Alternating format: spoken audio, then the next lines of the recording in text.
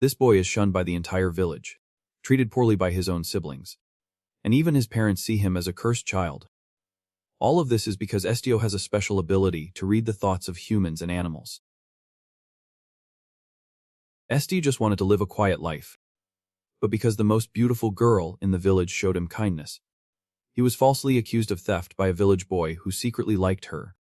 No one believed him, and in despair, he left the village that brought him only pain.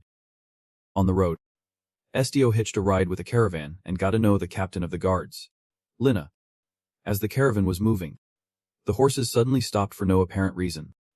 No matter how much the driver whipped them, they refused to move. Hearing that Estio could read the thoughts of animals, Lina asked her brother to handle this situation. Thanks to him, even the stubborn man had many things he had not said yet. Using his ability, Estio discovered that the horses were scared. They sensed a very dangerous creature ahead. If the caravan dared to enter its territory, everyone would lose their lives. Estio immediately relayed this to Lina. Lina also recalled a large creature that could only be found in the snowy mountains, the white-furred monkey.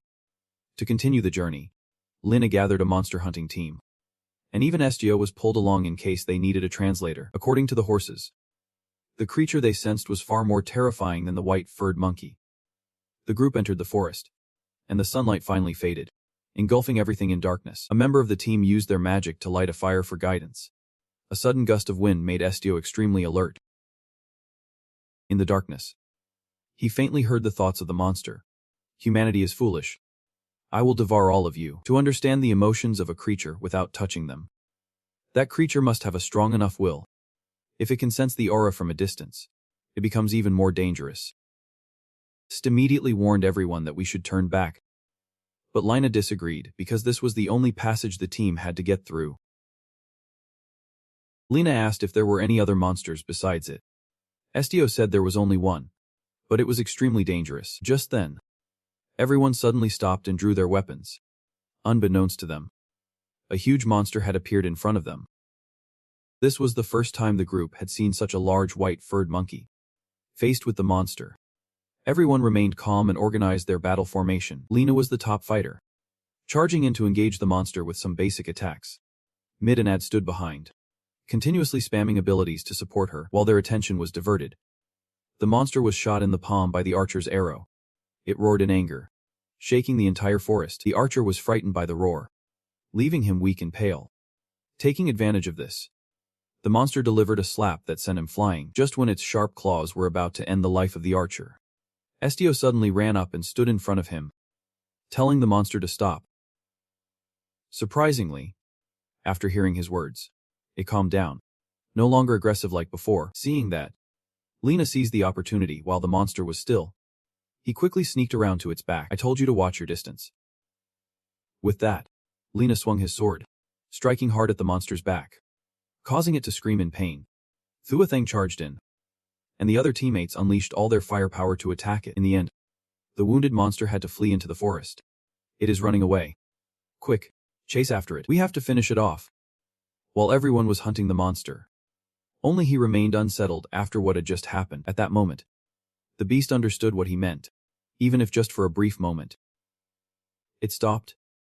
He felt that this monster was not as brutal as the rumors said. What if everyone has misunderstood it?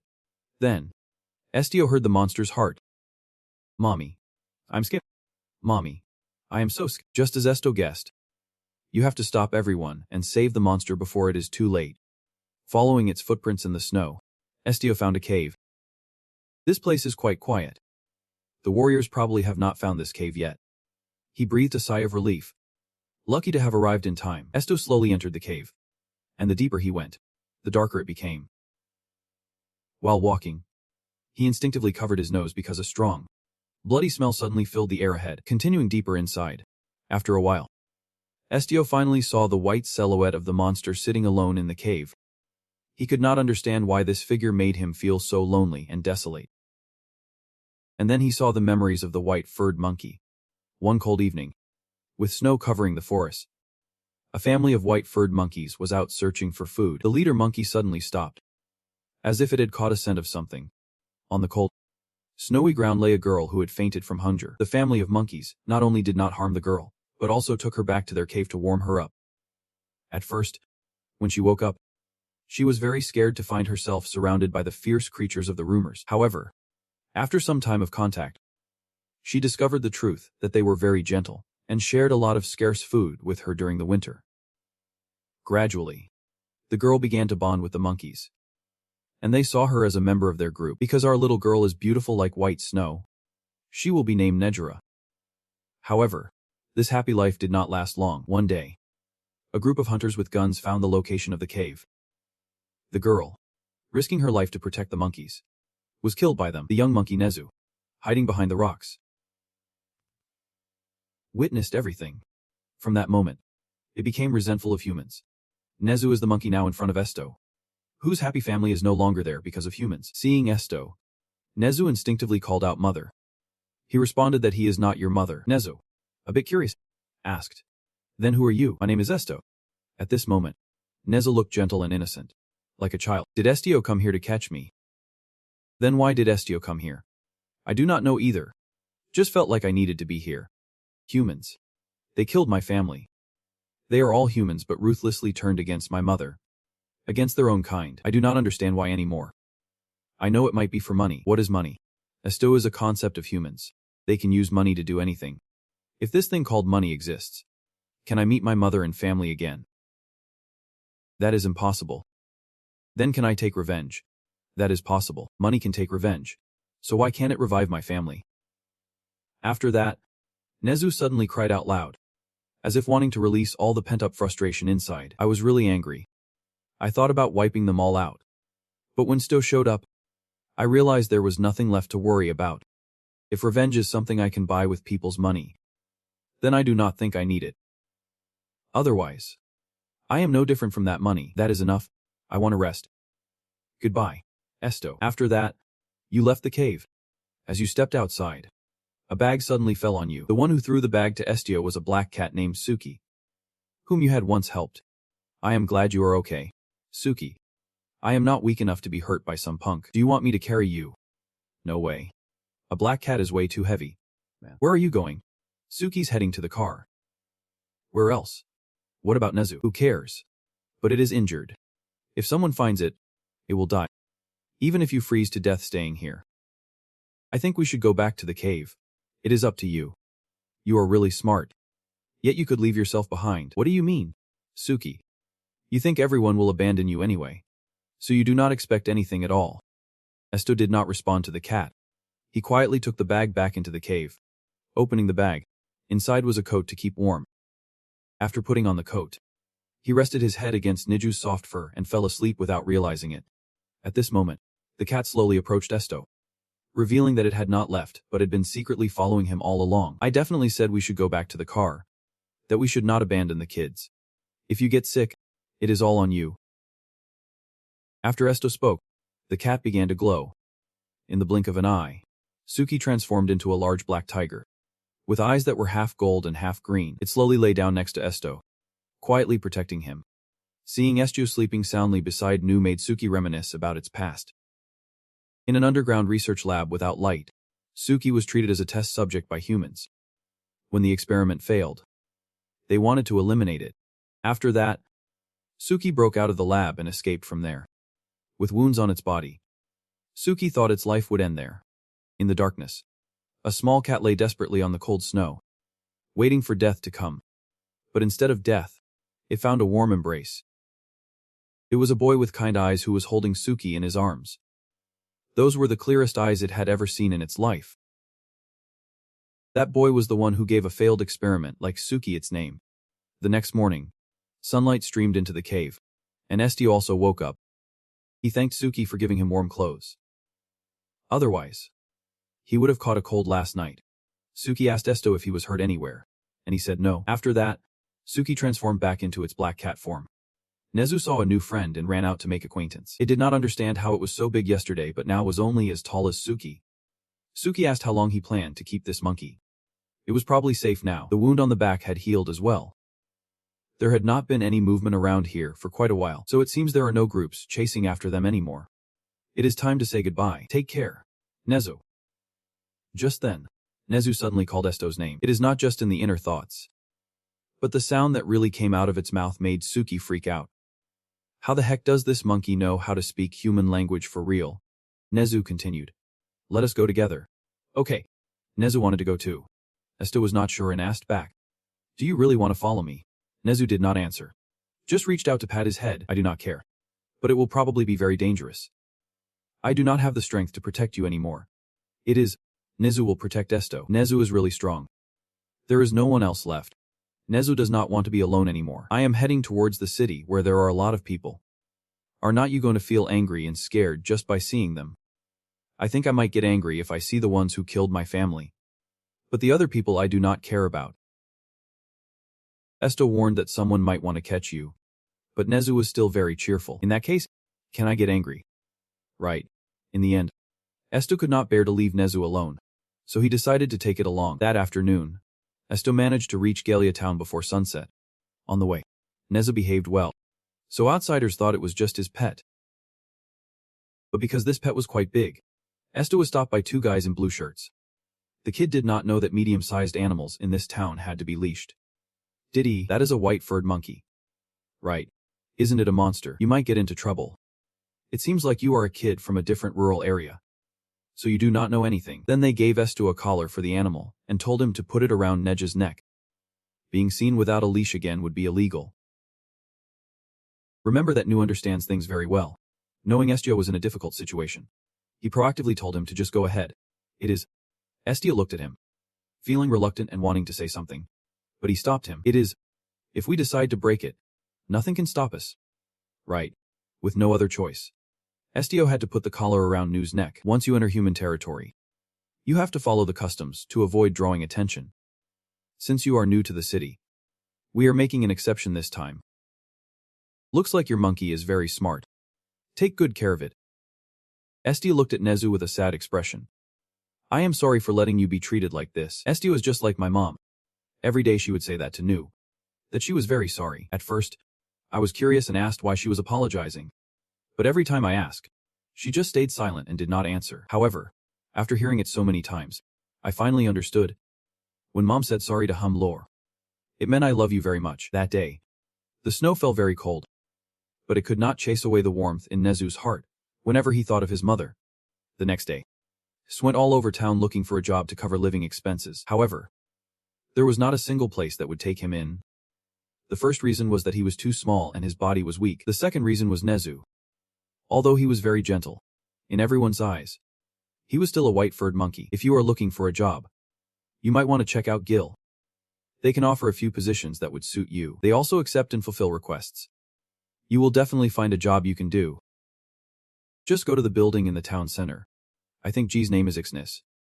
According to the address, Stu has found the Ignis Guild, ensuring customer satisfaction. Welcome, niece. The best guild with a completion rate of 99.9% for requests. As soon as Stu walked in, a staff member greeted him. Welcome to our Ignis Trading Guild. For request submissions, please go to the right door and take a waiting ticket. I heard you are recruiting new members. That is right, sir. Please go up the left stairs and fill out the application form. If you can't read that, do not worry. I can read and write. He then bowed to the receptionist and led Neju upstairs. Estio's curious demeanor caught the attention of a man. Is he here to apply for a job at the guild? This kid looks like a total country bumpkin. And he has even brought a pet along. I am here because I heard you guys are recruiting new members. That is right. Do you know what kind of jobs G usually takes on? I understand that you accept requests and handle them. That is not wrong. My name is the branch manager of Galia for Ignis. He then invited Estio to sit down to discuss matters. Usually, I decide whether to interview candidates after reviewing their resumes. But recently, there has been a flood of applicants, and our manpower is limited at this point. I am not shy about asking for help. May I ask where you are from? It is a land of rivers and water. Is that whole river your hometown? Which river are you talking about? It is the Baya River. What is your specialty? Animal taming. Right, something like that. Is it something like that? It is best not to use those words to describe it. I need to know exactly what you are good at so I can arrange a suitable job.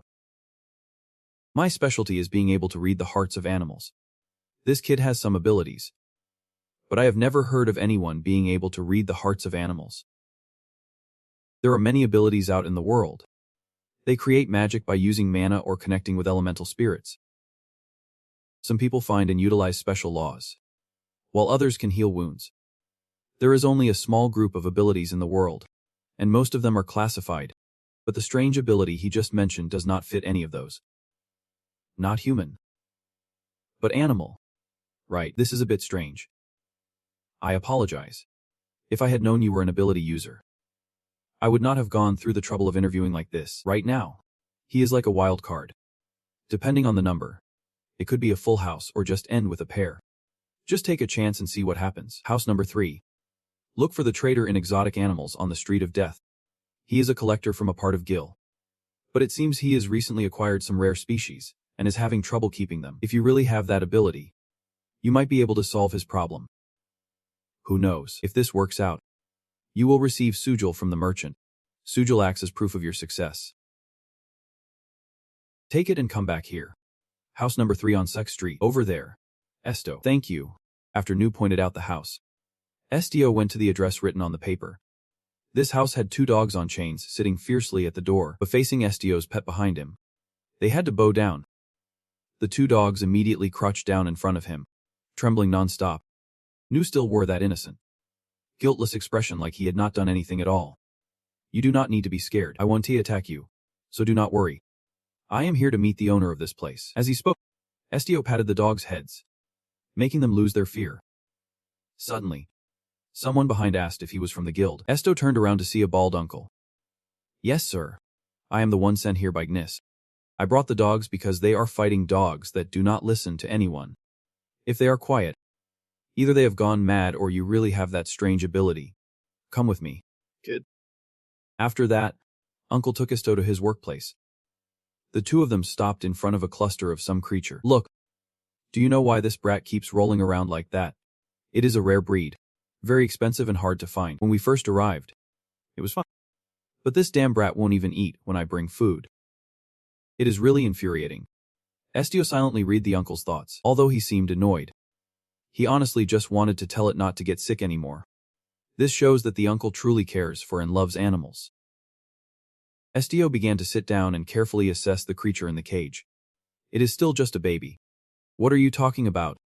If you do not train it from a young age, it will attack people when it grows up. If the nobles complain about me selling wild animals, how am I supposed to make excuses? Ah, you spoiled brat. This kid is really not normal at all. The uncle says it is in pain. But exactly where? Estio began to use his power to communicate with the little creature. You suddenly feel a sharp pain in your heart, as if someone is squeezing it, and you lean back. Seeing this, the uncle worriedly asks, Are you okay? Is the kid in pain too? I am not the one in pain. It is the pain of this Drakey. What are you talking about? Why is that possible? At this moment, Estio is focusing on observing Drakey's memories. Hey kid, are you frozen or what? Damn it. Why did you stop talking all of a sudden? That kid. Right now its heart is melting. Why does not the uncle understand that? What nonsense are you talking about? Estio explained that this species usually lives in extremely cold water. If you cover it with a layer of dry soil or sawdust, it won't be able to breathe and will dry up and die. But the uncle thinks Draki is a monster that lives in the desert. And Estio is just talking nonsense. I am saying its ice heart is melting. Seriously. How could any animal live with a frozen heart? Even so, when he saw his pet writhing in pain, he was extremely worried. Regardless of whether Estio is right or wrong, he has to try at least once. Winter will come soon. I will create an environment similar to the desert where you used to live. The uncle sighed, muttering about the naughty little brat, and threw the shovel at Teo. What are you standing there for? Hurry up and go outside to scoop some snow and bring it in here. Quick, what is wrong with me? Do you want an old man like me to do it, right now? I do not have any strength left, so you young, strong guy should scoop some snow in here. If you take too long, both you and this troublesome kid Rocky will be done for. After saying that, the uncle took the Draki out of the cage and dropped it into the water tank. Sure enough, after coming into contact with the cold water, it seemed much more comfortable. Seeing that, the uncle felt relieved. It turns out that kid really was not lying to him. But what is that guy standing there looking at? Why do not you hurry up and go hit your aunt now? The uncle is focused, but he is a bit gruff. You know. After that, he had to bring a shovel outside to scoop snow. Once he got the snow, the uncle told him to put it in the water tank. Look at you. Go get more instead of just standing there. Do we still need more? Stop talking and just keep scooping until I say to stop. Hurry up. After a while, when the water tank was filled with snow, Draki no longer felt pain and was able to stand up and move normally. Draki's already a very rare species, and among them, there are even a few ice variants. So they are not widely known. Seeing Draki happy again, Estio also breathed a sigh of relief that his effort to scoop snow all night was not in vain. This kid is already starting to relax. You think it is time to take a break? Come on. Follow me. So the uncle wanted Estio to see the other animals.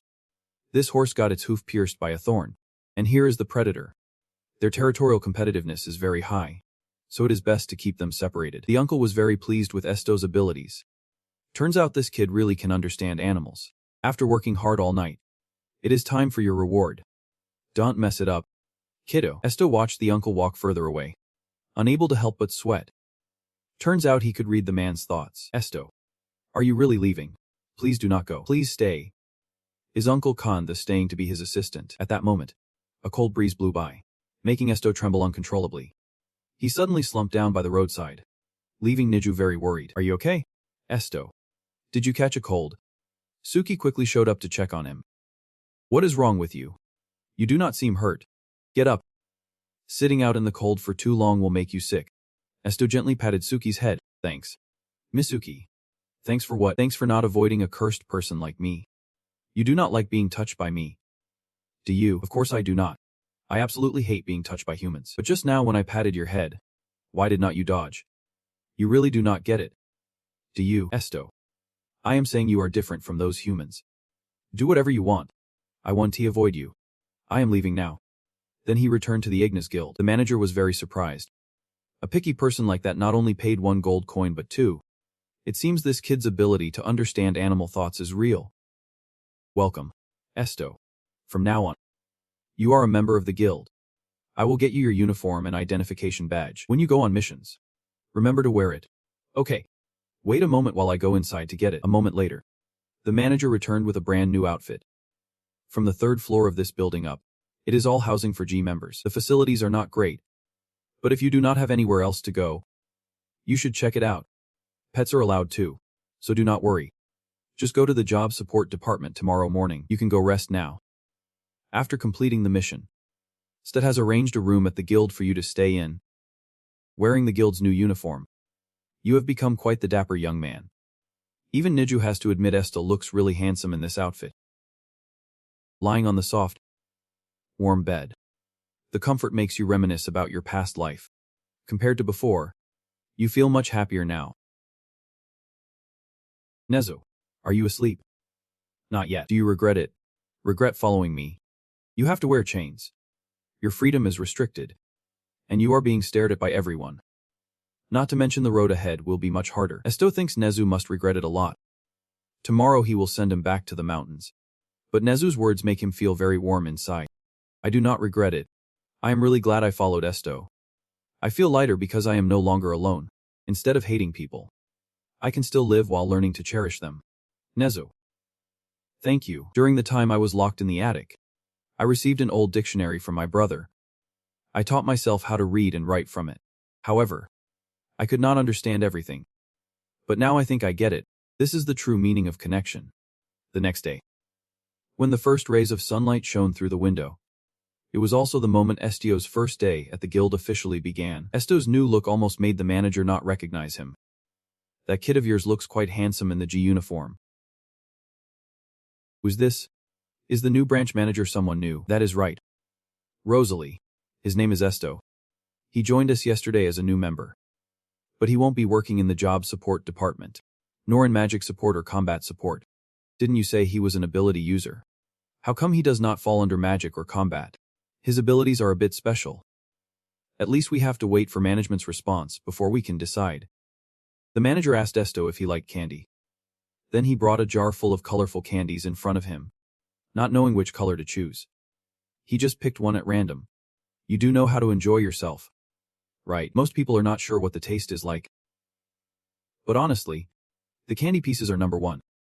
I knew I was right about you. Seeing that Estio had the same taste in candy as him, the manager kept talking nonstop, leaving Estio unsure of what to do. Only the girl named Rosalie understood their boss, and was quite used to this scene. Don't mind him. Estio. He is always like that. Estio was a bit curious about the candy in his hand, wondering how it could taste so good that the manager liked it so much. So he put the candy in his mouth to taste it, and see how it was. However, he found it hurt more than it tasted good. Right now, we still do not know which team you will join, so just come help us for now. Going through the first door will lead you to our workplace. Inside is a spacious room. Everyone is busy handling files and documents in this place. Have you ever seen a black rubber band? I have been looking for one for a while but can't find it anywhere. I have never seen one. It would be great to get one now. And just like that, the two of them continued looking at each other without saying a word, causing the atmosphere to fall into silence. Your kid is so silly. What I mean is if you have nothing to do, go buy some. Go get Gil's stamp. You just need to stamp the receipt. Also, pick up a unicorn marker while you are at it. If you go outside to buy stuff, people will show you the way. Those things are sold in a grocery store near the square. When you get there, the seller is busy looking for something up high. Excuse me. Do you sell black rubber bands and unicorn markers here? But you will have to find it on your own. I am really busy right now. After a while of rummaging, the girl finally found the item she wanted. It seemed to be a blue crystal ball. At this point, the seller finally noticed Estio and asked what he wanted to buy. But then the girl suddenly saw Nezu. She screamed in fear monster, and accidentally slipped off the ladder and fell down. Estio reacted quickly and managed to catch the girl before she got hurt. He also explained that his friend is not a monster. It is a white-furred monkey named Nezu. Seeing Estio's handsome face up close, the girl was so embarrassed that her face turned red. I am a bit scared of animals. It turns out it is your pet, madam. Not just a pet. Please call it by the correct name. Seeing Nezu did not seem aggressive, the girl calmed down a bit. She introduced herself as Sally. Estio told Sally he wanted to buy a black rubber band and a unicorn marker. A moment later, Sally brought him the items he wanted. Here you go, sir. At that moment, Sai suddenly remembered that she had dropped the magic orb when she fell down the stairs.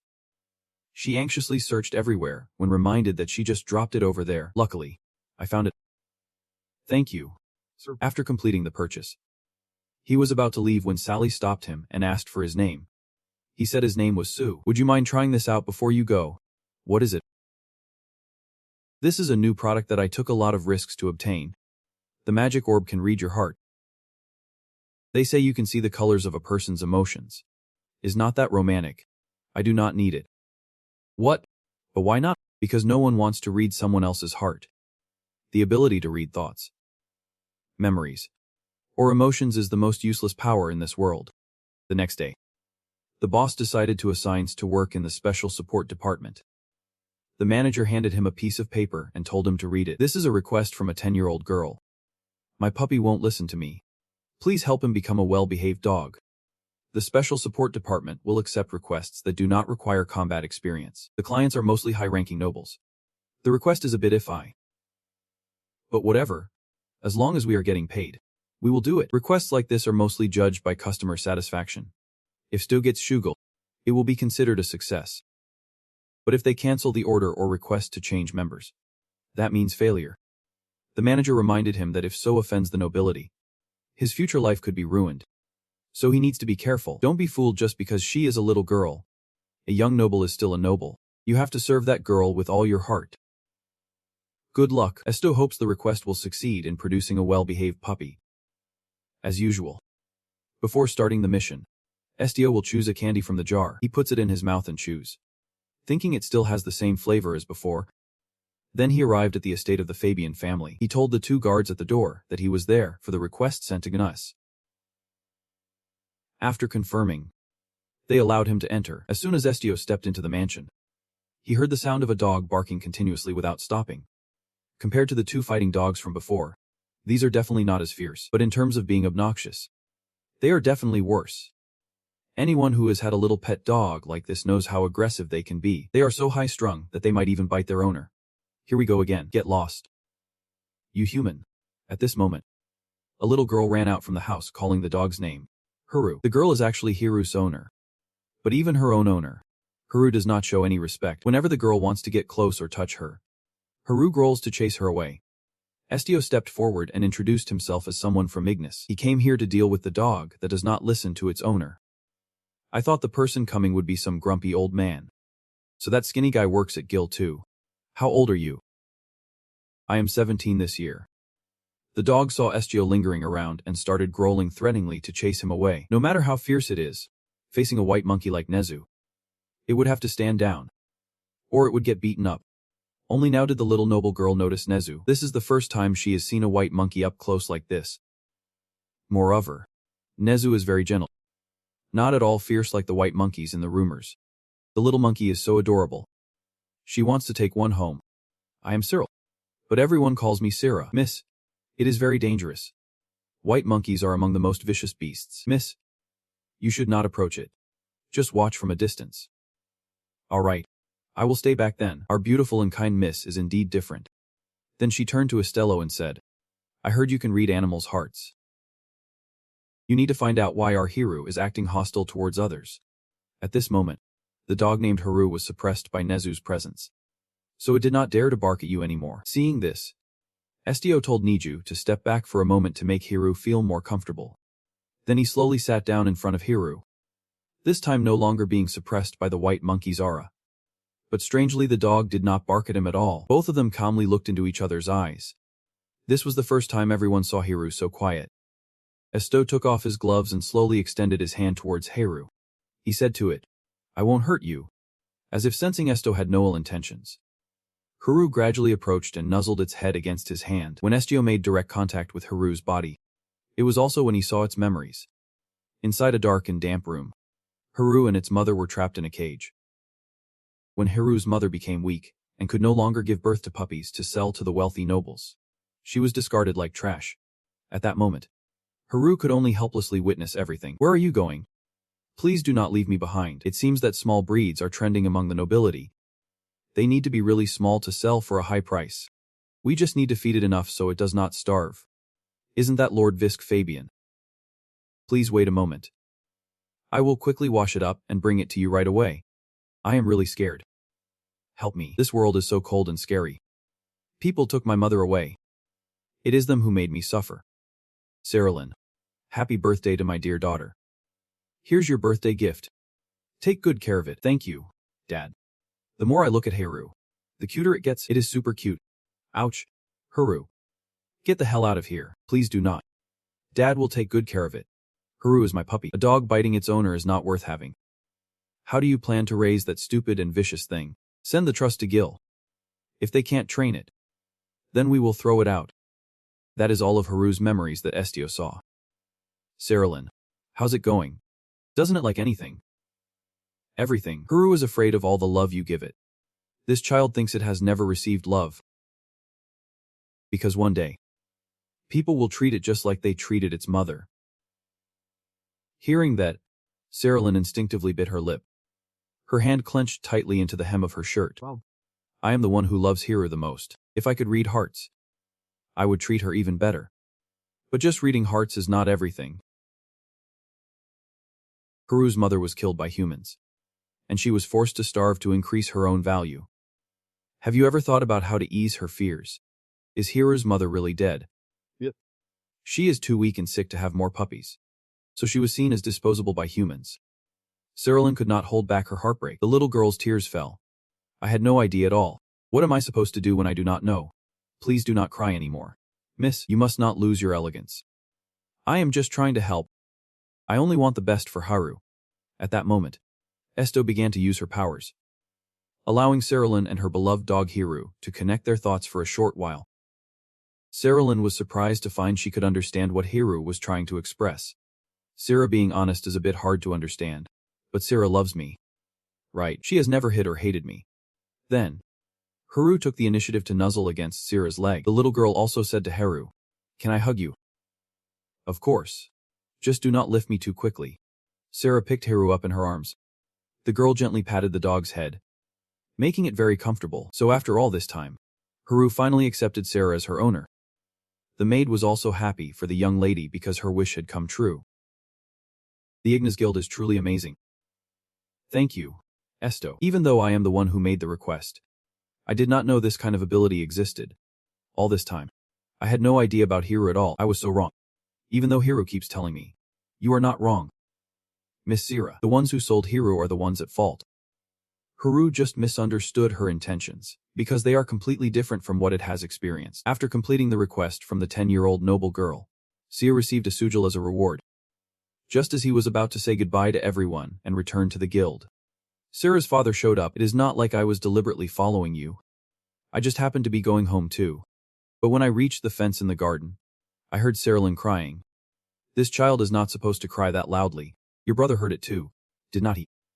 Jeremian. Yep. Father, my sister's voice is really loud. What are you two talking about? We have guests at our house. That is right. You are the member sent by Ignis. Right. Yep, sir. I am from Ignis Special Support Department. From my observations, your ability is used to handle quite unusual situations. What exactly is this ability? It is the ability to read the hearts of animals. Sir. Hearing this, Sarah's father suddenly changed his tone.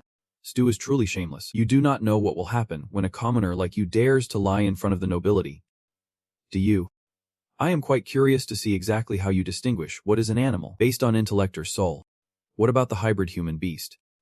If you can't answer that, then your true ability is nothing more than reading thoughts. At this moment, I could hear the thoughts of Sira's older brother. No way. If he really could read other people's hearts, then he is truly a monster. Reading someone else's heart. That is quite an interesting ability. I have encountered many abilities and heard countless stories, but I have never seen anyone as unique as you. A special ability just like your name. Do you understand what I am saying? In this world, there is only one job you can do. I will send a request to Jace. After saying that, Sarah's father walked into the house. Leaving the hall, Sarah came over to talk to you. So your name is Estio. I almost let you go without even knowing your name. Anyway, thanks. Next time, I will call you again. Sarah's older brother suddenly asked Estio. Does not your ability have any limits? I can't read everything. I won't read you. So do not worry. Are you sure? Didn't you just say you would read everything aloud? If you are done, then go home. I said to get out of our house quickly. He is our guest. What are you doing? Estio helped me in Hero. That guy is really dangerous. Listen to him. Sarah. I hate you so much. After that, Estio left the Fabian family mansion. He looked up at the sky, his gaze drifting into the distance. No matter where I go, people still see me as a monster. Estio. Humans are really strange. Nezu is very happy that Estio can read my heart. Estio knows my thoughts without Nezu having to say anything. That must be why they hate it. No one wants their thoughts to be seen through. I think that is why humans are so strange.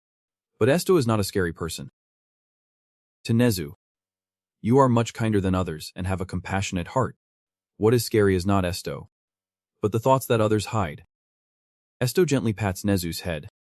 No matter how angry or afraid anyone is of me, or if they think I am a monster, I do not care. Compared to being locked up alone in the attic for years, walking together like this makes me feel alive.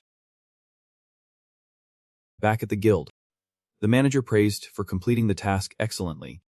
I knew you would do a great job. It seems the Lord noticed you before. Right. Congratulations. Nobles usually like special things, do not they? It is easy to guess since has special abilities, but this is faster than I thought.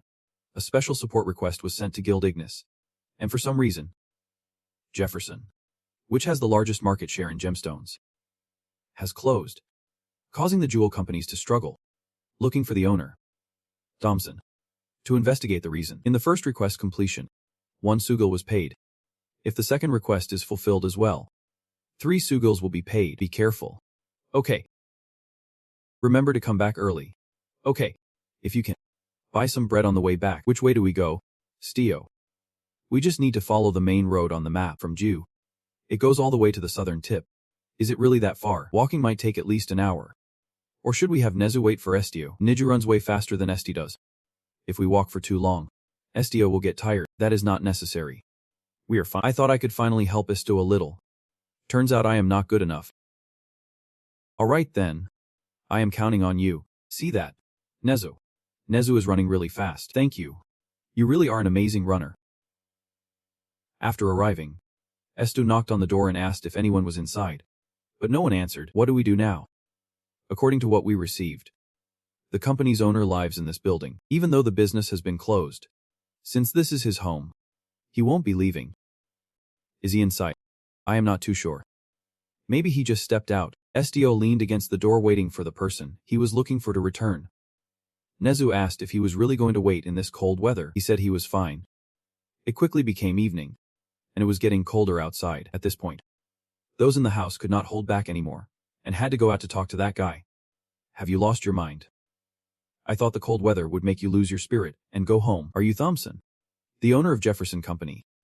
Why does it matter who I am? You were sent here by some nobles. Right. I do not do business. So just leave. This is the first time I have seen someone as stubborn as you. I was just asking. But you are not trying to commit suicide. Are you? Is my house now the ideal spot for suicide? There is a bridge 2 blocks away. They say the water there is warm. So go to it there. That is not it. If not, then what is the problem? You are sitting outside someone else's house. Hurry up and leave. While the two sides were arguing, Estio touched the man's hand and accidentally read his memories. Thompson has a beautiful wife named Tin. Thompson fell in love at first sight, so having her accept his proposal felt like a dream. However, life after marriage turned out to be a long stretch of suffering waiting for Tin. Their first child died just before their first birthday. Then the second and third ones followed suit. It was a cycle of pregnancy and miscarriage. The extreme stress caused her to fall into depression. She would not even look at the baby even after its first birthday, and then cracks began to form between the couple. Eventually, Thompson decided to close the company. He devoted all his time to taking care of his little daughter. Coming back to reality, Estio told Thompson that if his wife did not want to talk, he should just ignore her. If someone does not want to face the truth, no matter how much you push them, they won't listen. Thompson suddenly grabbed Estio by the collar, threw him inside the house, and shut the door. What are you? How do you know about my wife? Estio calmly replied. I come from Ignis Corp, those damn nobles. Is it not enough that they dug into my personal life? Now they are sending requests to G as well. But just by looking at this guy, you can tell he is weak. Is this the worst member of their side? A bunch of blinded fools obsessed with gems. I apologize for being rude. I am the owner of Jefferson Corp. What request brought you here? Is it a request for help so you can reopen your business again? The Lord really is quite impatient. Estio. Right, come in and say. My name is just to have a drink as an apology. What would you like? Young people like you usually enjoy sweet drinks like tequila with fruit. Right. Seems like you are a bit lacking in brains. In times like this, if you drink and pick up on other people's moods, maybe your requests will be successful. To make this mission a success, do not you need to have a good relationship with me? It is quite surprising that you brought up my wife. Revealing someone else's private life is not a good thing. When talking about others, you have to consider the context. I was indeed a bit abrupt discussing your wife. To put it bluntly, you are too naive and childish. Why did Gil send someone like this here? Anyway, I have no intention of reopening the business anytime soon. You seem pretty calm. Aren't you going to ask me why? Then why do you think about not reopening the business? Just as I thought. This kid does not even seem interested.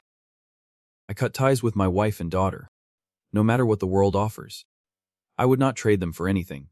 But since last year, or really for several years now, my wife has not been doing well. Since we lost our first child, I have not seen her smile on her face anymore.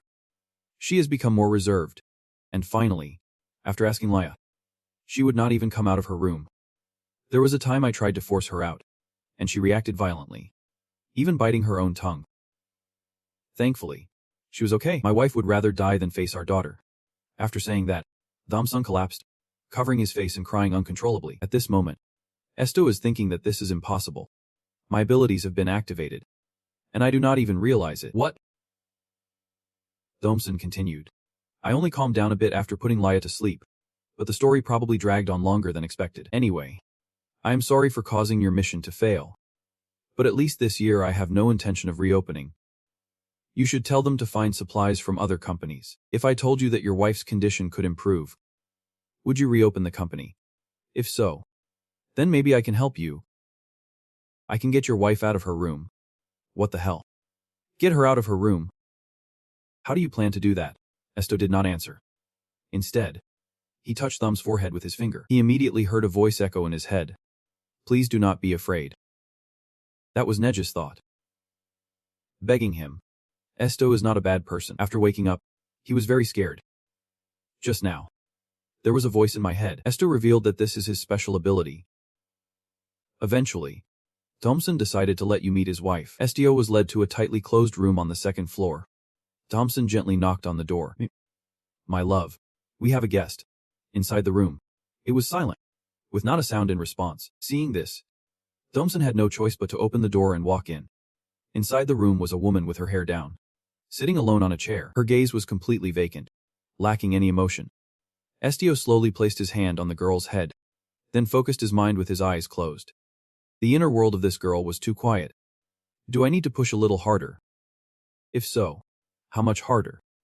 I have never had to adjust my strength like this before. This would surely be the first time I voluntarily use it. At that moment, a vortex of dark energy suddenly appeared over the girl's head, then spread throughout the room, causing Thompson to cover his eyes. When he regained consciousness, everyone had appeared in a forest. Just then, a strange black smoke suddenly appeared in the sky. Thompson looked up in panic. After a moment of chaos, the group continued their journey of exploration in the forest, only to find a basket full of weeds on the ground. Not far away, a large axe was firmly embedded in the stump of a recently felled tree, surrounded by neatly stacked firewood. At that moment, Estio suddenly sensed a strange energy. He immediately turned around. Alert! Instantly, a female voice called out from behind. It is really hot. Do we have to work in the fields in this weather?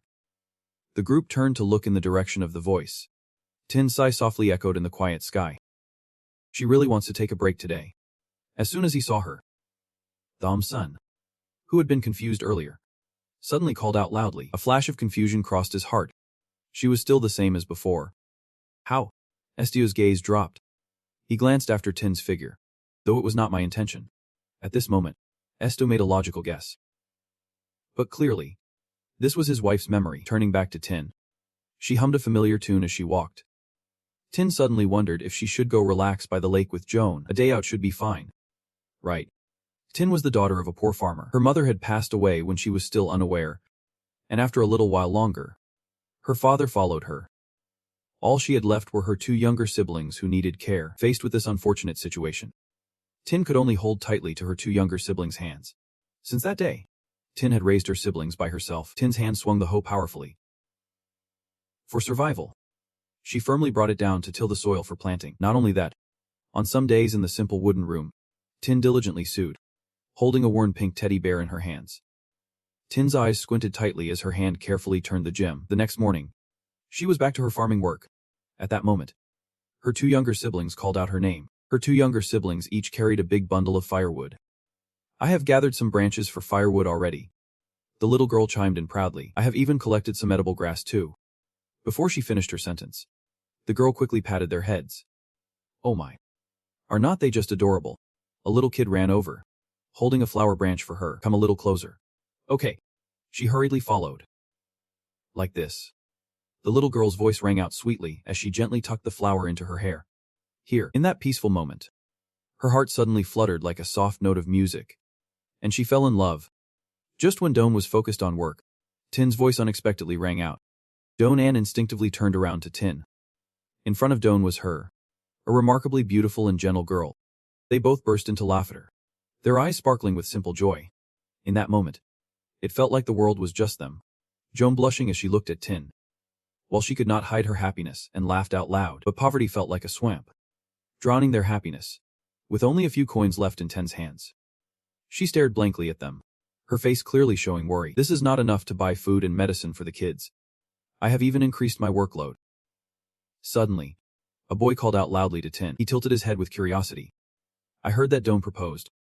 Right. Hearing that, she could only smile awkwardly. Doan told you. Right. This guy. My sister still is not married yet. Do you know that she has rejected him 3 times already? After a moment of hesitation, Tin could not help but admit. But we have decided to break up. She lowered her head, her voice soft but firm. She has no intention of marrying him. Just needs to let him know this as soon as possible. And Tin and Johan have gone their separate ways. The scene shifts to a villa designed in a modern style. At the same time, Tin is running quickly down the street, the sound of her footsteps echoing. Tin ran while looking at the note. Today, I still need to complete 5 more orders. Inside her, she could not help but feel anxious.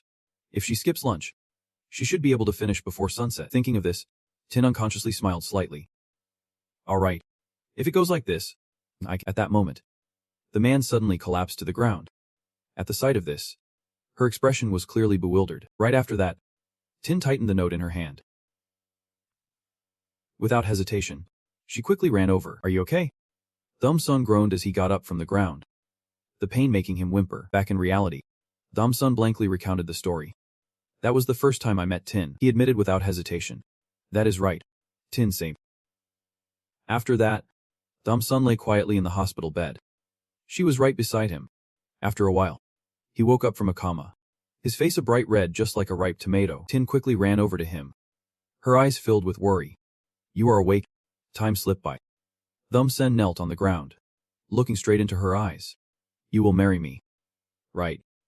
In front of her was a beautifully crafted ring with a prominent ruby. A few days later, Don chased after Tin on all fours. He hesitantly asked her, I heard you plan to get married. At that moment, Tin's ring-clad hand caught Don's eye. Despair nearly consumed Don's mind. He cried out in anguish. If you are going to leave me, I will end my life right here. As soon as he finished speaking, Joan pulled out a strange vial. On this side, Tin's face changed color, and she could not help but feel terrified. Suicide. He confirmed once again, his voice trembling but determined. That is right. I can't imagine a life without you. In that final moment, Don let out a powerful scream. Please come back to me. At that moment, Tin's expression seemed somewhat unwilling. Immediately after, she turned her back on him and flatly refused. Do whatever you want. Tin turned away without a hint of compassion. Whether you live or die has nothing to do with me. We have been apart for a long time. The words sliced through Don's heart like a sharp knife. He staggered after her. What?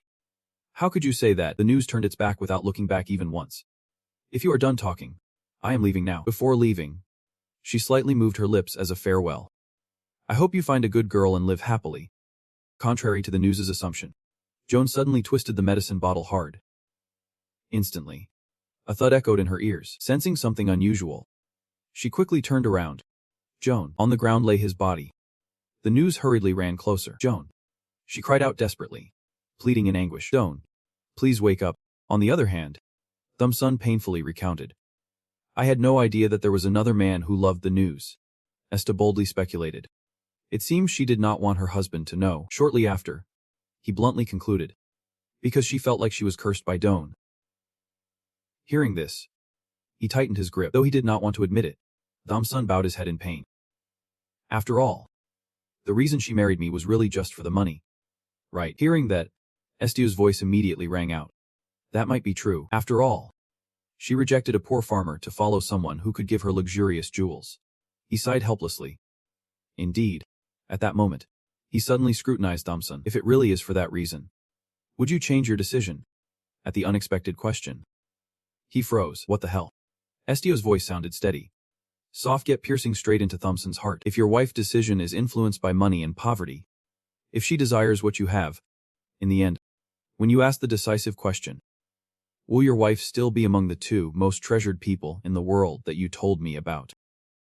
After a moment of silence, his voice came out as if each word was carefully considered from the bottom of his heart. She is still the one I treasure the most. Immediately, Estio turned to look directly at Thumb-sun. So what has changed? He looked at you blankly, his lips barely moving. Nothing has changed at all. Thumb-sun's voice gradually grew heavy. Yep. She is still my precious wife, he painfully admitted. But the truth is that she is stuck in these memories. Soon after, Thumb-sun could not help but shout, making me angry that she had given up the chance to grasp happiness for herself. At this point, he suddenly choked up as if struggling with an unnamed pain. Tin would feel nothing anymore, even if her daughter were to die. In that moment, Tin did not once look directly at the newborn baby. Thumb held the baby in one arm, gently pleading, please, just hold our daughter at least once. At the same time, Estio slammed his hand on the armrest. It is not that she does not feel anything. Estio leaned in to observe Tyne. The truth is that she was in great pain. He repeated, confused, that she was indeed in great pain. And you bluntly confirmed it. At this moment, Estio raised his voice. His wife believes that every child lost is to pay for her sins. Thumb-sun's voice broke. as if he could not believe what he just heard. How is that possible? As soon as the words ended, he bowed his head as if he could not argue back. Sun stepped heavily towards her. Trust me. I kneel next to Tin. Looking straight at her, it is not your fault. Sun gently held the cold hand of Tin, which had been distant. Leia. Our daughter is still alive. The girl is alive and will be very healthy in the future. She is waiting for you. At this point, his voice nearly broke. So please do not blame yourself anymore. Just come back to us. Had exhausted all sincerity to hold on to her. There is no reason for you to hurt yourself. If there is any pain, let us get through it together. Over here. Tin's eyes were still hollow like a soulless person. Still, he did not give up and quietly whispered in her ear, because we are family. Right. Suddenly, the door burst open, and shards of glass flew out immediately. Sun hurriedly shielded Tin with his body. What just happened? She slightly stirred, her eyes wide open, looking at him warmly. Sun turned to look at Tin in astonishment. I believe you. At that moment, Lila suddenly burst into tears. The two instinctively turned around. Hearing that, she quickly stood up, her eyes darting around. 11. Without saying a word, ran quickly ahead. The dark staircase appeared amidst the silent scene. Above, a small object dangles in midair. It is a toy carousel. Tin gently holds the child in his arms, apologizing softly. Sorry for not being here with you. Meanwhile, Sun gently places his hand on her shoulder. He quickly pulls out a bottle of milk. The baby is hungry. You can tell as soon as you hear the crying. Sun does not forget to ask. You must be really hungry too. Right, we have chicken soup. Tin responds gently. Thank you. He can't hide his happiness as he hugs Tin. Thank you. In a different turn of events, Estio grips the staircase tightly. Suddenly, his hand goes slack. Estio's whole body immediately tumbles down. The group panics and shouts. Estio. The pitch-black night sky envelopes the quiet street. The large door of a mansion echoes with a rapid knocking. The village chief mumbles as he steps out to open the door, his face still not fully awake. All right. What is going on at this hour? Soon after, the door swings open with a creak. In front of him is a surprising scene. Sun is holding the unconscious Estio tightly. His face is bright red, sweat beading on his forehead. After a moment, the village chief shines a light on Estio's face. He uses his hands to pry open the boy's eyes to check the pupils. After a while of observation, the village chief unintentionally sighs. Tranter pauses for a moment and then asks, could this boy be using his powers? That is right. He nods slightly, his voice trembling with worry. The boy ended up like this right after using his powers. The village chief turns to look at Estio and falls into deep thought. So the problem lies with the powers then. This is beyond my scope. On the bed, he still keeps his eyes tightly shut. His breathing is erratic. Hearing this, Dome looks confused again. Beyond your scope, so where should we go then? The village chief helplessly replies. There are no pharmacies in Galatia that can treat powers. The village chief remains silent for a few seconds, and then nods slightly as if to confirm. Perhaps this happened because he has never lost control of his powers. In most cases, just resting well is enough. So let us try waiting a few days and see. Finally, he speaks slowly but heavily. Depending on the situation, he should seek help from G related to it. Just as Sun sighs, Tin suddenly pats him gently on the shoulder. Seeing this, Thoming turns to the side, only to see Nezu leaning closer to Sio's bed witnessing the scene. While Sen and Tin can only look at each other, he lets out a cold huff. You are not human. At the same time, it gently takes the boy's hand. A few hours ago, Nezu screamed in panic. Estio looked very pained. Hearing this, Sen displayed a shocked expression. You just talked about returning to reality. And he softly called out to it. Nezu did not respond but only cried in anguish next to him. After a moment, Sen scratched his head and said, Lie is still at home. So we need to go back first. I will cover the expenses. So do not worry. If you need any help, just come find me. Okay. Upon hearing this, Nezu tilted its head as if thinking. Then with a worried look, it replied. What about the commission? Immediately, Sen turned to it, his voice somewhat lowered. Is it a request for me to reopen the business? For the benefactor? Of course. I will do it. My wife's heart has been healed. So there is no need to worry. I will leave this friend here for you. Okay. At that confirmation, Iandu nodded without hesitation. Feeling reassured, moments later, Sun and Tin quickly walked outside. In the quiet room, a wheelchair sat alone in the corner. Next to it was a messy medical tool table. On the hospital bed, Estio lay still. His face was pale from exhaustion. At the same time, it gently called his name. Estio. Nezu's voice trembled, echoing throughout the room. The person you helped has returned to normal. The commission was successful. You did it. At that moment, it sat quietly next to Estio, its mouth slightly moving, its eyes half closed, unable to hide the heavy sadness. Right after that, Nezu sadly bowed its head, quickly snapped back to reality, and went home. The next morning, the first light of day spread over the city. Transitioning to a cozy room, at this moment, Estio jolted awake after a long sleep, glancing around with weak breaths. Soon after, Estio propped himself up, his gaze still vacant like someone in a daze. After a while, Estio blankly looked to the side, only to see Nezu staring at him with tear-filled eyes. Without saying a word, it rushed over to hug Sio, the village chief, asking him with a worried expression, "You do not want to rest a few more days for your condition to stabilize, do you?" Sio smiled awkwardly. "I have been bedridden for 2 days. That is enough." Saying that, one person and one creature left on the snow-covered path, transitioning to a shop with a sign promising customer satisfaction. Welcome to the best Ignis G, with a commission completion rate of up to 99.9%. Inside, gold coins were scattered all over the table. A was laughing and talking, unable to hide his excitement. "I have supported many talents with these 2 hands. But this is the first time a member has achieved such results in such a short time like you." Estio asked back in confusion. "Really?" he confirmed once more. "Exactly." Black keeps flapping his lips. "Do you know that your reputation has spread not only here, but also to the nobles in the neighboring city? Do you know what people are saying?" Hearing that, you repeat it with a confused look. "Rumors." In that moment, Black's voice echoes in your ears. A unique power wielder has appeared. Soon after, you and Nezu stand in front of a mansion. Estio tightly grips the piece of paper. You look up high at Count Fabian. Estio lowers his head to look at the piece of paper in his hand. The client. Count Fabian. Details hidden in the reward. After thinking it over, confusion is clear on your face. What kind of request do they have now? It takes a while before a polite soldier welcomes Estio. "Please come in." Estio and Nezu slowly walk inside the mansion. At that moment, Hiro excitedly rushes towards you. He happily bounces closer to Estio. You call out Haru's name in confusion. Haru happily wags his tail, his eyes sparkling at you. "Estio, long time no see." Hearing that, you immediately lean closer. "Haru." At that moment, Cerulean steps out with a pouty expression. "Do you like Estio more than me?" It quickly turns around and barks loudly as if to affirm it. She sighs softly, half sad, half resigned. "I really can't win." Cerulean looks up, her voice light as a breeze. "So you are here." She quickly glances at what Estio is holding. "Is it really you calling me brother?" After a moment of hesitation, she bowed her head in greeting, still very happy to see him again. He nodded slightly. "Yep." She suddenly asked, "What about Estio?" He was silent for a moment before quickly replying, "It is not necessarily bad." Receiving the answer, Cerulean stepped closer to chubby Estio. "If it is not bad, does that mean it is good or not?" A moment later, he looked up at her, half joking, half serious. "Aren't you afraid I will read other people's hearts?" Cerulean smiled brightly as if unbothered. "Not all."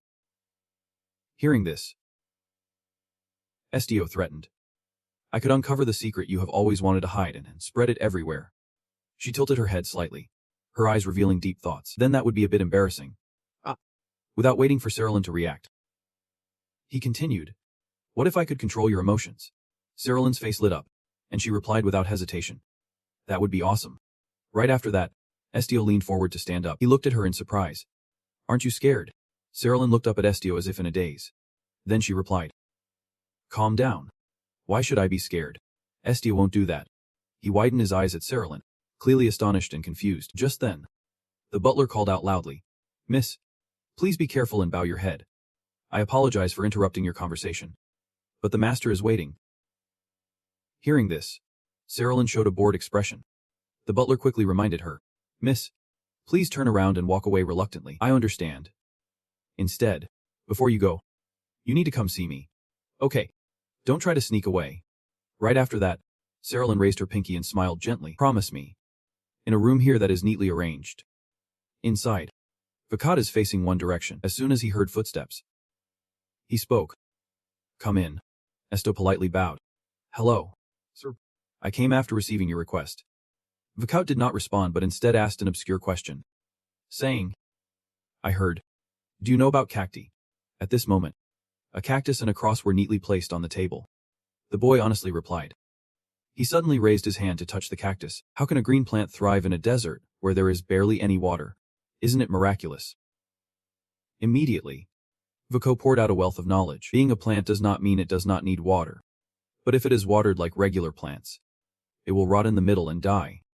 His voice was steady. The moisture should be neither too little nor too much. It also needs enough soil and sunlight. A plant can change more than you think. Depending on the caretaker, its size and condition can vary. At this point, Estio suddenly made a cryptic remark. If the owner does not know its value, it can easily be killed. At this moment, the boy lowered his head, looking somewhat contemplative. After a moment, V-Scout turned to look at Estio. That is right. His gaze was fixed on the boy. Could you read inside the plant? In response to the suggestion, Estio remained silent. He squinted at V-Scout. Estio's vision was locked tightly on the man's hand, where the Aru was being held tightly. His gaze began to widen, almost piercing into its soul. Immediately, Ahuru voiced its complaint, making a loud noise. Hearing this, Estio instinctively jumped. At that moment, Vico stepped closer to him. He tilted his head to look at Ahu. It is hard to say that the trees have thoughts. It angrily shouted. Old man is talking too much. Over here. His face almost darkened. Extremely awkward. Vicat suddenly walked closer to Estio. A cactus has no choice. But you have the right to choose the master who will support you. Right after that, Vicat made an offer. Estio, become my subordinate. It does not mean I will only recruit you. His voice carried weight. You will become a member of the Fabian family. He blinked, his tone unchanged but very cautious. Are you saying that I will become a soldier under your command? Vicat laughed awkwardly. A soldier. I do not intend to use you like regular troops. Saying this, the corners of his mouth slightly curled up, and then V-Scout paused, his gaze deeper than ever. I will appoint you as an advisor. In the brightly lit mansion of the afternoon, the voice of the Viscout resonated firmly. But it carried an authority. A position that no one in this house dared to disrespect you. The only one you have to answer to is me, Viscout Fabian. You will enjoy the highest privilege as a commoner. Estio raised his head, his eyes unwavering. What will I have to do? Hearing this, his gaze involuntarily brightened. You will do things that only you can do. Right after that, Vicat reached out and gently patted him on the shoulder. It is very simple. The old man leaned closer to Estio, the corners of his mouth slightly curling up. You just need to read the minds of those I have chosen. As soon as he finished speaking, Aru immediately shouted. Don't believe him. He is lying. It is all just the words of manipulators. Hearing this, he quickly refused but still kept his politeness. Thank you for your suggestion, but I am satisfied with my current job. V-Scout paused for a moment. A suggestion? He laughed lightly as if he had heard an inappropriate joke, seeming to misunderstand something here. Vicat stepped closer to Estio, and he declared seriously, this is an order. The boy stood still, not avoiding it, but his gaze clearly showed his caution. What will happen if I do not follow you? V replied calmly. Right now, nothing will happen, but it will definitely follow you soon. I could not help but retort sarcastically. You are so confident. People might think you are a prophet. Estio remained unfazed, just slightly bowing his head as a polite nod. Excuse me, but if you want me to change jobs, please discuss it with G first. Hearing that, he skeptically inquired. You won't voluntarily come here. V-Scout tilted his head in thought. If he easily agreed just like this, it would be quite troublesome. It is much better this way. At least it has to be at this level for me to use him properly. Later, and Hantu made a suggestion. I will give you some time to decide what is best. After saying that, Vicat brought Aru closer to the butler. Just throw this away. I will replace this picky plant with a beautiful flower. He complied immediately. Yep, sir. It shouted angrily. Where do you think you are touching? Get off.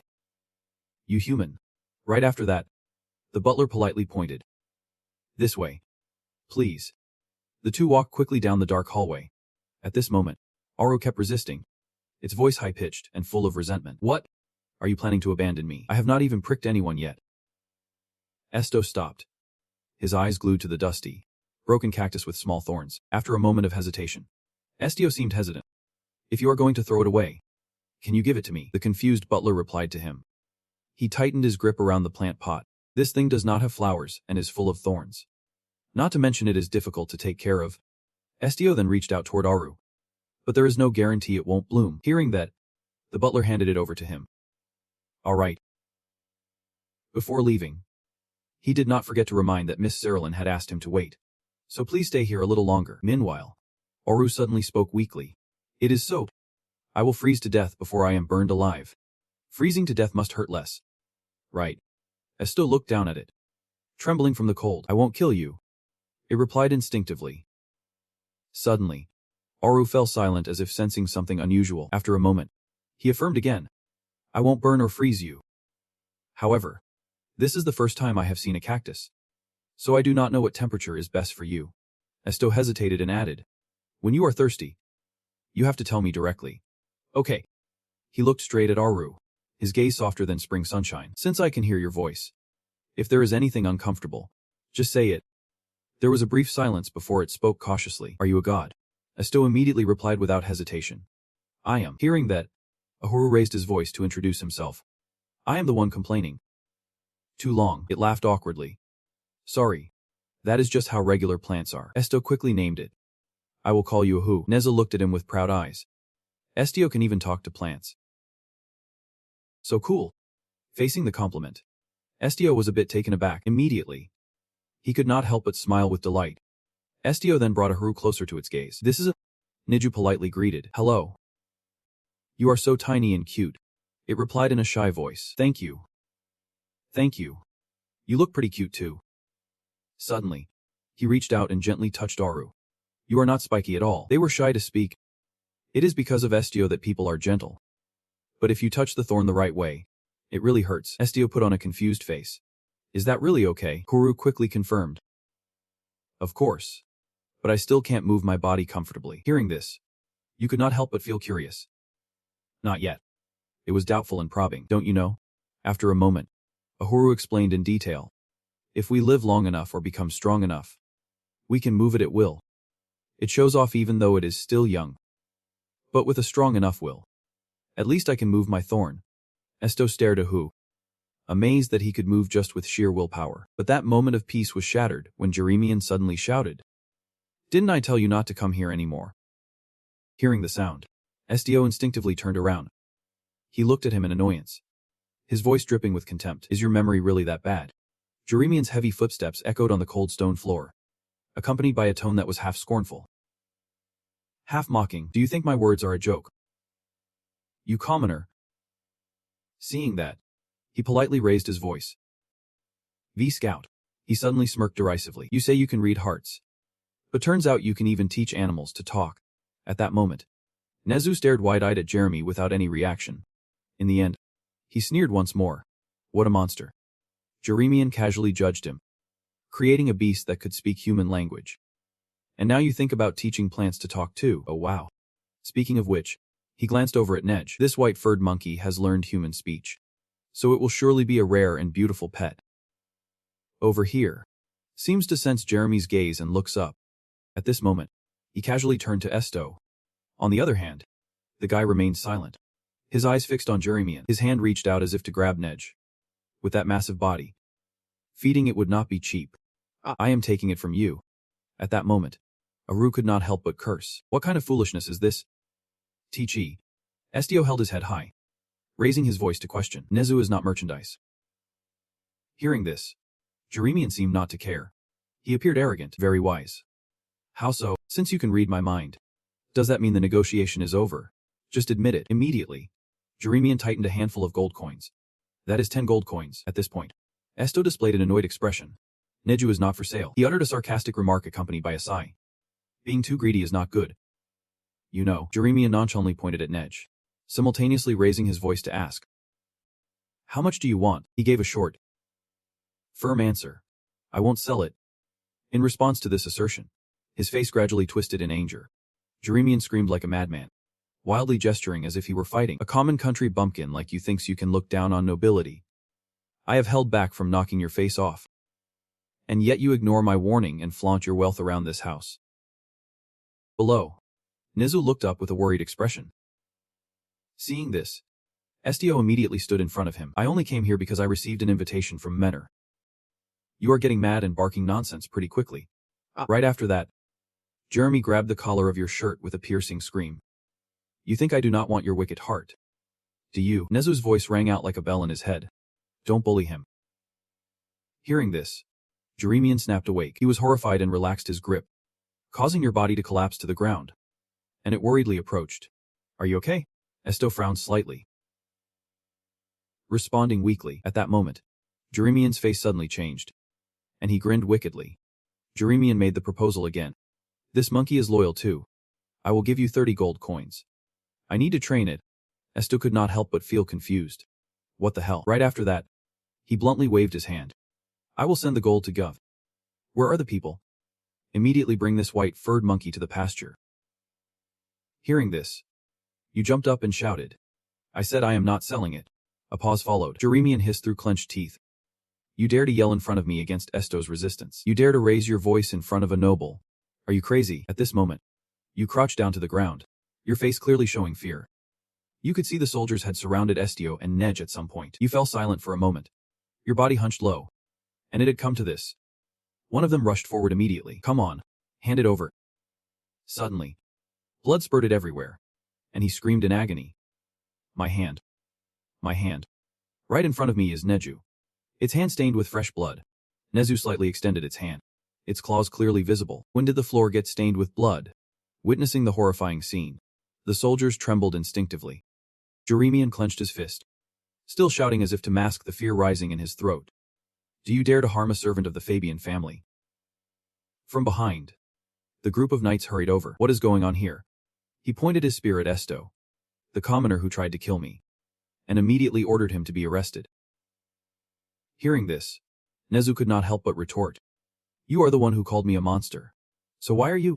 At that moment, its body was enveloped in a net. Shortly after, they activated the electricity, causing Nezu immense pain. He could not help but feel a bit confused, acting even more cruelly than a real monster. At the sight of that, they laughed with glee. Immediately, the knights tightened their grips on their swords, stepping closer to Nezu. In that moment, he opened his mouth and let out a wail of resentment. Hearing this, Jeremian instinctively leaned back. He fearfully stepped back, as if afraid Nezu would notice. At that moment, Vakat suddenly appeared. What is going on with this commotion? Jeremian asked, momentarily stunned. After a moment of observation, he grit his teeth. You fool. Vakat suddenly grabbed Jeremian, shouting at the same time, that should have been in my hands. But you barged in and ruined everything. He stared wide-eyed in confusion. What do you mean? He did not explain but frowned tightly. Shut up. You idiot. Soon after, Vakat sternly gave orders. Where are the soldiers?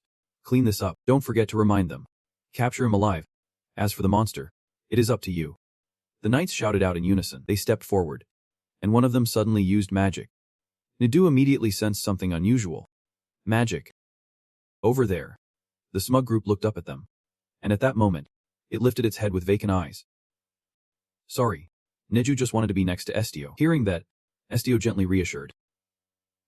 Don't apologize. At the same time, the crowd frantically cursed. Monster. It suddenly moved its lips with a suggestive remark, and it seemed that shortly after, Nezu turned back with a satisfied smile. This was the end for Nezu. On the other hand, the knight began to cast magic, and flames suddenly appeared. Immediately, they simultaneously launched an attack towards Estio, and smoke and fire quickly engulfed the entire palace. Jeremian shut his eyes tightly, feeling a hint of sarcasm within. If you took the money, would things have turned out this way? Behind the thick smoke, a figure still stood firm. Chapter 26. Emerging from the dense smoke, Estio gradually appeared. He spoke coldly. The one who needs to apologize is not Nezu. Estio cast a sharp gaze towards the crowd. Which was those people? As soon as they saw him, the Viscout group and Jeremy were taken aback. How can this be? He shouted urgently, ordering the knights to capture him. The knight suddenly froze, his body swaying, and a beam of golden light began to gather between his fingers. At that moment, the knight jerked as if struck by lightning. Immediately, his body started to convulse. He screamed in agony, his whole body shaking as if trying to fight against the pain spreading throughout him. With anger reaching its peak, another guy raised his sword towards Estio. At that moment, he suddenly turned around. In Esques? The knight looked momentarily stunned. He had a pale face, sweat pouring down, his mouth stuttering in extreme fear.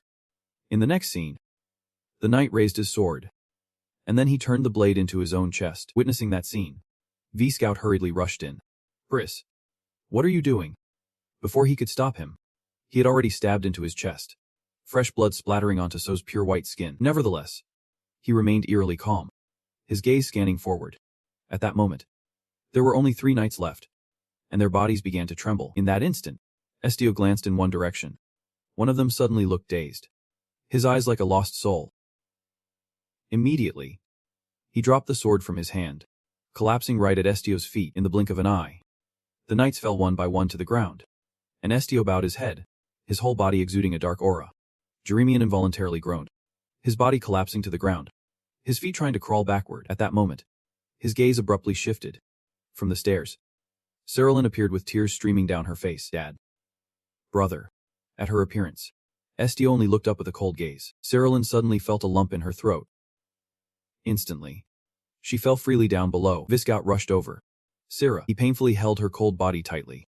Are you satisfied now? Vought, with a thick face, questioned him. Look around you. Is there still a need for more bloodshed here?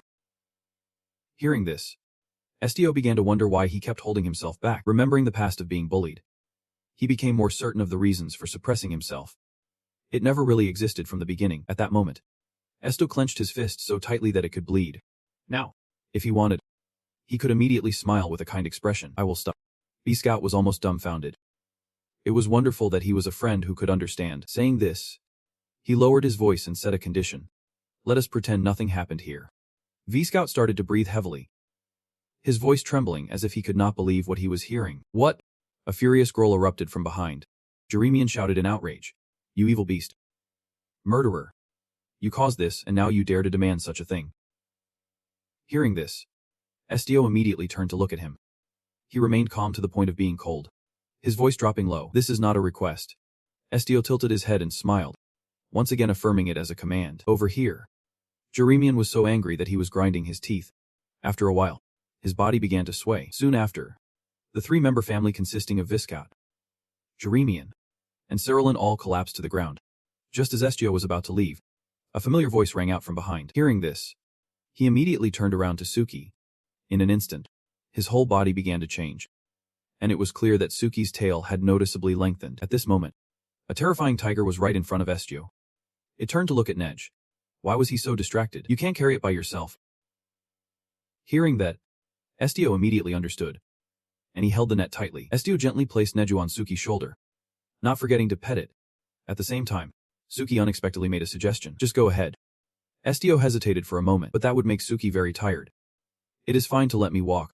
Its voice replied softly. Carrying you along won't make much of a difference anyway. Seeing that, Estio climbed onto Suki's back. Then I will count on you. Before rushing off, it kindly reminded to hold on tight. Under the quiet night sky, Suki carried Neju and Estio, rushing swiftly through the wind. At that moment, he gently called its name. Suki heard that, and it immediately reacted. The response was very clear.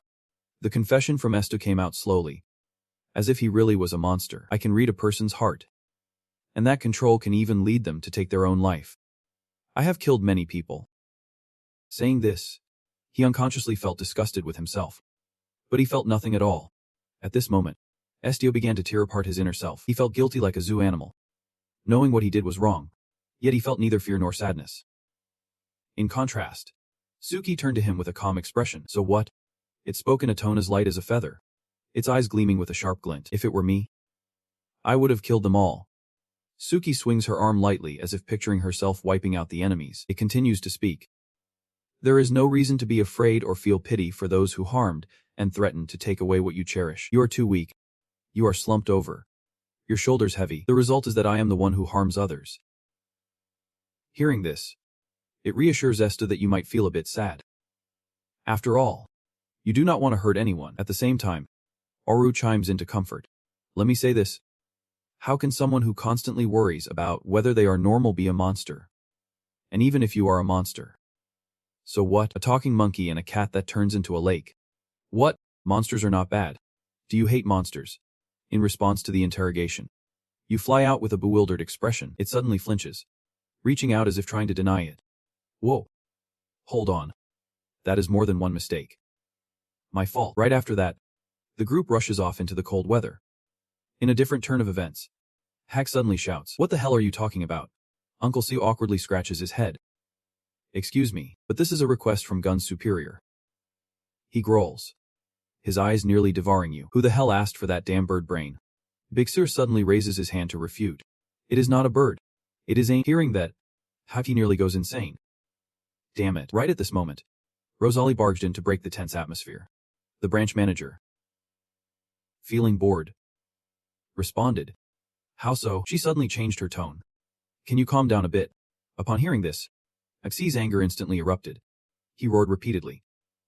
Calm down. Calm down. Rosal accidentally noticed the letter on the table. A summons from the guild. Special support departments. She lowered her head to reread the piece of paper, her eyes showing clear anxiety. The summons could either be pressure from the royal family or someone at headquarters believing Estio was a dangerous ability. Above all, he had been missing for 10 days. And there was a rumor circulating around Count Fabian. In another turn of events, the door suddenly appeared, tightly wrapped in chains. At that moment, Hex firmly spoke up. That kid is not the type to harm others like that. Just then, Rosalie unexpectedly shouted. Branch manager. Are you tired of turning back? What now? What is going on? Immediately, she directed her gaze toward the door. Is Stu back? He walked in confidently. Sorry.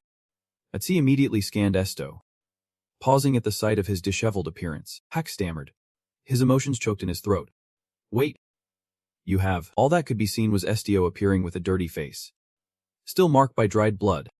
In that moment, Sieg suddenly reached out toward him. Finally, he gently patted Estio's shoulder. Well done. Faced with Heck's reaction, Estio could not help but feel a bit suspicious. Aren't you going to ask about my progress? He covered his smile with his hand. Naturally. You should be working on the mission report. Do you have any idea how worried we were when we suddenly lost contact with you? Rosalie nodded and continued. That is right. At the same time, her cleared his throat a few times, like he was trying to get attention. He slowly approached Estio, scratching his head in confusion. But he was just glad that you made it back safely. This job is quite difficult, and there are too many cases where we lose capable individuals unnecessarily. Speaking of which, he suddenly leaned forward and looked back. But where's your partner? Estio, confused, repeated. Partner, Hex quickly explained. I am talking about your buddy, that white-furred monkey. Upon hearing this, a sad expression crossed his face, and his voice turned a bit gloomy. He is injured and is currently resting. Estio added softly. He is almost recovered. But we still have to be careful. The man's expression softened, a slight smile breaking through his worry. Luckily, the injury is not serious. Right. Right after that, Hetch cautiously reminded. You should just rest today. You can submit the report in 3 days. V unexpectedly cut in. Sorry. He shouted loudly. But that is going to be tough. The manager of the Gallant branch. He immediately turned back, frowning slightly. I only said one member of G should rest after completing the mission. So what is the difficulty? You were supposed to deliver it to Burn Parker. In that moment, he suddenly stood tall, the feathers shining brightly in the light. Estio's eyes widened unconsciously, clearly brightening. An angel. I just saw Parker flying over to you. Estio from the Ganlok Shuin branch needs to come with me to headquarters. At this unexpected suggestion, he froze completely. His gaze turned sharply towards Estio, accompanied by an immediate, steely tone. After a moment, the wheels sped quickly over the grassy path. Inside, he looked up at the scenery outside. Estio's eyes slightly drooped as he unconsciously recalled. Afei could not help but feel a bit stunned.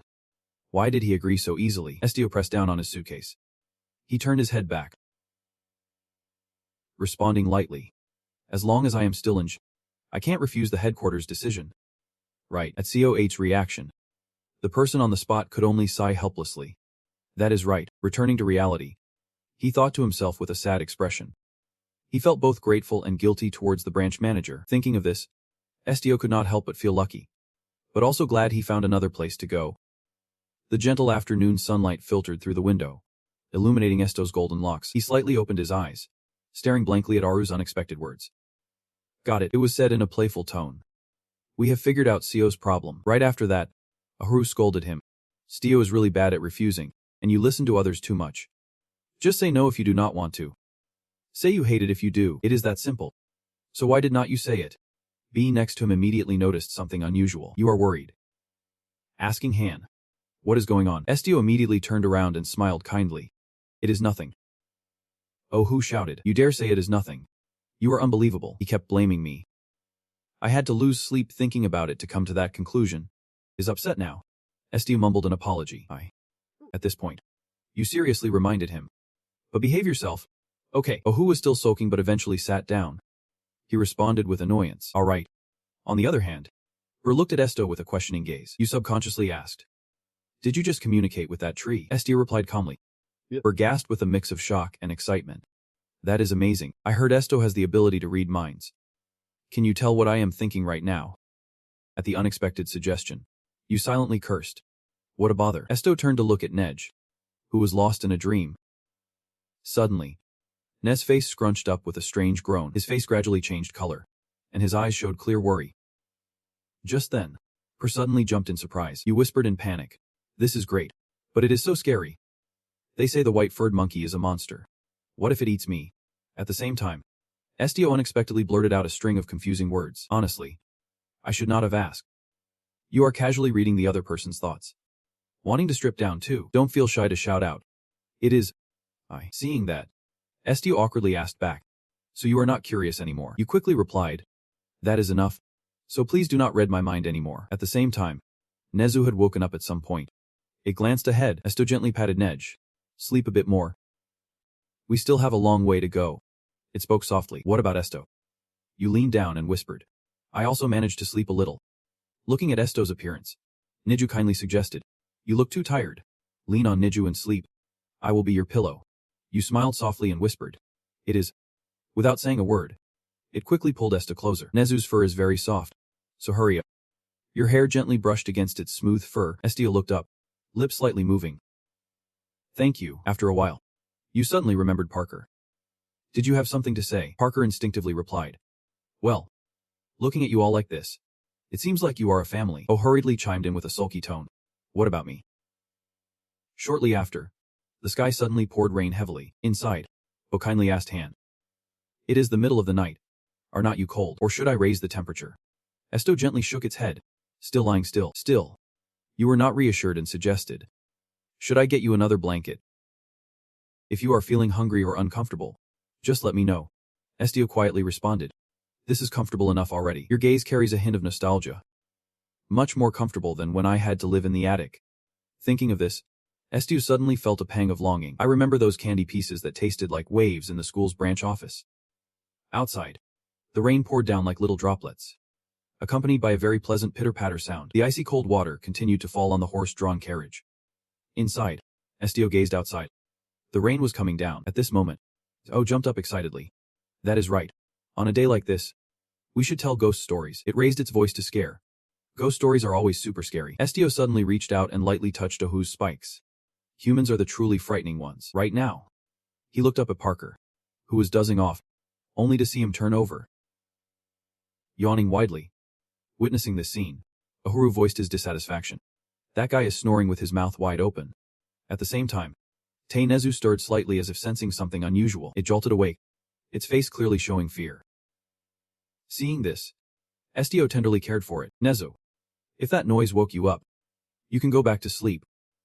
Suddenly, it turned its gaze towards the distance, where something was gathering around the carriage. Nezu suddenly felt uneasy. Neither human nor animal. After a brief pause, he lowered his voice. I really have a bad feeling, and it is coming to kill us. As soon as he finished speaking, the driver hurriedly threw open the door. This is bad. We are completely surrounded by a group of monsters.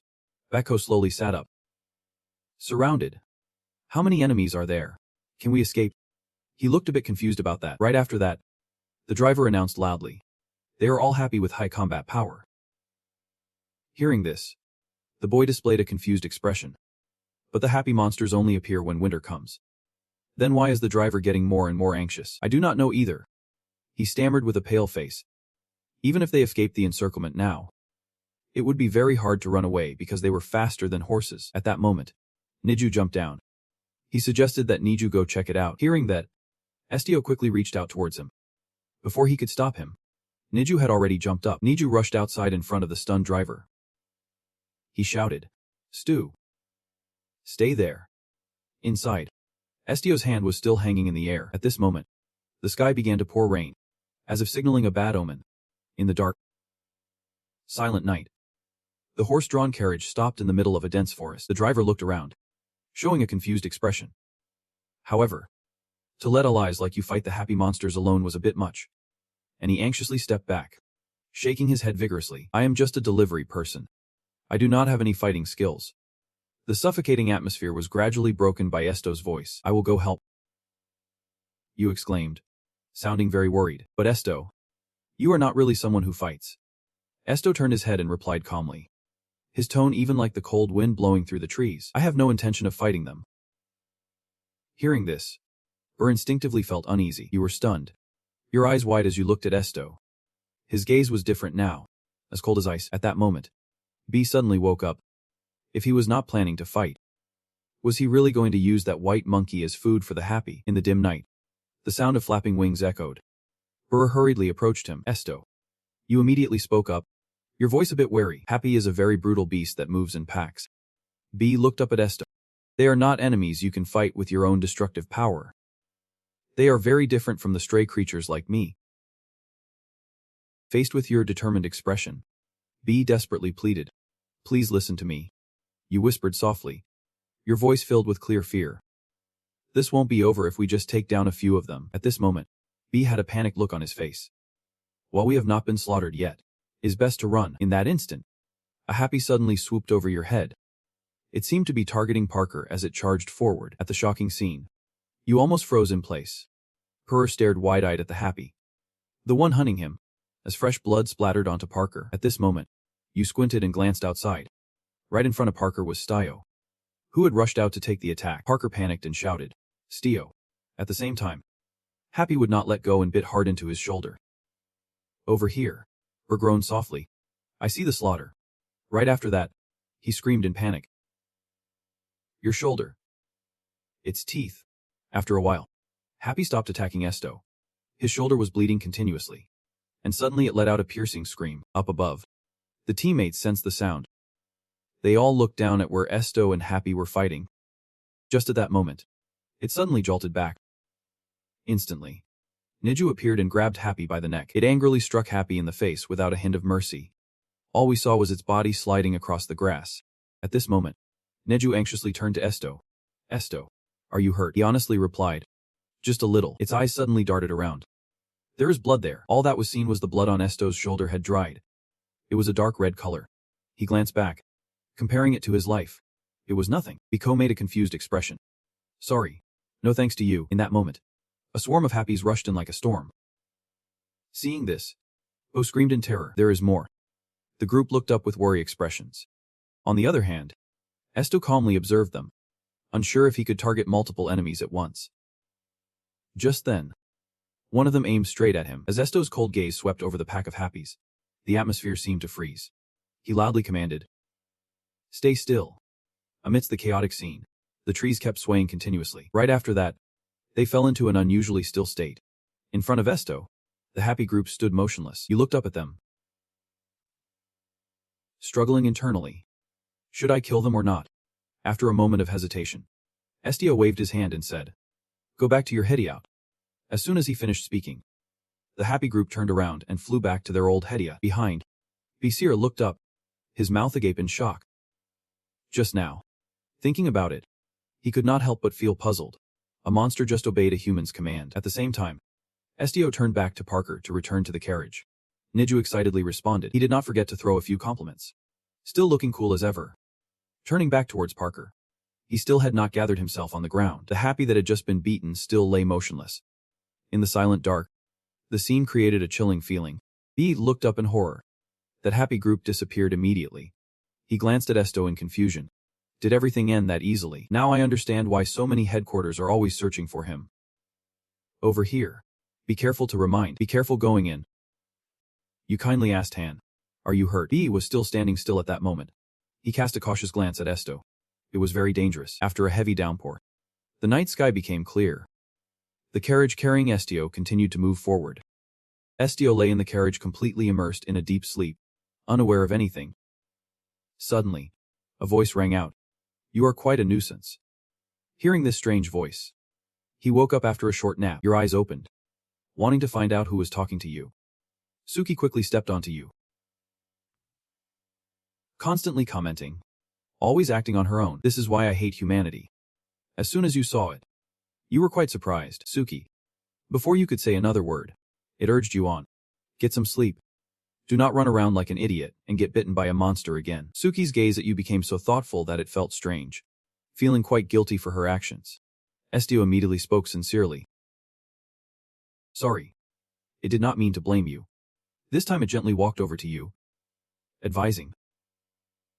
Don't apologize. Just stay out of trouble, and you won't have to say sorry in the first place. Estio looked at Suki in confusion, as it sat quietly pondering. Estio, do not get hurt anymore.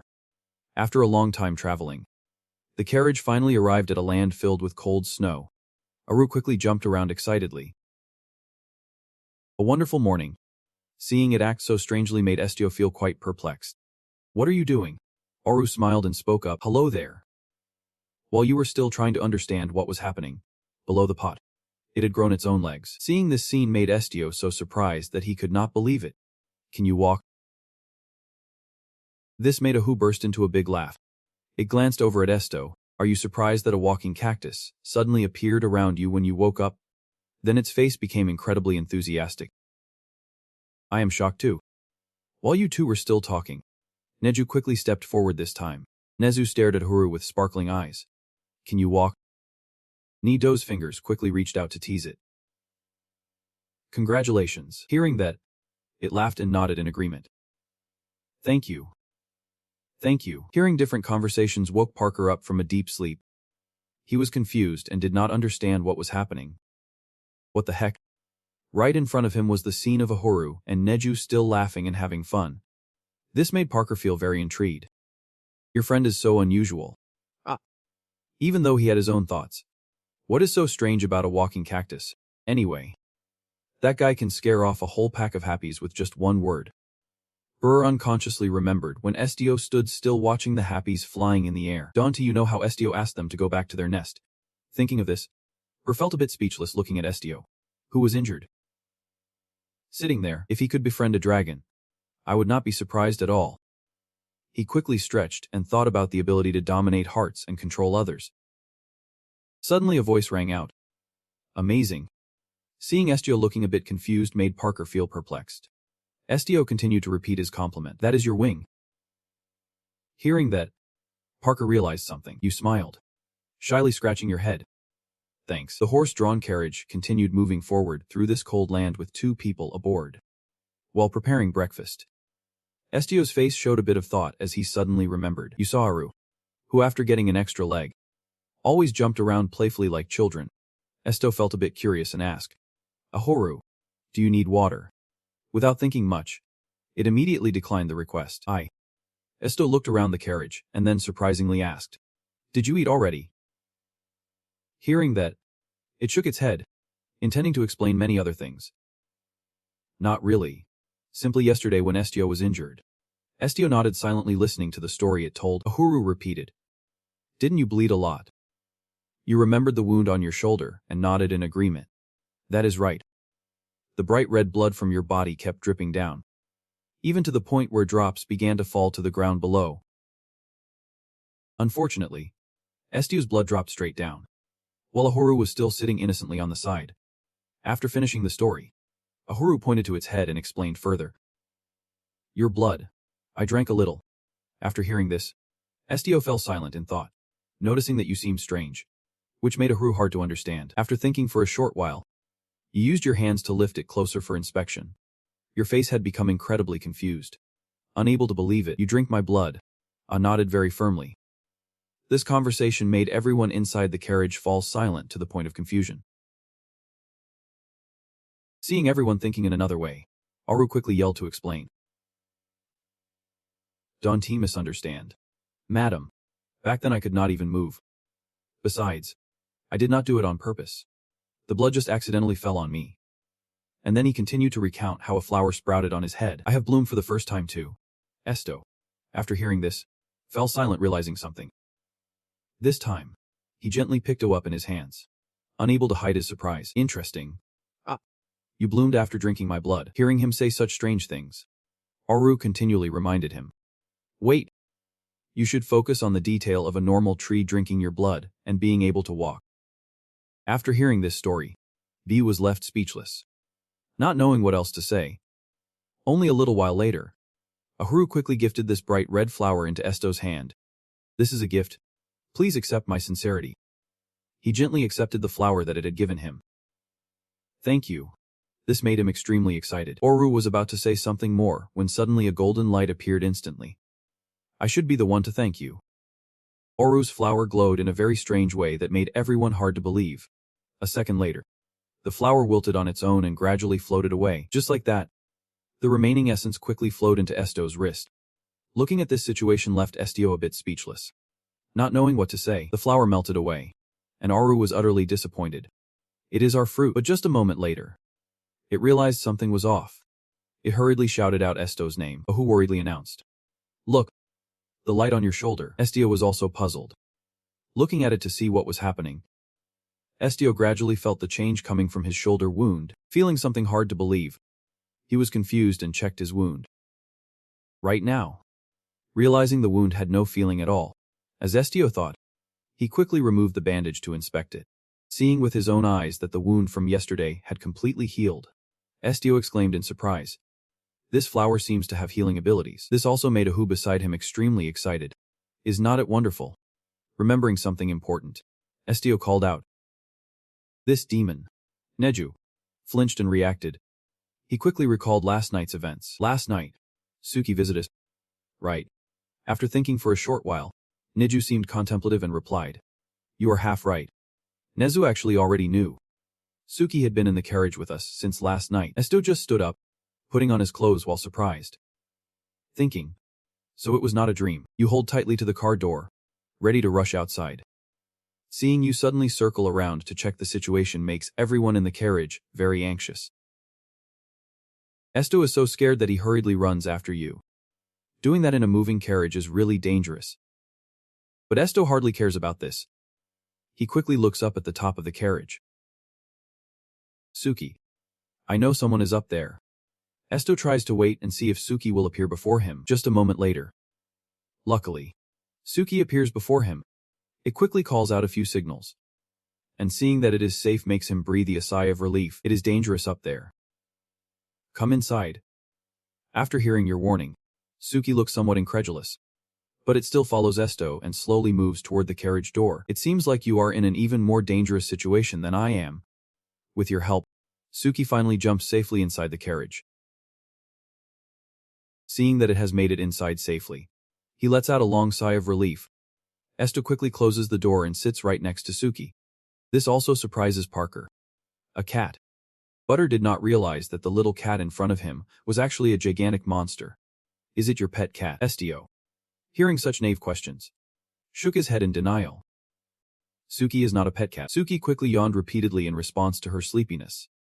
This also made Parker curious and ready to say something more. But it seemed like Estio had read your thoughts. It is not a stray cat. Hearing this, you let out a sigh of relief, seemingly grasping the general idea of the story. Right. Seeing Parker looking strange made Suki feel completely confused. Who is that idiot? Estio quickly explained to him. This is Parker. But he probably does not care much. This time, he gently sat on Estio's lap and quietly asked, Are you okay with that injury?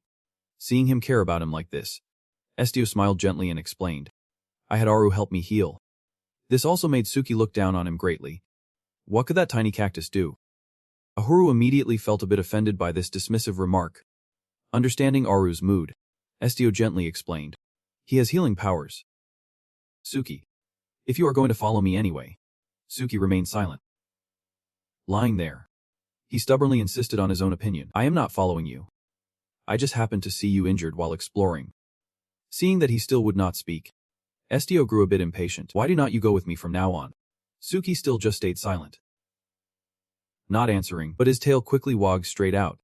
Back in the past, when Estio found Suki, he had become incredibly happy. And it seemed like Suki also cherished every moment. The scene shifted to the carriage traveling down the long road. Suki's voice echoed from within here. Let me be clear. I am only going with you because you asked. Why do you always get injured when I am not around? Hearing this, Estio gently nodded in understanding. Thank you. Su gently brushed his hand over its shoulder and head, making it feel something unusual. But Suki did not think much and just stayed silent with her eyes tightly shut. Estio has changed. I do not care how he has changed. But this kind of change is fine. Time passed quickly. And finally the carriage came to a stop on the road. While Estio was still thinking about what to do next, a voice rang out. Estio. He pointed towards the large gate ahead and announced, "We have arrived at the teleportation gate connected to the headquarters." A moment later, Estio led Suki and the others on a tour of the area. Meanwhile, Parker quickly reported information to the customs staff. Her and Stowe from the Ignis Guild. Just announced the fee to the guild. The staff nodded in understanding. Yep. It has been confirmed. For security reasons, the gate can only be used 3 times a day for one adult. He did not forget to add a reminder. You may experience some side effects after using the gate. If you accept these conditions, we will open the entrance for you. Estio stood silently, observing the place more closely. After confirming that the paperwork was completely done, Estio did not hesitate and walked forward. Thus, he carried the expectation as he entered through the teleportation gate. A blinding light made Estio instinctively shut his eyes tight. As he gradually got used to the light, he slowly opened his eyes to look ahead. A lavish and magnificent place quickly appeared before Estio's eyes, leaving him somewhat astonished. At the same time, Parker and everyone quickly walked over here. Looking at this magnificent palace made Estio seem to realize that this is the headquarters of the association. While he was still pondering, Parker's cheerful voice suddenly rang out. "Welcome, Estio," he smiled and introduced. "This is the headquarters of the Ignis Association." Estio nodded in understanding. He silently gazed at the giant headquarters with its incredibly vast details. The two walked down the long hallway, continuing to a higher floor. It was Estio's first time being exposed to places like this. He felt a bit surprised. An endless spiral staircase, as if going to heaven. Burr walked in front, remaining so silent that it felt profound. It seemed that Estio was still continuously lost in his own thoughts, wondering if heaven really existed up in that sky. He quickly thought of the terrifying people who possessed both power and wealth. Those who had power and riches inevitably had some who flattered them and their supporters. Thinking this way, Estio wondered if climbing higher would be better for him. Realizing that the question he asked himself was silly, he sighed and shook his head to deny his thoughts. While he was still contemplating, Parker turned around with a smile and announced, "We are here. This seems to surprise you." That was fast. Parker's face looked a bit awkward as he explained everything. "This is a magic staircase. It is quite similar to a teleportation gate. Anyway, you were supposed to meet the guild leader. But since they have been absent for almost 3 months now, Bo also reminded you that naturally, you would have to meet the vice president first." For now, the two had arrived at a large room door. Perrins quickly stepped up to this large door, unable to hesitate any longer. Burr quickly raised his hand to ring the bell to see if there was any response. A short while passed, and the two stood there waiting. But it seemed nothing unusual was happening. Everything here fell silent again, making both a bit awkward. Uncle Ko sighed helplessly, unsure how to explain the situation. "It seems the vice president has fallen asleep again." Estio knew. Upon hearing these words, immediately looked bewildered, with no other choice. Bo could only press the doorbell repeatedly with his hand quickly. After a series of continuous rings, the large door finally swung open. Estio was fortunate enough to grab a Horu just in time to dodge the big door. The recent rough action left Parker confused about what to do. Remembering how close he came to losing his life, Aru became so angry that he was trembling. Just now, he was furiously shouting and cursing. "My head almost got blown off. How dare you?" Estio fell silent, thinking, "Where's the dragon bone?" You inside the room quickly appeared with a sword. Deep, used to looking half asleep, hurriedly stepped out. Who was there? He was a bit tired as he stared at the ones who interrupted his deep sleep. Looking at the per right in front of him made Avu feel very confused. "It seems I ordered chicken somewhere." Hearing that, you responded angrily. "I have told you over and over again." "Vice President, I am not." Hearing the argument between the two, Aru sighed and quickly agreed. So he was right about that chicken. Remembering something important, Bo immediately got straight to the main topic of why I brought the guest here. This left U confused, not understanding what was happening. "Guest? Which guest?" You continue to speak these confusing words. "Your guest?" A series of your actions made when angry. He was yawning and still planning to go back for another nap. What nonsense are you talking about? Why do we have to entertain guests?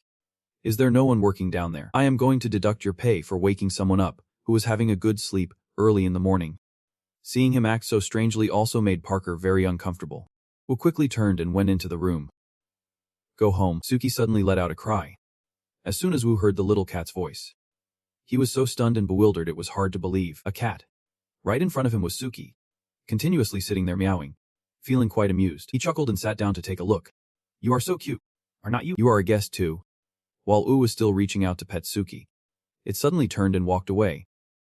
It headed straight for Estio's feet, seizing the opportunity.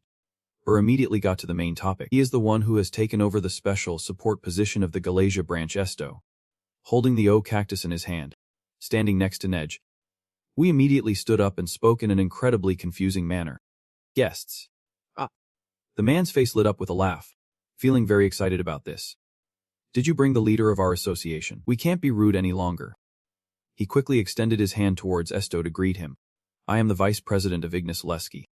As the two shook hands, he continued to comment. So I finally get to meet the leader from the rumors. Hearing was puzzling words made Estio curious. The leader. You are still pondering. Quickly urged everyone. Just go in already. Just like that as you step into the room. Thank you. But contrary to the elegance outside the palace, Wu's room had become quite messy with various things scattered around. This scene left Estio speechless. That is the first time I have seen such a dirty bedroom. Isn't this a pigsty? A messy room like this made Nezu feel awkward, not knowing what to do. If Nej had to go in here, Nezu would step over those things to get through. As if understanding everyone's mood, we immediately stepped into the room. It is. He smiled as he stepped on the piles of documents and announced to everyone, I do not care what you step on. But this time he glanced at Nezu because he found it quite amusing. That white monkey of a friend knows how to speak fluently. Is he mixed with humans? I was incredibly surprised by his speculation. How do you know? Hearing this, he burst out laughing. Just guessing. After speaking, we quickly approached Nu. Just kidding. If I were an animal. The only thing is that his words are somewhat difficult to understand. I would not like to talk to humans about how I can speak. Seeing him act so strangely, Estio was surprised. Inside and outside, he was so different. While you were still pondering, we quickly glanced over at you. Do you want coffee? Estio shook his head in refusal. No need. Noticing that you did not seem to want coffee, his expression turned thoughtful. Sorry. You are probably not old enough to appreciate the taste of bitter things. Sleeping might be better. With that, Win turned away to prepare the drinks. Estio behind did not know what to say. I refused because it was not worth it. A little while later, Wu had prepared a tray of drinks. He even had some pumpkin pie ready right in front of Estio, holding the hot cup of coffee in his hand. Estio's face was a bit thoughtful and lost for words. While he was still deep in his thoughts, we quickly made a comment. It seems like our new leader is quite young. Hearing that, you immediately looked up and explained. I have already had my coming-of-age ceremony. Seeing you being so clueless made him laugh heartily. That is why I said you are young. When adults are complimented for being young, they do not refuse but rather thank it. Remembering something important, Burr quickly called out. Vice President. This made him, while drinking coffee, look surprised at you. Your face had turned quite uncomfortable in response to Wen's series of actions. You sound like those weirdos who like to tease kids. So just stop. Seeing that too much time had been wasted on this, he burst into laughter and got back to the main topic. Let us just talk about the main issue. That is what the chairman meant when he called the leaders from headquarters here. Hearing this, Siu showed a clear look of confusion. So that is it. But why am I the one? Before you could finish your sentence, Wen immediately guessed your intention. The leader. You nodded in confirmation confidently. Wu laughed loudly as if nothing had happened. He even calmly added a few more words. That is also what the chairman meant. I am just the messenger. At first, the title of leader was just a newly added title.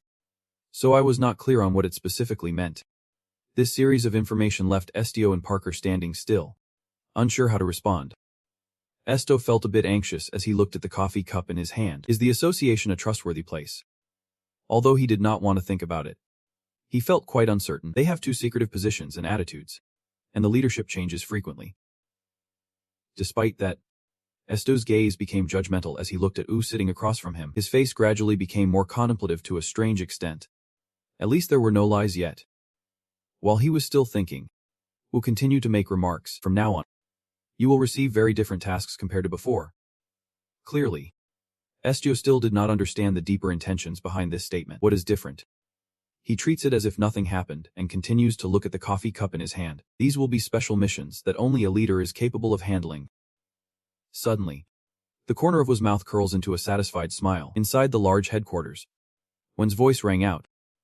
These will be special missions that only the leader has the capability to handle. Before finishing this information, So seemed a bit lost in thought about the leader. Suddenly, something was thrown straight ahead, catching Estio's attention. In front of him was a strange large package. We quickly announced our acceptance. He still did not understand what was happening when the man smiled and talked about his promotion gift on the paper. It clearly stated the words leader of the Ignis Estio Council. His voice continued to echo. It includes the new uniform and badge of the club, along with other supportive equipment and the club's currency. Burr looked a bit confused when he saw Sio's reward in front of him, feeling a bit curious. Wen continued to glance sideways. And finally, Nezu seemed extremely delighted by all these actions this time. He laughed and quickly shared what he was thinking. This is just my personal curiosity. It has nothing to do with the club president. While Estio was still trying to understand his meaning, he continued the conversation. What kind of power does the new leader have that the club president wants you to accompany us so much? I was wondering about that while waiting for you. Wu wore a very expectant smile before your actions. So can you let me witness it before you leave? Little leader. Estio was left silently astonished by this series of incomprehensible words from him. Before you could understand what was happening, Wen immediately took the sword from the side. Now show me how strong you are. A long time passed, and O was just sitting next to the sword inside his room. He suddenly broke into a big, joyful smile. The cup of coffee along with the cookies on the table remained untouched as if nothing had happened. The only thing is Estio's coffee cup had fallen to the ground, spilling all over the floor. But it seems like Dudu is somewhat contemplative. He knows to look at the remaining coffee cup on the table. Fighting. Don't make me laugh at something like that. Flashing back to earlier. Wu was excitedly gripping the sword in his hand to see this kid. Seizing the moment, he immediately charged straight at Estio with the sword. How strong is that? You are still sitting there without reacting to this strange action of his. Seeing that you had no desire to avoid it at all puzzled him a bit. Why is not he defending himself? While Wu was still rushing to attack, something zipped past, leaving him stunned in place. His face truly showed he did not understand what was happening. He continued to look at Estio, who was still leisurely holding the coffee cup in his hand. The guy had not even lifted a finger. When he looked back at himself again, it turned out he had inadvertently used his own sword against his neck. Although he tried to resist, it seemed all was in vain. It could not move. While he was still trying to control everything, Estio looked up at him and spoke. The thing you want to see. His gaze had a hypnotic quality, looking at him with very strange eyes. Is this enough? A series of actions just now made to let go of his own sword. Back to reality. Remembering his embarrassing moments from then, he sighed, propping his feet up on the table, preparing to continue his work. I am tired now. Looking at the piles of documents still continuously placed on the desk, Will let out a slight sigh of fatigue. Leadership. You should have been clearer. Chairman. You have become quite contemplative witnessing a series of actions from back then. This feels more like a tyrant. How can one control a predator stronger than themselves? Thinking of this made Woe also let out a relieved sigh, thankful not to be swallowed by it. He recalled Estio's cold expression back then. Just thinking of all the exciting things to come made Wu break into an eager smile. Finally, he was probably waiting to see what would happen next. A new era has begun. The scene shifts to the expansive corridor beneath the headquarters. A voice rang out. Wonderful. This time, a pot filled with nutrient-rich soil quickly appeared before Aru. Having gone through the trouble of preparing this large pot, Estio asked in surprise, "Do you like it?" Hearing this, he quickly nodded in agreement. Yep. I really like it. Seeing it excited about its new home made him feel happy too. That is good then. After finishing the new home setup for Ahu, Estio continued to look around his office. This place was incredibly spacious with expensive items arranged inside. It even had living quarters for Nezu and Suki, to make the room feel less empty. The servants even decorated it with paintings of famous landmarks around the world. Looking at the large room right in front of him, Estio felt quite confused. Why do they need to do so much? Suddenly, Neju's cheerful voice rang out. Look at this, Estio. Neju excitedly pulled out some outfits in front of him, announcing that they were new clothes. Even the luxurious outfits were neatly stored inside the suitcase. Estio nodded in understanding upon hearing this. Neju became incredibly excited about these things. It was not just about the clothes. He quickly grabbed the paper in his hand and read out the items prepared for him. There was magic infused into them as well. That is amazing. Right. No need to say. His face lit up with excitement like never before. It has the ability to clean itself, control temperature, and has shock absorption. While Neju was still excited about the future, Estio on the side was deep in thought, wondering if Neju wanted to wear the clothes. Remembering something important, he suddenly called out to him. Wait, Neju. Neju turned back, confused. Estio quickly stepped forward to share his thoughts. I will see if we can buy clothes that Neju and Suki can wear. This made him very confused. Neju did not need any clothes. Even Suki immediately stepped forward to voice her thoughts. I also find it annoying and troublesome, so do not mind it. Estio sighed, gently sitting down and looking at him with a worried expression. If you are cold because you do not have clothes to keep warm, or embarrassed about being naked like this. Hearing that, it was at a loss for words. You make me lose my mind. Suki quickly used her weak little skin that he was stroking. Animals do not wear any clothes. We have fur already. Even Neju on one side examined all the new outfits prepared for Estio and added. I heard that people usually wear nice clothes to be treated well. They call it social status. You were very confused, clearly not understanding what Nu was talking about. Social status in the quiet room for a moment. Remembering what Nu had once advised him, Estio's face became very bewildered. If I were in a better situation, would it be okay? Hearing you say that, Nezu smiled and explained everything again. Many people would like you more. This also made you feel incredibly confused. Just because a few people have a higher social status, does that mean more people will like them? Wouldn't that mean those who do not like the king? Nezu intended to explain something more. At least, it looked at Estio with bright eyes and continued to recount that they would not attack on their own. After finishing, its face was very serious as it declared. Neju would do its best to protect Estio. But it would be very troublesome if someone stronger than Neju attacked. Suddenly, Neju remembered the moment when he felt so powerless that he could not save the one he wanted. Mother saw the sadness on Neju's face, and Estio seemed to understand something more. He gently reached out his hands toward it as if empathizing.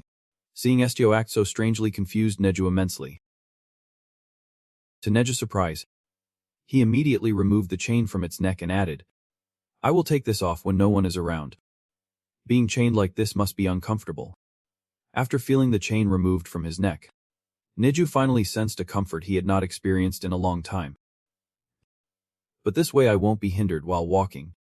Estio looked at it seriously and sighed in response. Seeing you like this makes me uncomfortable too.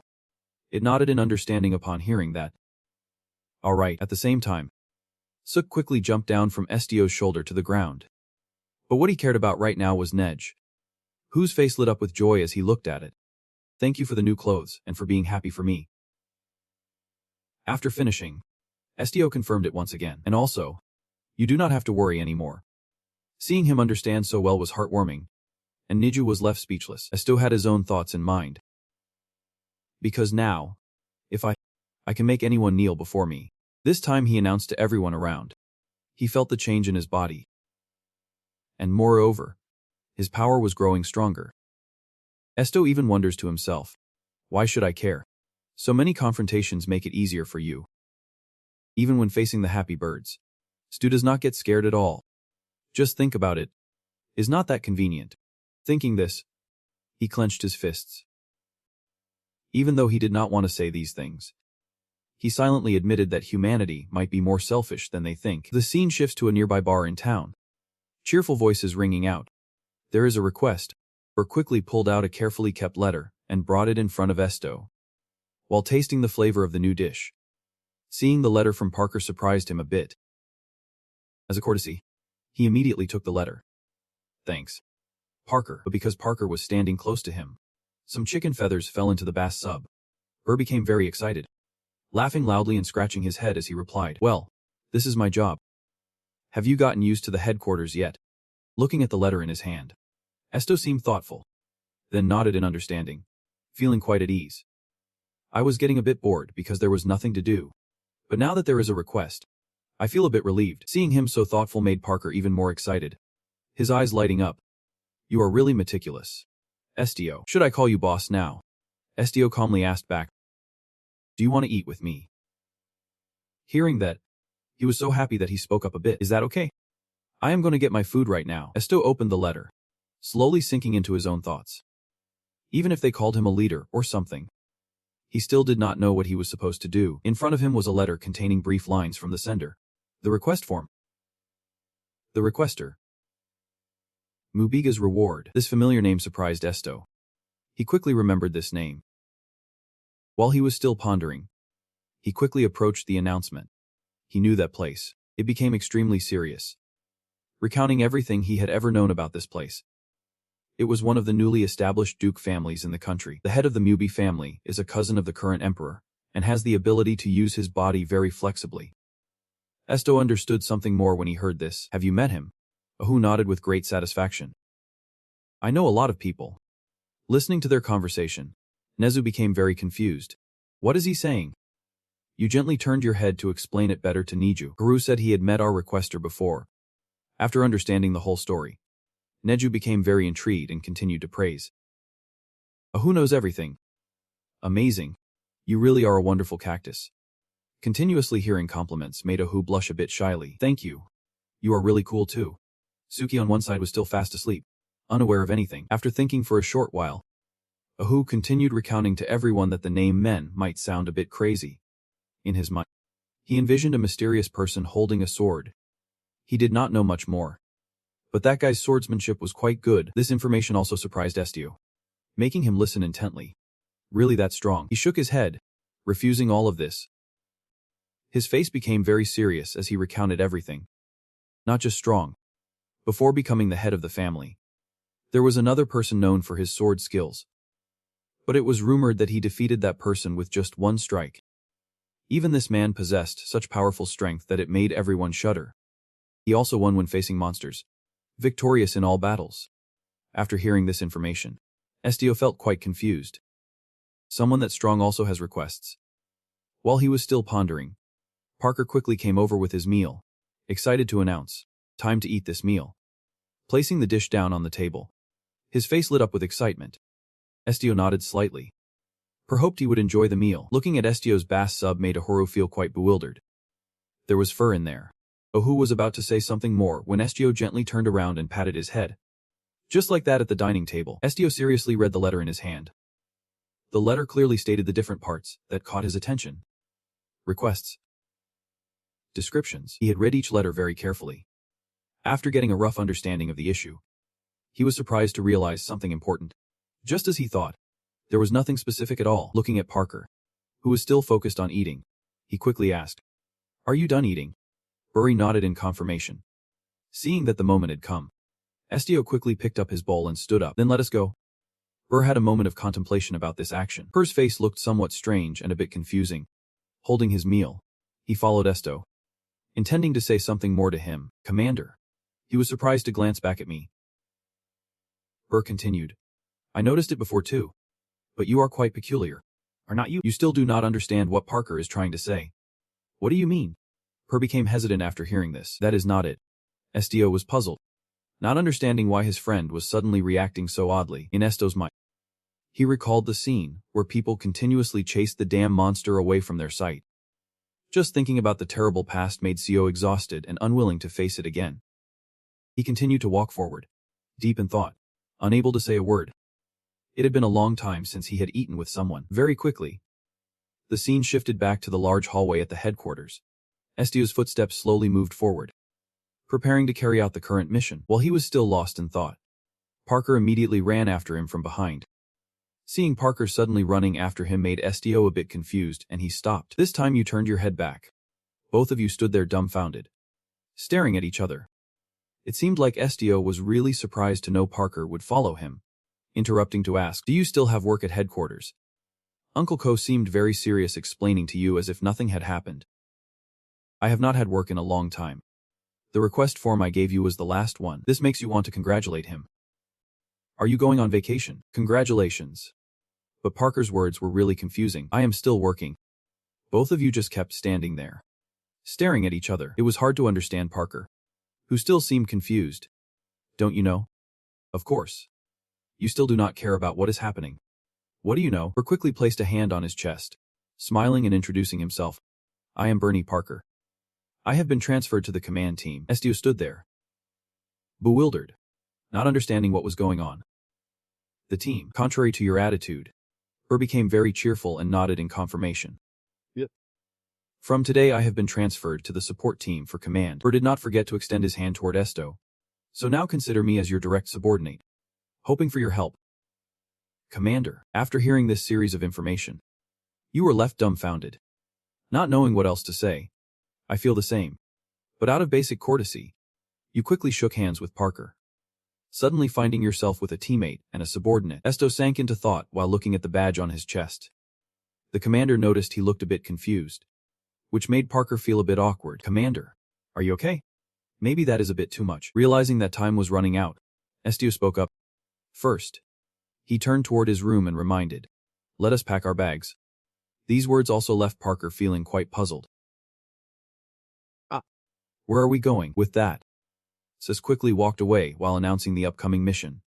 I am heading out to our client's place. Soon, Estio and his teammates arrived at the teleportation door in the space. While they were still waiting, Parker quickly approached and spoke up.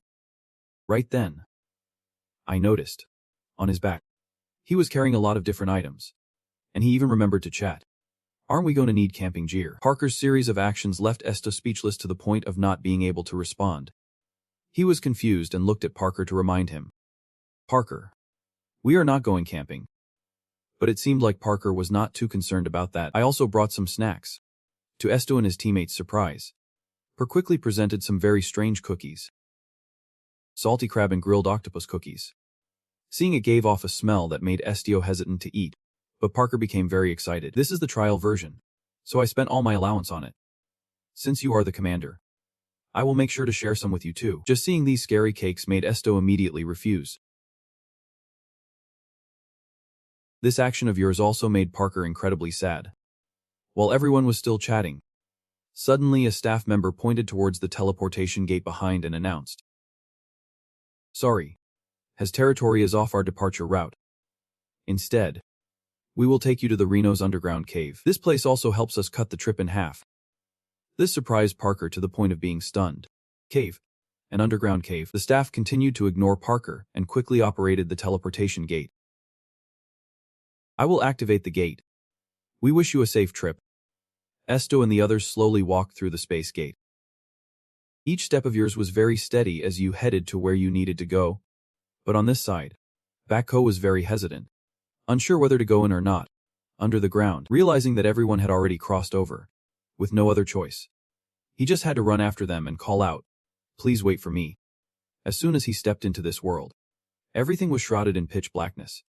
Unable to see anything, Parker's footsteps moved forward step by step. Unco looked at the entire gigantic cave space here. Just seeing this dark space made Parker so scared that he could not say a word. His whole body trembled, as if he did not want to face this mission. While Per was still scared, the man behind appeared and startled him. B was so frightened that he trembled and screamed in despair. Unfortunately, he jumped into the air and hit something, painfully falling down. Looking at the clown Parker lying still on the ground, everyone seemed speechless at the sight, feeling a bit worried. Estio asked, are you okay? B sighed and replied, I see some guys like this. Right after he sat up, the manager smiled and praised, you really got that pigeon worked up. That'll keep you on your toes. Who are you? He seemed a bit surprised by this question. Who? You ask. The old man smiled and addressed everyone present. I am the manager of this teleportation gate. Kid who can fly. After confirming the manager's identity, Estio quickly got to the point, asking him, Manager, are we in the Renault cave? The manager turned his attention to Estio. He laughed, surprised and complimenting. This kid is quite polite. As he stepped forward, The manager continued the conversation. It has been a long time since anyone visited this cave. The little bats, noticing the strange movement, continuously flew out. But why would a young person like you come here? Stu also recounted the mission you received. We are on our way to Hez territory. Hearing the name with a familiar word made the manager startled. Suddenly, his gaze became frighteningly odd. There are not many explorers brave enough to go to that death zone. Hearing him say such things, Estio could not hide his doubts about why Hez territory was called the Land of Death. After thinking for a short while, the manager slowly recounted everything. What is it? The emperor would not dare keep his talented relative by his side, because he was skilled in everything. Young, strong, and very handsome. At this point, he burst into a delighted laugh. Just that alone shows how much the emperor had to be cautious. After mentioning a few preliminary stories, the manager pointed ahead. Do you see the path in that dark cave? He recounted very seriously, even though it was the only entrance connected to the territories of the two stations. No one knew what was inside. Hearing that, Uncle felt a bit worried. No one knows. What does that mean? He laughed loudly with great amusement. I mean, I can let you all go, but I can't guarantee your lives will be safe. Even if you get torn to pieces, no one would know. This also made Parker, who was standing aside, feel frightened. Are there monsters in there? But your reaction only made the manager feel more excited. You are stating the obvious, are not you? Meanwhile, the image of eyes lurking in the shadows quickly unfolds through the manager's narration. In the territory ruled by the Duke, filled with deadly fang monsters. He is quite excited, his words somewhat threatening. It means that coward is afraid of his own relatives. After finishing his words, the manager laughed loudly, while Parker, scared, hid behind Sue. But clearly, Seo does not have time to care about these things. He quickly looks around this space, feeling a bit confused. He continues to stare at the manager right in front of him. Seeing Estio's attitude, the manager feels impressed. Looking at this child who appears neither afraid nor distracted, Estio's eyes widen, seemingly judging whether this manager is wicked or not. After a brief moment of observation, he slowly steps right in front of you. This time, the manager points directly at Estio and gives his advice. You should be a little more careful. Although his words are somewhat unclear, he patiently adds, trying not to let that cowardly king notice you. Looking into the manager's eyes also makes Parker feel scared on one side, if he does not want to be devoured even before escaping from his own shell. As soon as he finished giving the necessary instructions, Estio continued to propose. Please send this message to the Duke for me. You turned around, preparing to head towards the dark tunnel right in front of you. I am more than willing to accept his invitation. This time, Estio walked forward. His words carried the same incomprehensible tone as the manager's, and when that time comes, he can comfortably talk to me without needing to sneak around like this. Just like that, you left in front of the manager's witness.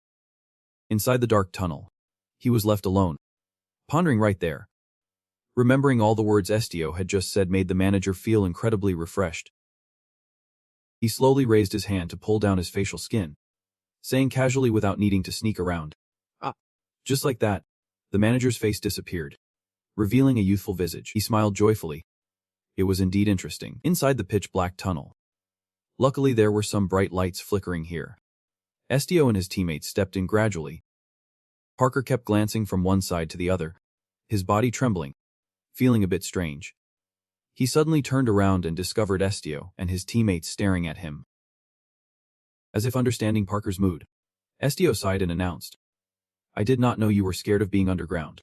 Sorry about that. This also left Parker extremely confused, not knowing what to do next. What should he do? Realizing something is off, your face turns surprised. Did you just read my mind? Estio continues. I am sorry if I was rude to you. Just a few simple conversations have already brightened Parker's mood. It is. You can read as much as you want. After all, you are the commander. He smiles shyly, scratching his head, explaining. Instead of saying I am scared, it is more reasonable to say this is a characteristic of my race.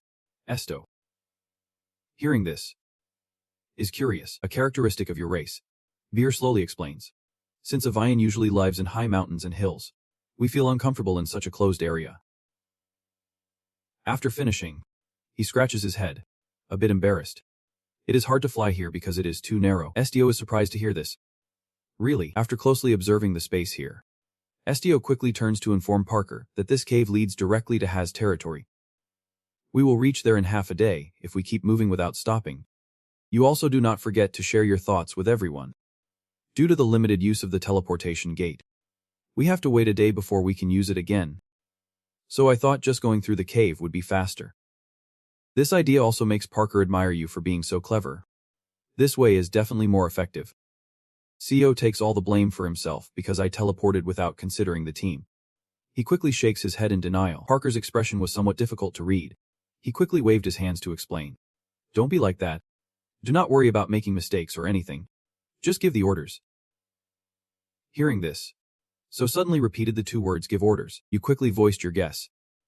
So you mean you are willing to follow all my instructions without caring about your own desires?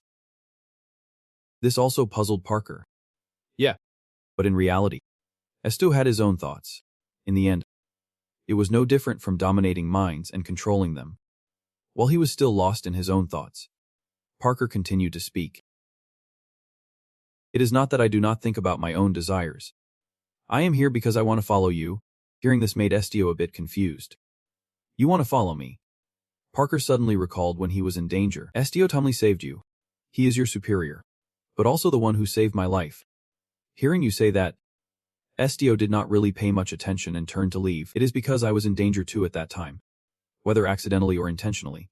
It seems like Parker still values those things very much. Even so, without you, I would have died.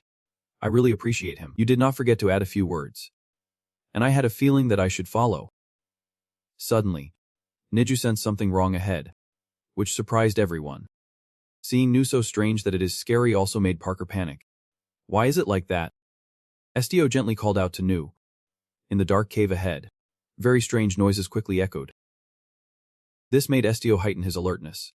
Is it a monster? Nezu quietly nodded to confirm this. There are too many. Seeing the two of them look so serious also made Parker on one side feel anxious. How many? How many? Nezu continued to express her feelings. A lot. And they are fast too. Just thinking about it made him so desperate that he could not say a word. How close are they to us now?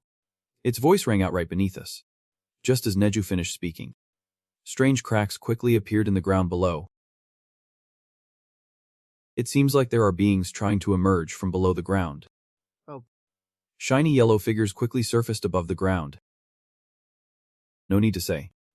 Parker was so scared that he started screaming and crying. A swarm of black-headed yellow worms quickly appeared here, making him even more desperate. Sandworms. Looking at the worms that suddenly appeared before him left Estio somewhat confused. Giant worms. Ahu was surprised on the side. Sandworms. When did we see them? Nezu was still growling, staying alert. Luckily, Ahuru was right next to him, quickly comforting everyone. They are not aggressive. Their nature is very gentle. So if you just touch them, they won't get mad. After saying that, it also pointed at the sandworms and announced, look, they are just observing us. Apparently, according to its words, the sandworms were just standing still, assessing the situation in front of them. Ahu confidently declared. Moreover, they have no reason to attack us. They do not eat humans or plants.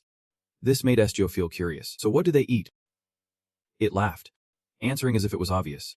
They eat dirt, just like what Ahuru said. These sandworms are eagerly taking bites of the ground into their mouths. As soon as the giant sandworms take their first bites, they seem so obedient and adorable. Estio along with the teammates also let their guard down around this cute creature. But contrary to everyone's attitude, Burr became extremely frightened and screamed, help me. Seems so exhausted that he is at a loss for words with you. They won't eat you. Is that little chicken crying? After thinking for a short while, it seems Est has his own plan. He steps forward and announces to everyone. They say we can pass through there. This makes Parker extremely frightened. What if they eat us? You still calmly reassure everyone. They do not eat people, probably.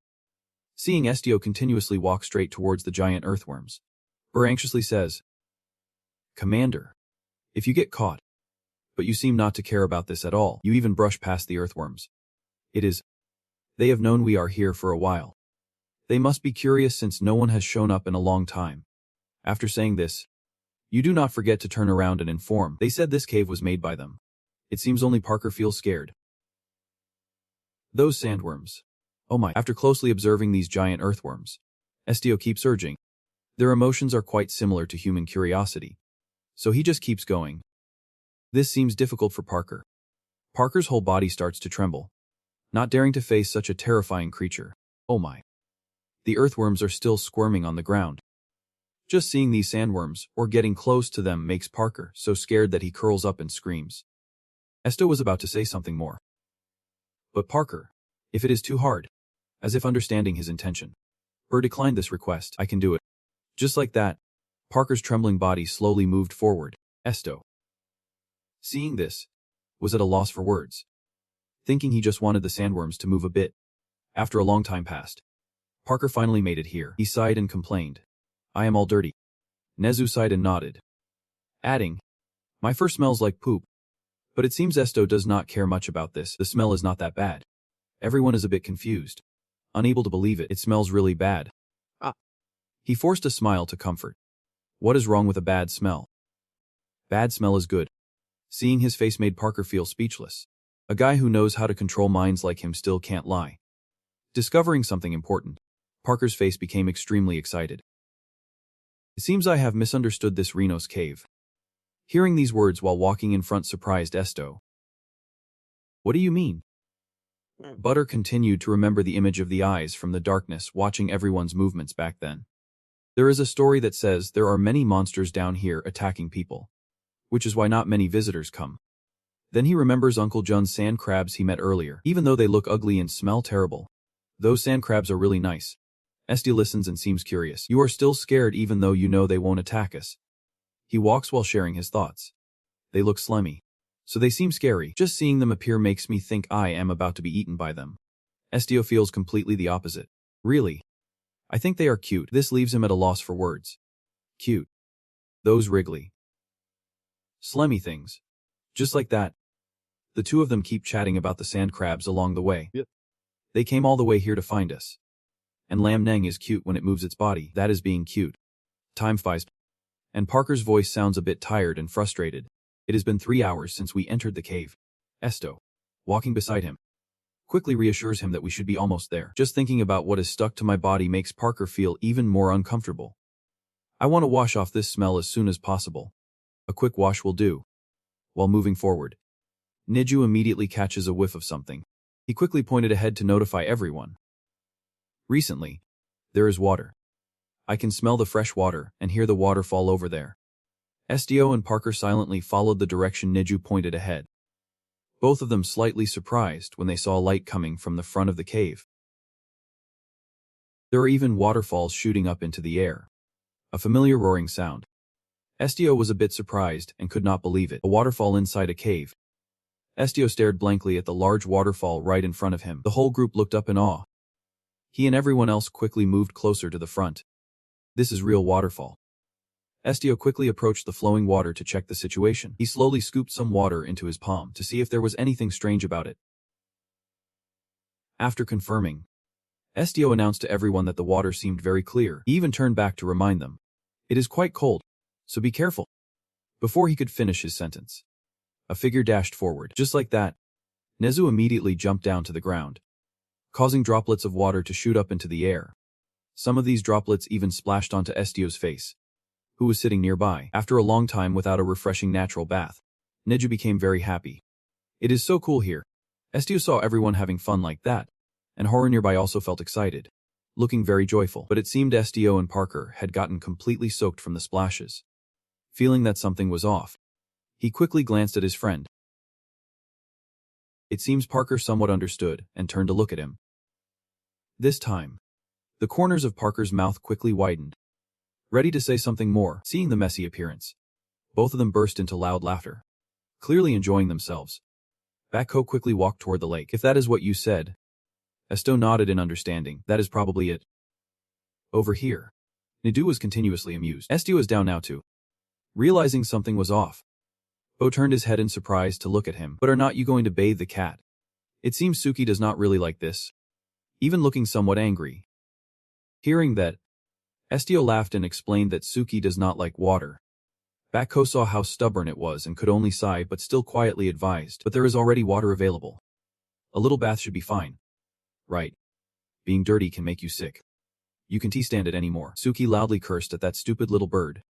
Seeing it say such nonsense, Estio quickly reminded Suki, and understanding his intention, Suki willingly headed towards the clear lake. I will bathe myself." Its trembling hand slowly reached out, preparing to touch the water's surface. But it did not want to do this at all. "I really do not like water." While Suki was still hesitating and unwilling to get into the water, suddenly someone threw it in hard. Bakko smiled while holding it, diving into the water and announcing, "All right." This time Suki was startled, realizing it was in danger. B still did not pay attention. He jumped really high into the air, soared, and then dove straight into the cool water. Seeing that Nezu still had not made a move made Estio worried. So he called out to Nezu, but the next scene shocked him.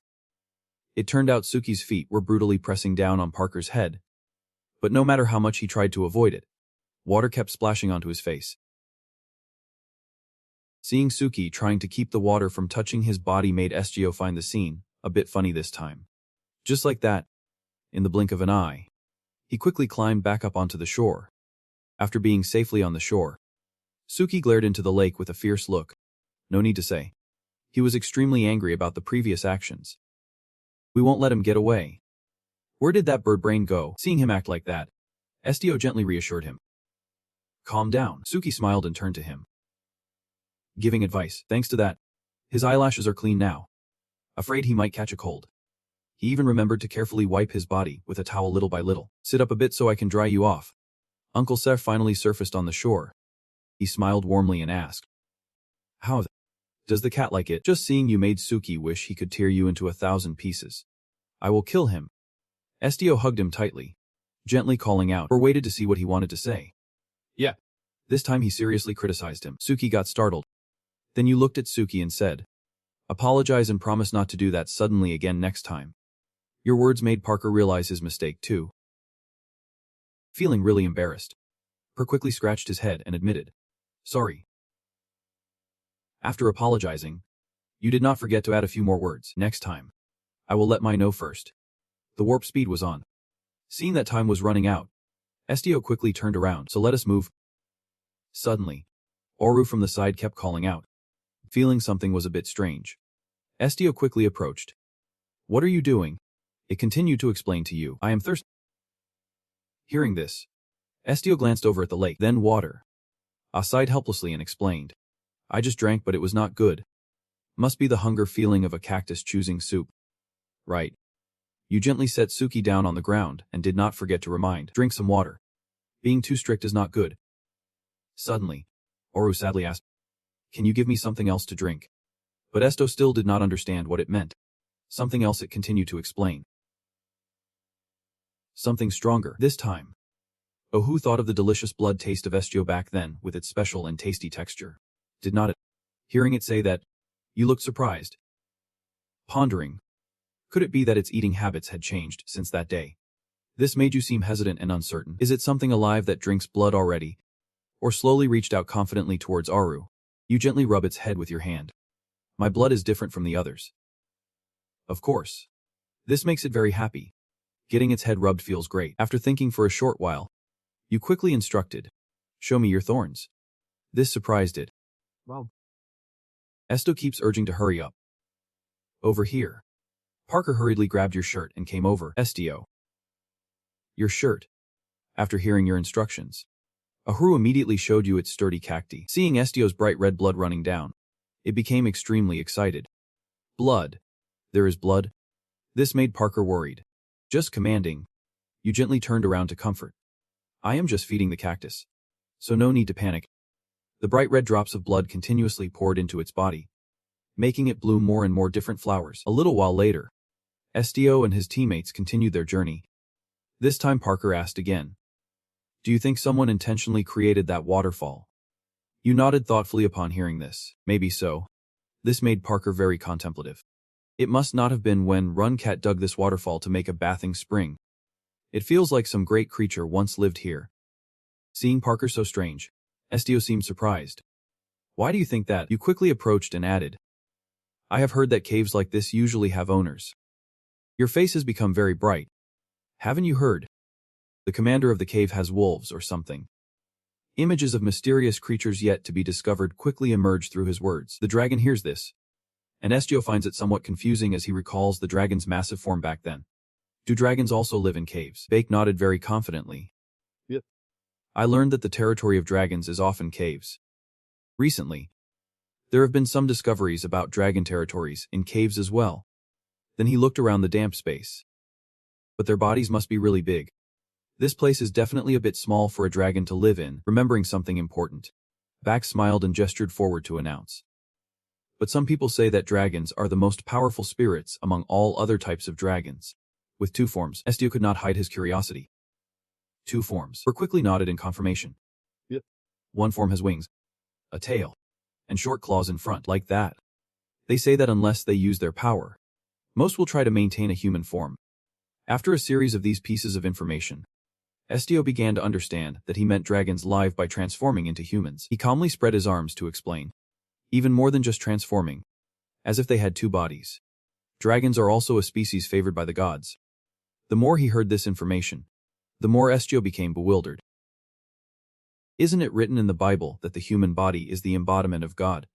Bak quickly approached, smiling gently as he shared his thoughts. In this way, dragons also have a second form created in the image of God. However, to confirm this whole thing, we need to meet a real dragon first. It seems you have understood something more. I do not know because I have never been to a shrine before. Hearing that, Bo could not hide his surprise and asked back. Really, every village needs a place to worship. He nodded in agreement. Because I was born in a very poor mountain town. His face showed a bit of sadness as he continued walking forward. Moreover, even with God's favor, it seems Estio has gone through too much to settle down. In the end, they were nothing at all. His gaze revealed a deep sorrow that was hard to express, even as a favored species. They have gone extinct and left nothing behind. Seeing him still lost in thought, Bakko quickly tried to comfort him. Actually the opposite. Commander. This made him look surprised. On the contrary, Bakko continued to move forward and recounted everything he knew. I heard that the dragons abandoned this world and left. Bakko continued to share more important information. Although they are called guardians, they are the most powerful hunters at the top of the food chain, who could cause dragons to go extinct. But it seems Estio does not want to believe this much. Were not they killed by humans? Bakko laughed upon hearing this, shaking his head and waving his hand. No way that is true. He quickly stepped closer, placing a hand on Estio's shoulder, explaining that the real reason was the ongoing evolution of humanity and the remnants of the wars that followed. Despite everyone's doubts, he did not forget to add a few more words. The dragons wept as they saw the world beginning to crumble. God gave them the final choice. His voice continued to echo, recounting a completely different place. They would continue to stay in this world as guardians. Parker seemed very confident in what he had said. Or they would abandon this world to move to a realm of their own. Hearing this, Estio understood that they must have left. Just like that, everyone walked along, happily chatting with one another. I am not sure if it is true or not, but according to the Bible, it is. Bakko smiled with interest and continued. But one thing is certain, the dragons are favored by God. Perhaps even more than humans. While they were chatting eagerly, Nezu suddenly sensed that something was off. Estio. Is something following us? Estio appeared surprised upon hearing this. Is it those sandworms again? Neju's attitude instantly changed completely. So they are not as friendly as we thought. He quickly turned to look towards the pitch-black basement right in front of them. I think they want to kill us. At the same time, a clawed foot finally appeared here.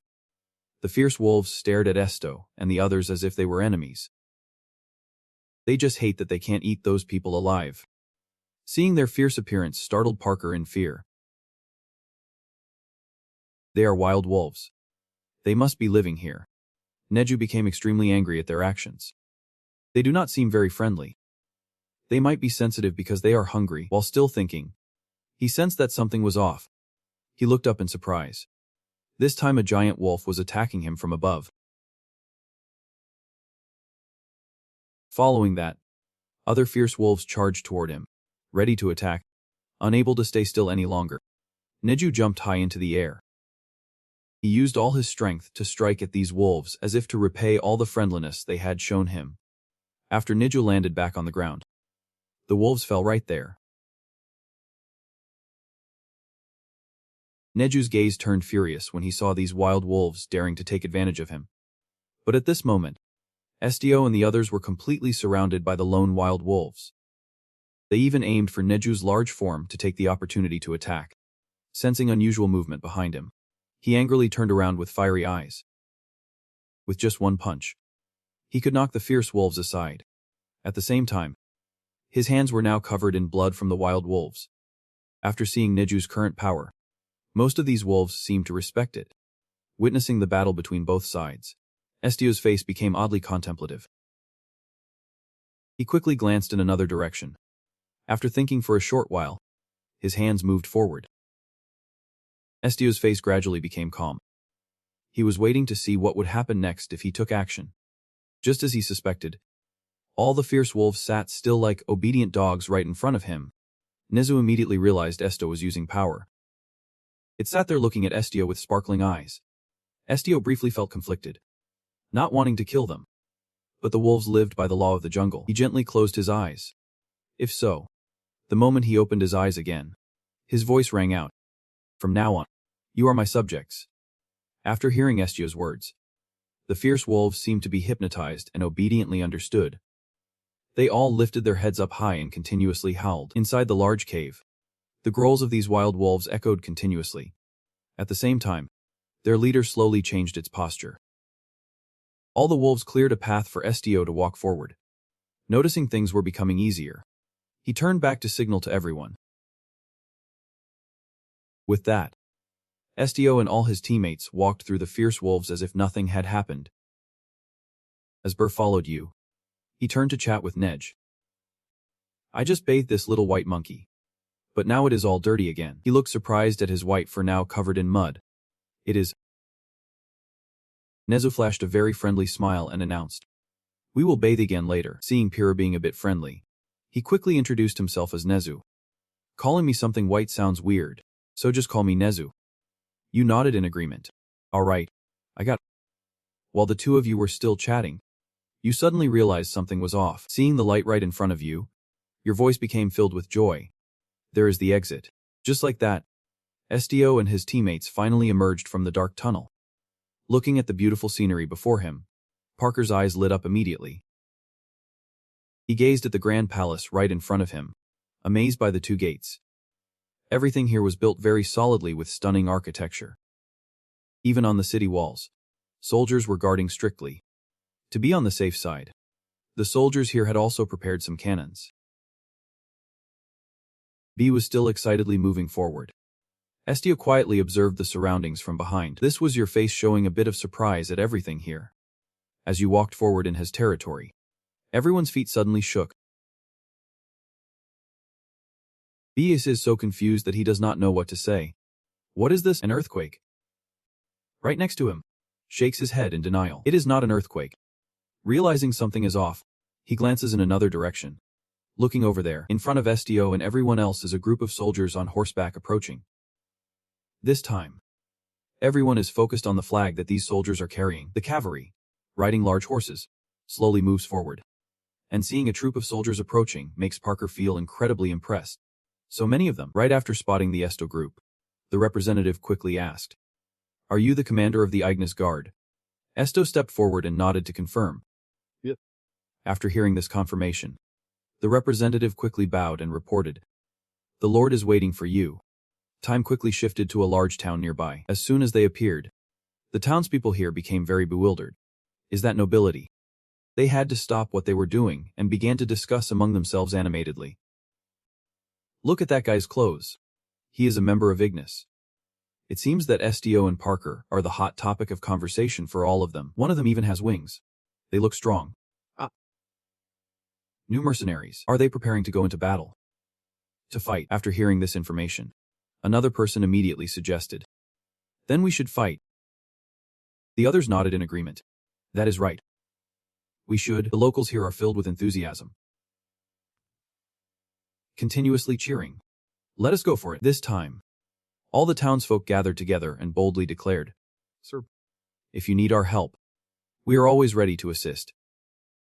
Let us protect this city. A series of actions made Estio freeze for a moment. You were impressed. This truly is a wonderful land. This also left the representative feeling confused. Why do you think that? It seems Estio greatly values the spirit of patriotism of these people because of their hearts. Even in his mind, he had his own thoughts. Strong hearts wanting to protect the place they live together. Reflecting on himself, Estio felt a bit tired and sighed, tightly closing his eyes. He had never, not even once, felt the longing to protect the land he was born in. Quickly, they moved to a large, luxurious palace. Inside, the decor was tastefully done. On the walls, various masterpieces illustrated the opulence of this place. Estio, along with Parker and the teammates, walked forward step by step while he was still observing everything around him. The guide's voice rang out. That way. He glanced worriedly at Estio to inform him. But the only person allowed in was the leader of the group. Although he was reluctant, since it was an order, he had no choice but to instruct everyone. Others are not allowed unless directly invited by the Duke. Sia remained silent, listening to everything the guide said. That is the rule. After thinking for a short while, he turned back to inform everyone. He said. Nezu heard this and was about to say something more, but his face became very serious, comforting everyone's mood. We will review the request quickly and get back to you. Just wait here. Although he did not want to, Nezu could only sigh and nod in agreement. Yep. Even feeling a bit anxious, Nezu did not forget to look ahead. If anything happens, shout for me. Estio smiled gently, nodded in understanding, and then stepped inside. To avoid making Estio worry unnecessarily, Parker declared loudly, I will handle this. Commander. His eyes sparkled. I will take good care of it. Before he could finish, the door closed, which hurt Parker's little heart. Nezu, right beside him, gently comforted him. It is. After entering the room, Estio felt a bit anxious, thinking he had never left all three of them alone like this. Do you remember that the three of them will be fine? But more importantly, there is nothing else to do but gather the information needed for the request. He was about to move forward. Suddenly, Estio spotted a who right in front of him. Seeing it walking around here made him freeze for a moment. You rummaged through your memories and just remembered that Nezu had held it for a while. But sometimes, while you were still lost in your own thoughts, a voice rang out. You are here already. The man in front spoke up. Did you arrange to meet beforehand? Seeing that Estio still had not reacted, Mubin stood up and put all the work on the table down. He smiled, letting his glasses down, and greeted. You said you would be happy to accept my greeting. His face became very expectant. Didn't you say that? But as soon as he saw Aharu standing in front of him, it made Mubin freeze for a moment. Looking at him still standing there left him feeling very confused. A cactus. It quickly introduced its name to him. My name is... I am a cactus. Mubin, after witnessing this scene, froze for a moment, noticing that his attitude seemed strange. Aharu clearly showed his awkwardness. At this moment, Mubin was speechless, not knowing what else to say. Just like that, his astonished scream echoed throughout the place. Who and Mubin screamed loudly. Estio stood still, listening to the screams coming from both sides. He helplessly closed his eyes halfway, placing his hand on his head. Suddenly, the door burst open. 3 guards with swords rushed in, loudly asking, My lord, is something wrong? Mubi stiffened, coughing a few times. Suddenly glancing to the side, Aharu stood still, making no sound. I crossed my arms, forcing a smile and ordered, It is nothing. You all go back to your positions. The guards looked at each other. Clearly confused, he looked at the door closing and sighed in relief. Mubi raised his hand to his mouth. Smiling awkwardly, I heard the commander is quite an unusual guy. But I did not think he would be a cactus. Aharu still sat still underground. He crouched down facing it. Puzzled, I heard the commander is a normal person. You really can walk and talk like one. Ah. It disdainfully snapped. What, are you sleeping? Mubian chimed in with interest. His spines are pretty tough too. I like that. Aharu grumbled. No matter how I look at it, this thick-headed guy can't be the Duke. Estio interrupted this misunderstanding in a deep voice. I am the commander of the guild. You looked down in confusion. Didn't you say we had met before? Mubi looked up at Estio. Then he smiled slyly just to tease. Mubi stood opposite Estio, Questioning him, I do not know if you have a hobby of disguising yourself as a cactus. You immediately replied, I do not have such a hobby. He continued, but you can do that. Right, the ability to manipulate psychology. Estio raised an eyebrow slightly. Me waved his hand excitedly, so I was right. I was just guessing. Because someone with the ability to read minds can also control others. You hesitated and asked, how much do you know? Mubian put his finger on his lips while maintaining his smile. Answering, I was just guessing. Do not be too sensitive. Buddy. He assessed the me. There is really no doubt. The pressure he brings is indeed endless. Estio pondered quietly, paying close attention to Mubian. He extended his hand politely and said, let me introduce myself again. I am the one who sent a request to your guild. Nice to meet you. Estio silently glanced at his hand. After a moment, he also shook hands with Mubian. I am Estio from the Ignis guild. Estio got straight to the point. What is the request? He interrupted. First, there is something I am a bit curious about. I looked over at Ahu beside me suspiciously. If you are not controlling this talking cactus, then what is it? Is it weird or what? It roared angrily. Who are you calling a monster? It seems to realize something. And it is right. But can you really call me a monster like that? Ahuru jumped up and shouted. I won't hold back. The green-faced guy was getting goosebumps and stammered. What is it saying? The noise echoed throughout the room. Estio helplessly looked at the guy sitting at the table. Avoiding Aru's pursuit, you crouched down and called. Ahuru. Come here. It stopped screwing around with Mubian. Then Ahu dashed back to Estio. You lifted it up and asked. Duke, did you hear what Ahuru said? Mubian awkwardly held the hilt of his sword at his side. Girl. That. He closed his eyes and replied nonchalantly. That is what the cactus said. I heard everything. Mubian's hand was trembling. But it is too much. He looked at Estio and Ahu, asking, what is wrong? Am I not allowed to hear? You were confused. I am sorry for asking this. But do you also hear plants talking? Estio's cheeks turned pink. You have the ability to. Mubian stepped closer to you and replied. What are you talking about? He tightened his grip on the sword in his hand. If it is the sword I always hold, then I would understand. Estio found it confusing. What does your sword have to do with anything? Mubi smiled lightly to explain. Some connections can be stronger through fresh blood. Like Estio glancing over at Ahuru when he heard his answer. For example, if that cactus drank your blood, Mubi placed his hand on his chain, understanding the implication. So that is it. Estio, this must be your power. Your ability is to let the voice of the trees reach our senses. This ability will be activated through a lifetime of methods. You can also command with words. Mubi raised his finger to clarify. But if just enough blood is absorbed, you won't need to say anything to activate your ability. Estio stood up to assess. You know about my power better than I do. He waved his hands in fluster. Don't get me wrong. I did not specifically investigate you. It is just that the information I have gathered over the years is now coincidentally being used. Estio was taken aback. If that is the case, there must be others with abilities like mine. Mubi smirked and replied. There used to be. He turned his head to look elsewhere, but now it is just a hypothesis. I felt powerless to add. Honestly.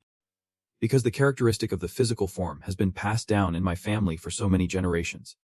I have been misunderstood because of my hair color. Estio was confused and misunderstood. He tightened his grip on the sword. Black hair. You widen your eyes. Dark eyes. Estio is stunned by the bizarre ability. Mubi points the sword at you. Everyone wonders about this family of two chickens. He maintains a confident demeanor and speaks. As a descendant of the Black Dragon, you fall silent. Ahuru suddenly speaks up. Black Dragon. It fears evaluating his ego is too large. Scared, Mubi grits his teeth in anger. Estio sweats looking at Mubi the Duke. He slaps his forehead. Mubi grins excitedly, feeling the essence of the Black Dragon flowing in his veins. Wu calls out, let us go home. He squints and waves his hand. Sorry. I was just joking. Clearly I am not a Black Dragon. Just putting the sword back in its sheath. I was just talking about some rumors that used to circulate. He turns his back and walks away, as those rumors are related to the demands I have made. Estio wonders. What is your demand? A soft noise sounds. You reach out to catch the bag that Mu has dropped. It is too heavy, he said seriously. M is determined to find the true descendant of the Black Dragon. Estio opened his eyes wide in surprise, raising a finger. In a month, M will set conditions. If you can help me with this in the next month, my request will be considered fulfilled, no matter the outcome. He closed his eyes, placing his hands on his hips to assure that there was no need to worry and just follow my words. Estio hesitated. If he was a duke, leaving his position, he had calculated that in advance.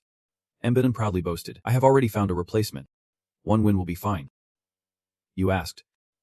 Confused. I should let you know first. I am not a close combat fighter. Do you have soldiers with you?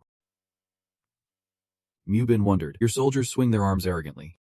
Why would we need something like that? Mubin took a few steps, placing his hands behind his back, his voice booming. If you are talking about swordsmen, I am the top swordsman of the Empire. Aru pretended to be unimpressed and scoffed. Sounds scary. M said with half-closed eyes. And then he coldly threatened. If anyone wants to meddle in my affairs, they should worry for their lives. I am not like the previous clan leaders. And even the Emperor is no exception. Mubin stood in front of the door, echoing a firm statement. No matter who they are. He grasped the doorknob, preparing to leave. At this moment, Esti finally spoke up. Can you confirm that you want to go find the Black Dragon? He stood behind me, questioning whether this thought was unrelated to his current mindset. He forced a smile. Pondering. He has read it. Mubin looked at Estio, assessing him silently. He realized that he was a greater obstacle than he thought. I am okay with that. We will talk again. He placed his hand on his chest and continued. The request this time is not from the Duke of this nation, but just from an individual. It is just me. Moby. It has nothing to do with politics at all. Estio was stunned, then lowered his head and replied softly. Got it. Moby confidently spoke. The Half family definitely has no connection to the bloodline of the Black Dragon. He opened his eyes wide. But indeed there is a mix of Black Dragon blood. Moby opened the door. Outside, Parker was playing with Nezu and Suki. He heard Mian's voice and looked up. One of my ancestors drank dragon's blood, and from that, they gradually gained strength over time. Astonished that, he leaned against the door and asked back, quite similar to your cactus. Right, Ahu argued. Brat, don't drag me down with you. Estio stepped closer to him. My lord Duke. You suggest please choose my location first. Mubi rolled his eyes elsewhere, then turned back and asked, where should we go? Estio was astonished. Mubi narrowed his eyes slightly. My destination this month. He reached out his hand. Mubi pointed towards Estio and spoke. It is to investigate you. The one with the abilities of the Black Dragon as recorded by my ancestors. Estio was so astonished he gaped. What Beer and Neju are saying is confusing to look at the two people in front. Mubin turned to speak. Isn't it interesting? He imagined a black dragon continuing. Among all dragon species, the pure power of the black dragon has dark attributes. And based on mental abilities, it can dominate normal life. Neju and Suki looked on. Confused, Mubin placed a hand on his chain. From my perspective, your dominating ability is too similar to the black dragon to be just a coincidence. Estio exclaimed in disbelief. No way. He smiled broadly, stating his purpose. You are right. We called you here because we have always thought you would have some connection to the dragons. Mubin squinted and smiled once more, extending his hand. So let us help each other out for the next month. Okay. The massive castle plunged into darkness, and a bewildered voice echoed. Where did it go? Voices called out continuously in the spacious rooms. Mubian. Juria exclaimed with a bright smile. Here you are, my lovely star. Juria looked at Mubian sitting on the grass outside and asked, are you playing hide and seek because you can't sleep? He looked up, confused, and she offered to pick up Mu, suggesting, then let me tell you a fun story before you sleep. He replied. Yep. Juria kept a gentle smile on her lips and continued.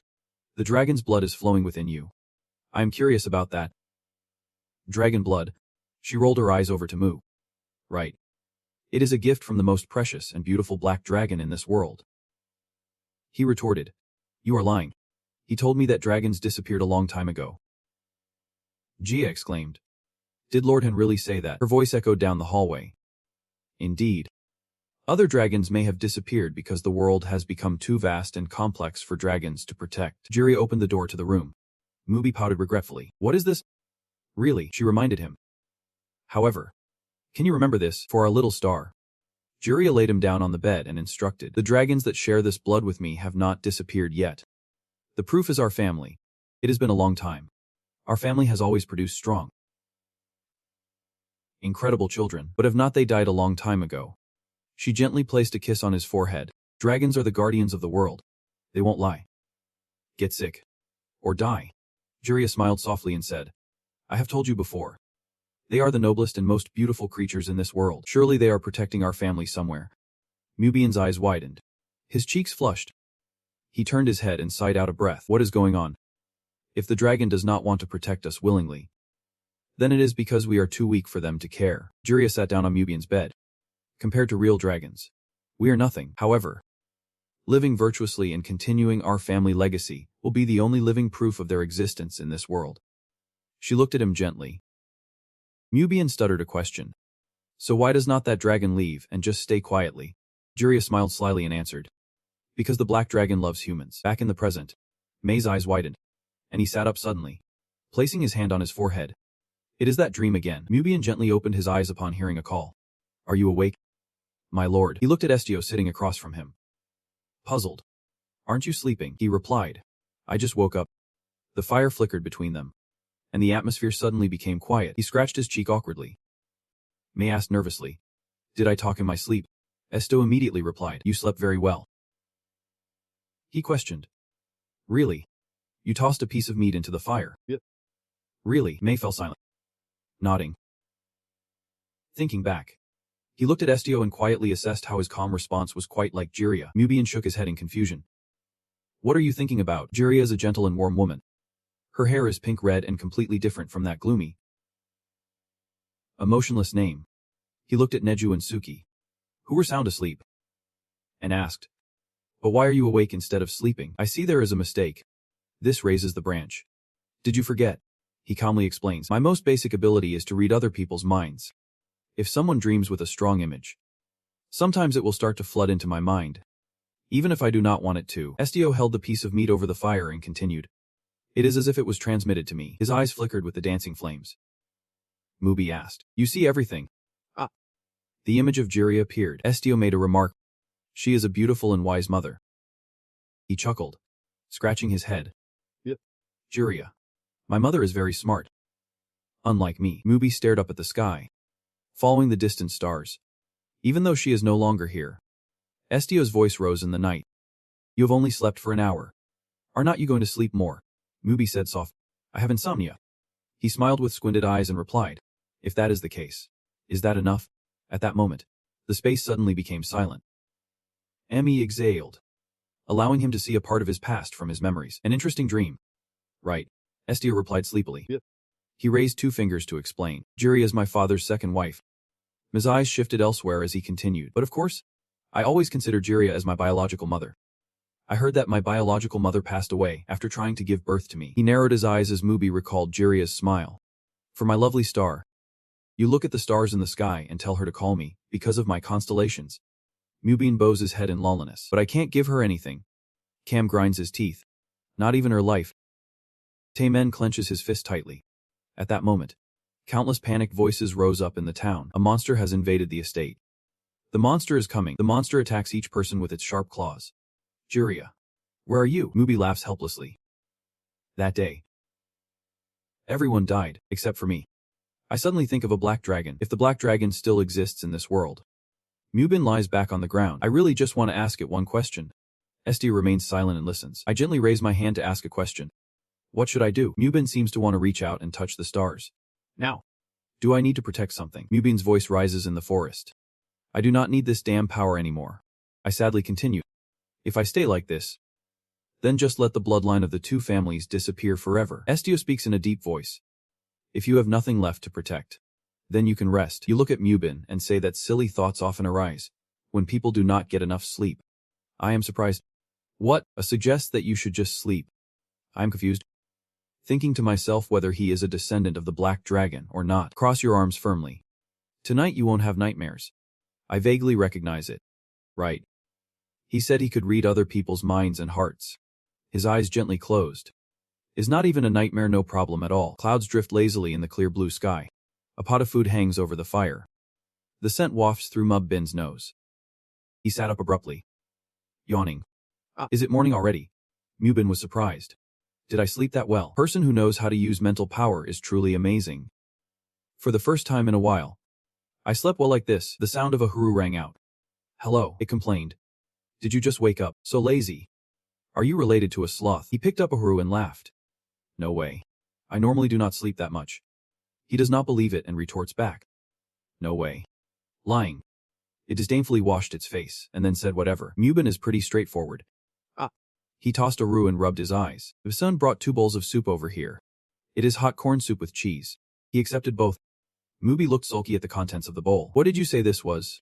Bak sat down beside him and replied, it is a mixed cheese, milk, potato, and cauliflower soup. Are you complaining that I changed its name? Countless question marks appeared in his head. So why is it called moon cheese cauliflower soup? Isn't this dish just a mix of everything you brought? Butter explained. Your Grace, do not dismiss my 20 years of cooking experience like that. Brother Vich Tron. How old are you to have 20 years of cooking experience? His eyes sparkled. I am 21. I learned to cook when I was just 1 year old. That is pretty impressive. I even cooked my own baby food. That is ridiculous. That is not reasonable, because the avian species is related to birds. They can fly very well when they are just 1 year old. You are closing your eyes to fantasy. That is right. I was a great bird who could fly from a very young age. And now, with my current job, I am even a messenger. A recognized member of the command team. He turned to ask, so where's Commander Burr? The whole space suddenly fell silent. Butter was sweating, avoiding his gaze. Who knows? He said he went to observe this place for a bit. I do not really know. He repeated the question. Where's that reliable member? He stuttered. Shouldn't we let him be alone sometimes? It is quite shocking. He was not even adopted. And he just found out he has dragon-like abilities. Mubin put down the bowl of food, asking, when did the commander disappear? Uncle Sar thought for a moment and replied, it seems like it was when I was cleaning the pot for breakfast. It must have been a while. He brought a spoonful of food to his mouth. But since it is the commander, nothing's gonna happen. Right. B was confused, watching Mubi stand up. He helplessly spoke up. What I am saying does not sound good at all, but this area is still not safe. Mubi's eyes closed slightly in thought. Realizing he should have warned him to be more careful, Biki exclaimed in confusion. What? It is not safe. He let out a breath. Mubi listed out the dangers of the monsters. Images of fierce bandits appeared, robbing a group of solemnly armored soldiers from the enemy kingdom. 2 fortresses were situated high in the forest. The 2 forts were still a land not escaped from war. Mubi continued. We are safe without any precautions. His voice echoed steadily. It is just that when we hold swords next to you guys. A gentle sound echoed through the rustling trees. The shadow of Estio appeared. He frowned. Seemingly nothing had happened yet. Buxi panicked. Really? Should I go find the commander? Mubi took a few steps, suggesting. You look blankly at his fading figure. Wait here. Mubi jumped high. He could not help but exclaim. Too high a jump. He observed the distant treetops. Mubi was leaping in the air. He was shocked to discover something. The smell of blood. Mubi saw Estio's figure and called out loudly. He landed on the ground. Mubi ran over to ask Han. Are you okay? Estio turned around in surprise. The sound of wolves growling rose up. Mubi was just stunned. Looking over, he is looking at the pack of wolves next to Estio. Feeling confused. Why are those wolves out here? The wolves are glaring menacingly at Mubin. He squints, wondering why these wolves are outside. Is it because they are being controlled mentally? A dangerous glint flashes in their eyes. Estio's voice cuts through his thoughts. Are you ready to leave? Mubin walks closer to him, still having breakfast. He replies, I will be right back. He looks at Estio with curiosity. But what are you doing here? He pets the injured pup and explains. These are the wolves I encountered in the Reno's underground cave. The mother wolf looks up at her pup in Sue's arms. He continues. They are a species that lives and hunts deep in the cave. But when they left with me, they suffered heavy losses due to humans. Mubin rests his chin on his hand. Looking away, that makes sense. For people living in the 2-gate area, the pack of wolves would be seen as a nuisance. So they would be hunted. Estio hesitates about being hunted. He explains. They are prey animals. Mubin imagines everyone cautiously entering the cave. The Reno cave system is the only place that connects the territory to the outside world. To keep the citizens safe here, eliminating monsters and beasts that could threaten lives is the right thing to do. The sharp eyes of the wolves appear. After all, if they do not do that, the weak will be eaten. Mubin puts his hands on his hips, suggesting to just let them fend for themselves. Suddenly, a faint smell wafts into his nose. Mubin looked at the 2 wolves in surprise and asked, That one. Are you giving it your blood? Its body was covered in red liquid. Estio did not hide his answer. Yep. I do not know if it will work or not, but my blood used to save injured animals. You are helpless. I understand you want to help it. Mubi reminded, however. Giving your blood away for free like that is not good. He pointed at S. If you really are a descendant of dragons. You might be a bit confused by Mubi's words. Your blood will have the power to revive lower creatures, and turn them into your guardians. He clenched his fist and continued. Becoming a servant to the Black Dragon. Mubin smiled cheerfully, giving a thumbs up to himself. Like those two families. He narrowed his eyes and looked away. Am I talking too much? Mubin gave some advice. In any case, you should stop helping and let them fend for themselves. Estio took a step forward in agreement. I agree with what you said, sir. However, Your Grace, you suggested that we could change them now. Mubi paused and reconsidered. Estio questioned. Yep. If the wolves promise not to harm humans anymore. He spoke bluntly. What can you offer them in return? Mubin, he was perplexed. Having heard that the Black Dragon would moderate the relationship between humans and other creatures. I am getting closer to the original destination now. Chot smirked and said. Just promising not to harm us is not enough. His voice rang out with certainty. If they promise to become one of the guardians of the two stations, we can ensure their food and safety. He half closed his eyes and asked. What do you think? The smell of food wafted through the forest. Bixir scooped spoonfuls into a bowl. You are back. Chot shouted in panic. Bixir looked at the wolves and shouted. What is going on? You are panicking. And the wolves are right here. Mubi raised an arm and frowned. That is our new companion. Wait. This furball. Estio replied, holding the wolf in his arms. We have decided to stick together from now on. Bixin yelled. Order. I can't provide food for the wolves anymore. Mubin asked back. Is that why you are panicking? You lost your cool.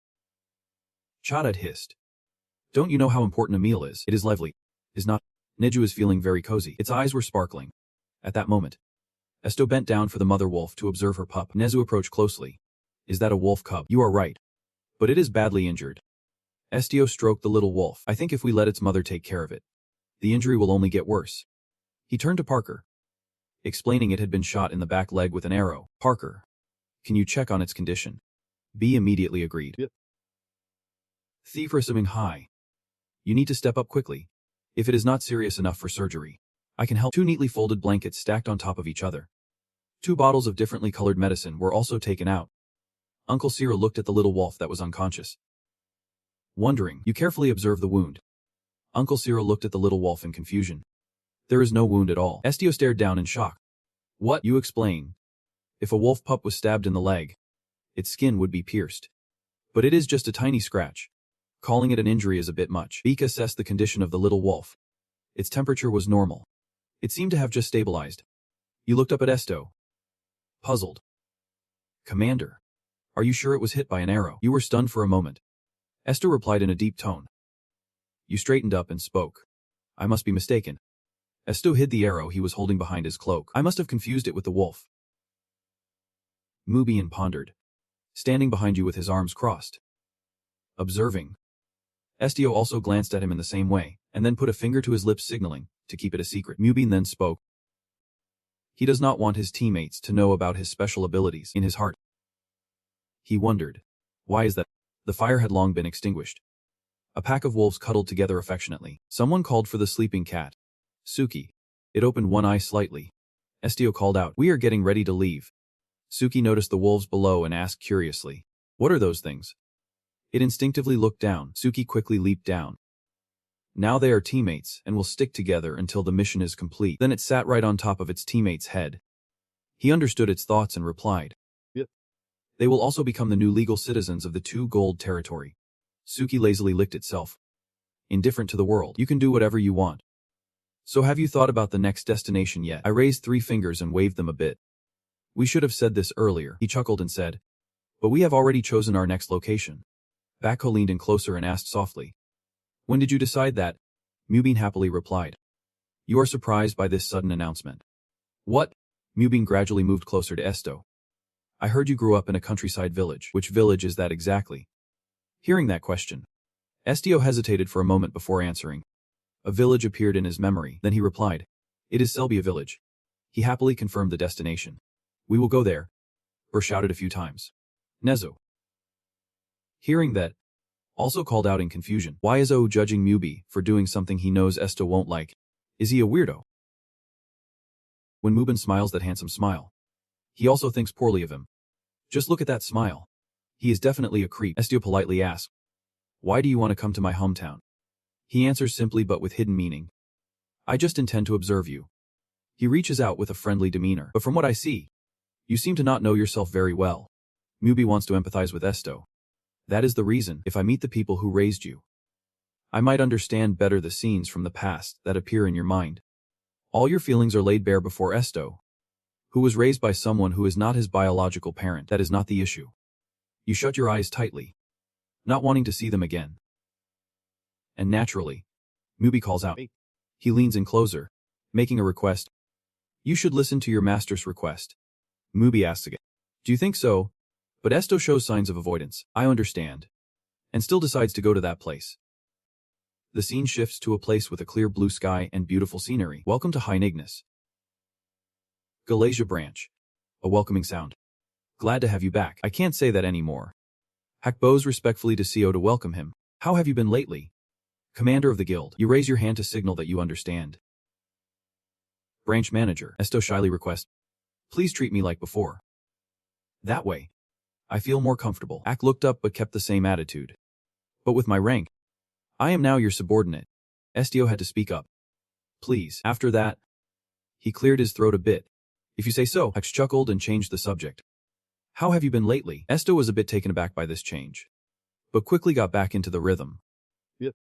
He patted Estio on the back a few times, enthusiastically urging him to go in. "You are the commander now. The new uniform looks good too. Please come in." The people following Estio stood off to the side, witnessing the spray of glue happening. "I knew you would do something impressive. I told you I have a good eye for people." Backer next to him could only glance over. "Why do you keep bragging like that?" Atsi patted Estio on the back, proud of himself. "My eye for people is exceptional. I should be getting paid more. If not, at least I should get those assorted candies you get from Delphia every month or week. Right." Suddenly, a fair hand covered Hexi's mouth. Rosalie came over with a stack of documents to greet him a bit. "It is great to see you again, Estio. Toppy told me you were heading to the village in the riverside area." She showed a surprised expression. "But if it is a mountainous area, it is quite far from here." Thinking about that distance, Rosalie could not help but sigh. "You have to cross a lot of mountains. The road is very rugged. If you walk there, it will take a long time and you will face a lot of hardships." He leaned on the table and laughed happily. "I will let you borrow the carriage for more comfort." Rosalie noticed Haka's enthusiasm and spoke up. "We will prepare the carriage for you." Estio politely expressed his gratitude. Yep. "Thank you, madam." Afisi chuckled. "Please come in and take a rest." "Well, everyone must be tired now. You all take a break in your rooms." The sky quickly turned a shade of orange-yellow. The sunlight finally peeked through the window. Estio sat alone in the room. He quietly observed everything. It all looked the same, just like when he left. Suddenly, there was a noise outside the door. Estio stood up, curious to see Ko. "Who's it?" The door continued to make sounds, with persistent knocking from outside. Ito had a fleeting thought. Who would come here? Then a click echoed, and it opened automatically as if someone had pushed it. He took a deep breath and slowly stepped outside. He opened his eyes wide in surprise. Ito called out to Rosalind. She worriedly asked Han, "Am I disturbing your rest?" He stepped forward to deny it. "It is." So Rosalind moved closer. "Do you know how to ride a horse?" Azito honestly replied. "I have never learned that." Rosalind showed a hint of regret. "Really? That sounds regretful." "Right. But now there are no carriages available. It seems they are all being used for other requests." She counts the number of animals in the pen. "We still have a few horses. But if you do not know how to handle them, Yido is not in a hurry. It is." He quietly says that since the deadline for the request is quite long, walking is okay too. Rosalind hesitates a bit. While she is talking, two people peek in from behind. "At least I can invite a lot of friends to go with you." Adu still refuses. "No need." Rosalind finds it hard to understand. How can Mubin hear everything from behind that door? Of course. I have no fighting ability. But since my client has proclaimed himself the best swordsman in the capital, I think I can trust him and it is safe to go. Suddenly, he jolts. Self-proclaimed what? All done. Rosalind claps her hands cheerfully. "Well, that is great.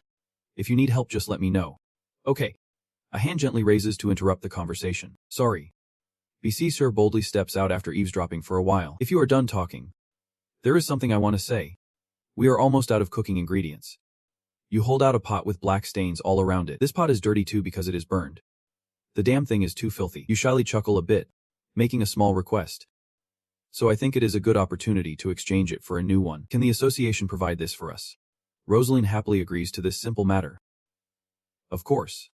Let me inform you about which office to go to. BC also asks for a few other things. Can we buy other things too? She nods. All right. Mubin also ran after them, not forgetting to tell Nezu. I am going to the weapons shop too. He joined in greeting them. Have fun. Estio said the same. Yep. You take care. I rarely gives compliments. But this time he did well. Mubin felt a bit stiff this time. He did not anticipate this. Was he going alone? Estio immediately expressed his attitude. I do not know anything about weapon dealing. He found it confusing and asked back. Didn't you say you used to operate in this area? He denied it. Glancing a bit at Mubian. I am not a close combat person. I just belong to a special task force. His hand tightened a bit on his arm. So he had never had to use weapons. He was becoming more and more curious about Estio. So you really do not know how to use weapons? I thought you grew up in the countryside. Have not you ever hunted animals or found their hiding places? He simply replied. I do not want to kill them. Then Min asked another question. Have you ever killed someone? Estio looked down and did not answer. You remember that bloody scene? Blood was flowing heavily in the pull of the tongue. Estio frowned and responded. A thought flashed through Mub's mind. So it is not that he does not know what to do. Mentioning this made him fall into deep thought.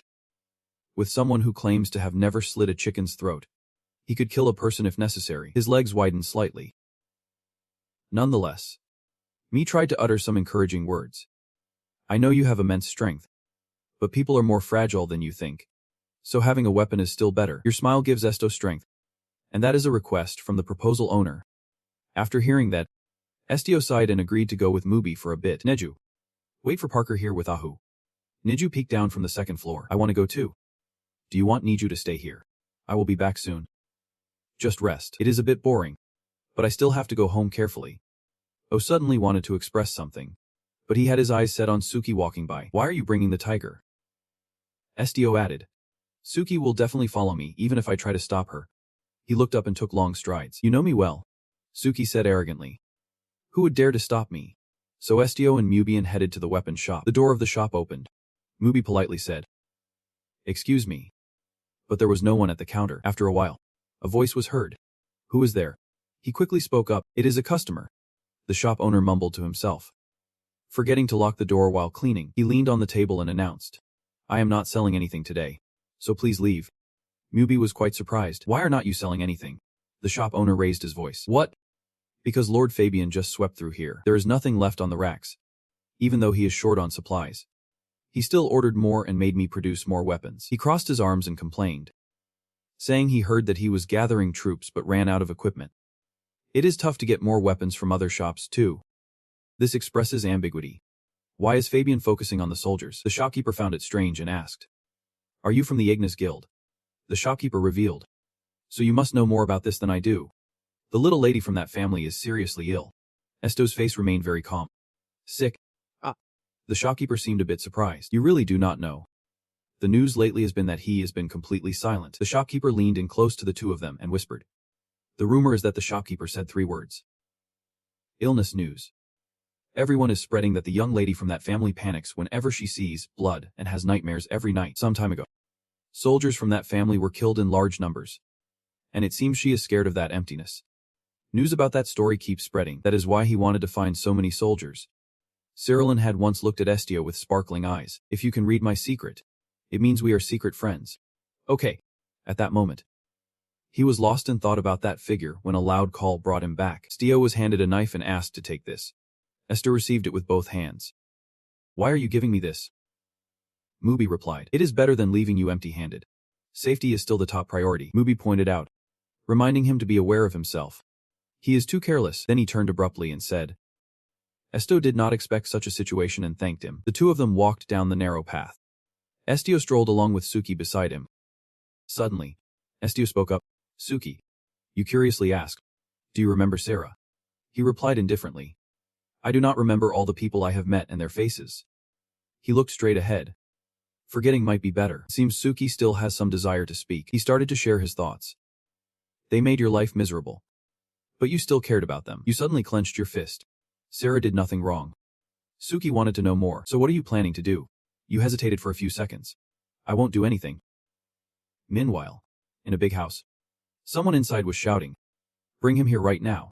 We can't do that, sir. Vought angrily pointed at the other person. Questioning them, can't do that. Does the council dare to cancel my request? The staff member tried to control his anger. Hey. Calm down. Just because you said their names does not mean we have to comply. But that girl had not finished her sentence. Because we received a request. V-Scout continued shouting. It has been 10 days already. Stu could not believe the figure right in front of him. Lord Fabian, the girl was sweating profusely handling this. Lord Marquis, Commander Estio is now one of the leaders of the council. Even if it is a request. V-Scout raised his voice and cursed to shut up. He is getting more and more overbearing. Do you dare to talk back to me? Do you want this building to go bankrupt? The girl still kept her attitude.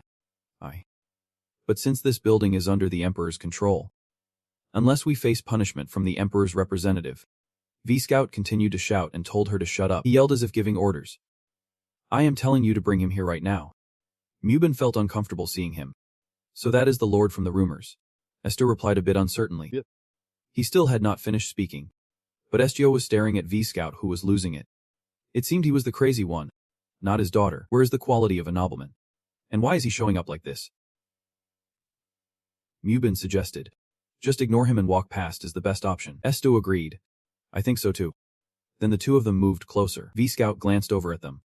He yelled out calling Estio. His eyes were dark from lack of sleep, but still sparkled with joy when he saw his nephew. V-Scout quickly raised both hands to grab his nephew. He grabbed Estio's arms, delighted as if he had found gold. It has been a while. I heard you changed jobs. Do you know how long I have been waiting for you? V-Scout's hands were shaking with excitement. Are you going to stay here from now on? Estio felt disgusted at that moment. Let go. He smiled awkwardly. Of course. Visig's face became foolish. Lately, I have been a bit crazy. Leo Fabian. Just listen to me for a moment. His eyes were glistening with tears. My daughter's body is not well. You can help her. Right. Esti became cold. Why should I do that? This is not what V-Scout wanted. What do you mean? This is something only you can do. He longs for Estio to lend a hand. Yep. If it is you, you could erase the girl's memories, or at least help her sleep well. But Estio turned away, politely refusing, saying he was already working on another request, and asked him to leave for now. V-Scout was trembling more than before. Another request. He waved his hand and shouted, it does not matter. Cancel it. Noticing the tense atmosphere, men spoke up to interrupt. I do not want to. But V-Scout noticed M beside him. Who are you? He pointed to himself. Grinning foolishly. You are asking for that. I pretended to be coy, waving my hand. I have no intention of canceling my request. So give it up. This made V-Scout grit his teeth, his blood boiling. This damn kid dared to act rudely in front of a lord. Mubin remained unfazed. Sorry. I have not introduced myself yet. He smiled mockingly. Mubi chuckled. Suddenly, the craziness of V faded away. The two faced each other. The loud sounds earlier vanished completely, leaving those around them frozen like statues. V-Scout's gaze showed no hint of emotion. A person as important as you, Duke, is showing up like this. He glanced over at Estio, who was turning away. Mubi expressed his friendly intentions. Sorry for acting like that young, worthless Duke. Your attitude carries a lot of implications. Vikat looked blank. He spoke up. Are you really still harboring hostility towards me because of how V-Scout overshadowed Estio back then? Tyriot continually made excessive criticisms, leading to a fierce struggle. Back to the present. Vo strongly discouraged. Oh God. Please do not hold on to something trivial like that. He sincerely expressed. Think about it. Should not I be the one who is angry after losing so much? But the response was not what Viscount wanted. I have forgotten everything. This is too sensitive a time to think about such things. Estio glanced over. Probing, right. He has always been like that. You feel a bit disappointed looking at V-Scout, who does not seem to recognize his mistakes or apologize at all. Out of options, Vikat stepped back and pleaded. I won't ask anything more from you, please. Just this once. Help me out. He grabbed your shoulders. But Estio remained indifferent. Why should I do that? V-Scout struggled to find another reason to convince him. A murderous glint appeared on Estio's face. His hands hung limply in fear. You turned around and walked away, making it hard for Kaut to stop you. Estio left decisively like that. Mubi left. He just turned his head to look one more time. his whole body shaking. It can't be like this, Visi shouted loudly. Sura pulled out his final move to convince the opponent. Sura wants to see you. Viscout threw aside all his pride to kneel down. I am begging you. That is a father's love. Please save my daughter. This made everyone jump, except for Mubian's expression. I did not think things would be like this. Estio's face darkened. His condition was not good at all. He cleared his throat. Listen carefully, Estio firmly reiterated once again. I will not accept anything you offer and what I need to do. Stu will make a firm decision myself. Then walked away in desperation. In the end, it seems he is still upset about the old matter. He still has not apologized even once. At this moment in a luxurious white-painted villa, Cerilyn stood quietly by the window alone. She looked up a little, her mischievous eyes now hollow with dark circles. Haru clung to the owner's skirt, barking continuously. Gentle breezes brushed by. Suddenly there was a rustling sound outside. Suki appeared in front of Cerilyn, letting out a cry. She quietly wondered. A black cat. It seems like she knows why Suki is here. Estio's one green and one yellow eye looked at Cerilyn. Just like him too much, she lay by the window sharing a few words. At first, I thought he was really stupid. He is thin and very quiet. It seems Cerilyn really wants to meet Estio. He does not look happy reading other people's minds either. If it were me, I would like to do it. I could talk to Hiro all day. And even with his lovely Nezu by his side. His face still looks so blank. Cerilyn recalls what his face looked like. But when she sees him, he leaves a deep impression on her. His eyes are very beautiful. She closes her eyes, and the sunlight gently shines in. My heart suddenly feels peaceful when I see those blue eyes. But when thinking about how he would use those eyes to kill someone out there, Cerilyn is falling into confusion. I do not know anymore. I can't think of anything. Her emotions seem to be mixed up. I am truly horrified by what my father and brother did. But at the same time, I feel so relieved. She recalls that horrifying past day. Although all those present died, Estio did not harm my father and brother. Cerilyn sniffles, expressing that she was scared of herself for thinking that way. And a voice comforted her. It is not your fault, someone them's hung wished for has appeared. Do not blame yourself for something trivial. Suki jumps next to Estio. Cerilyn suddenly calls out to Estio. He smiles warmly in greeting. It has been a while, has not it? Miss Cerilyn, and Estio reaches out to greet her. For a brief moment, Cerilyn seems to freeze. Then she bursts into a cheerful laugh. Her cheeks flushed. Cerilyn gently places her hand on his. You can just call me Sarama. She asked. Did you come here when you heard from my father? Estio immediately denied that it had anything to do with the Duke. He reminded her of some things. Did not the young lady say the same back then? Cerilyn asked back. Yep. Estio hesitated a bit. That we are friends. She was happy to hear that. That is right. Secret friend. He still remembered Estio explaining his feelings. As a friend of the young lady, I have no intention of harming you or your family. And he made an important announcement that left her stunned. So I will erase the young lady's memories. Cerilyn could not believe her ears. What? Estio gently patted her head. Reassuring. You do not need to be scared. He gently advised. Cerilyn, this is necessary for you. And Cerilyn firmly pushed Estio's hand away. What are you talking about? Before Estio could finish. If not, he would ask the critical question. Are you planning to die? This made her unsure how to respond to that. Estio emphasized the beneficial aspects of it. If you forget everything about me, you can happily smile when you see your family. Cerilyn was so angry that she trembled. Her head hung down. Cerilyn clenched her fists. What do you mean by what I need? Cerilyn grabbed Estio's shirt, scolding him fiercely in his face. Not knowing if it is good. Just ignoring the things you do not like is enough. Look away. Ignore. And forget everything. She felt overwhelmed with despair. Is that how adults are? Estio gently spoke up. I did not mean that. But Cerilyn could not handle it. Then what do you mean, you idiot? Tears welled up in her eyes. I am scared I will have to forget all these emotions. Cerilyn's feet were unsteady. Bullying others without realizing it was hurting them. I am scared I will laugh, because I do not know what I am doing is wrong. She did not want to become as heartless as her father. Cerilyn called Haru and picked him up. Haru. Come here. Haru leaned on her shoulder, seemingly comforting his owner. If I forget about you, I will forget everything about Haru too. Tears streamed down Cerilyn's face. I never want that to happen. Estio hesitated. What do you want? Cerilyn. She slowly spoke up again. I have always wanted to be your friend. Cerilyn tried to smile through the pain. That is enough. I will handle the rest myself. Estio's voice was filled with concern. Is that really okay? She nodded. Yep. That is right. Cerulean became cheerful under the bright moonlight. After all, I am Cerulean Fabian. She warned in a serious tone. So do not even think about erasing my memories. Estio responded like it was a promise. I understand. You have settled things. So I will just turn around and leave. Goodbye. Home. As Estio and Suki prepared to fly out the window, it seemed Cerulean had something else to express. I am a bit doubtful about my abilities. Can I do it? Estio instilled hope in her. Yep. If it is me, then I can definitely do it. Then he jumped down without a second thought. Cerulean rushed out to see. She nervously called out his name. And what caught her eye was a scene. The feathers danced gently through the window. Cerulean had become more positive. She followed Estio with her eyes. Now he has too many friends. The sky quickly turned dark. Estio and his friends strolled quietly. He stopped in one spot. Then he went back to ask his two friends. How did you two know I was coming to the Fabian mansion? The village drummer was playing. Sir Mu dragged me along, saying he was looking for you. Mu crossed his arms and closed his eyes. What did you mean by that? The scene from the afternoon reappeared. At that time, he coldly told the Marquis. What I want to do is my own decision. He stepped up the stairs. The rooms without anyone coming in, all engulfed in silence. Mubi quietly followed Estio. He called out, startling Mub Bin. Sir Mu. Estio turned around and said, you should go rest first. Then he rushed straight downstairs, leaving him confused. Estio moved swiftly. Wait. At this moment, Mub Bin helplessly sighed. Oh my.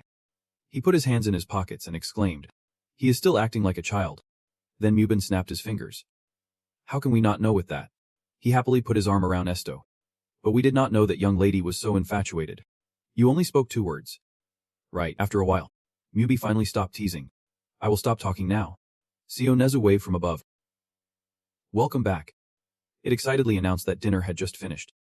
Sia and Moon heard this and their stomachs grumbled. I am a bit hungry too. Since we have to leave tomorrow, let us just eat a little. Estio thinks about how tomorrow they will reach their destination. And they will arrive at the village. They seem to be quite hungry already. Tonight's dinner has special beans, meatballs, eggs, and fried rice. Isn't that quite a feast for a gathering? The mountains echo with tired cries. So exhausting. The echoes are so loud that even the rocks seem tired. Ahu feels uncomfortable walking. It hurts too much. Nezu, concerned, as Ahura looks wilted. Are you really that tired? He stretches out his arms to help. Let me carry you. Ahu is so happy that he jumps into Nez's arms. The group continues on. Biso throws out a handkerchief, wiping the sweat dripping down his face. The road is too bumpy. Even in a carriage, it would shake a lot. Mubin agrees. I think so too. We have come this far. But is it still a long way to the village? Estio replies that they still have to go a bit further. He expresses that they still have to climb higher. This village is quite isolated. Deep in the forest like this, he glances up and looks around. Estio is lost in thought, realizing that he used to live in a very faraway place. B and Mu both agree that in a place like this, there would not be any robbers. How could there be thieves if there are no people? Bu suddenly asks, Commander, how long has it been since you last returned to your hometown? Seo keeps moving forward, leaving them far behind. I just left the village at the beginning of the year. B continues to ask questions. You left after the coming of age ceremony. It seems like that question was out of place, making Estio a bit gloomy. Bad memories are surfacing again. Get lost. You jerk. Constant insults due to discrimination. It is probably true that he is a cursed child. Bit by bit, it all piled up on Estio. He froze, drowning in his dark memories. Then there was a sound that woke So up. He felt a huge responsibility. So he started working right after turning into an adult. Right, you brought up responsibility again. Burr nodded. Yep. He smiled with positivity. Leaving the place where you grew up is always tough. Whether it is to chase your dreams or whatever. Estio could not say a word. A few seconds later, he denied it. It is not like that. Then Estio turned away into the darkness of his heart. Not because of so-called responsibility. He clenched his fist tightly. I left just to live. Both Parker and Mubian shrugged at each other in confusion. Mubi stepped closer, saying that his girlfriend was still in the village of Selbia, probably.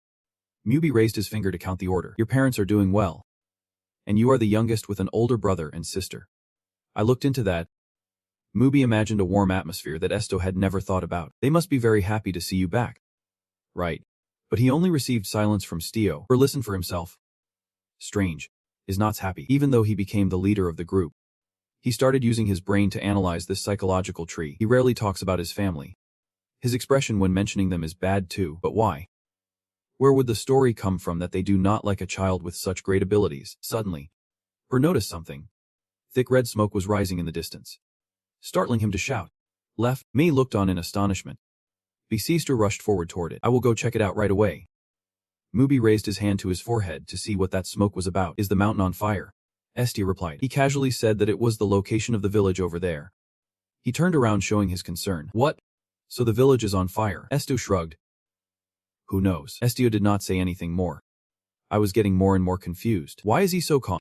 Even Nezu showed signs of unease. What to do now? Are the villagers injured? The black smoke kept rising fiercely.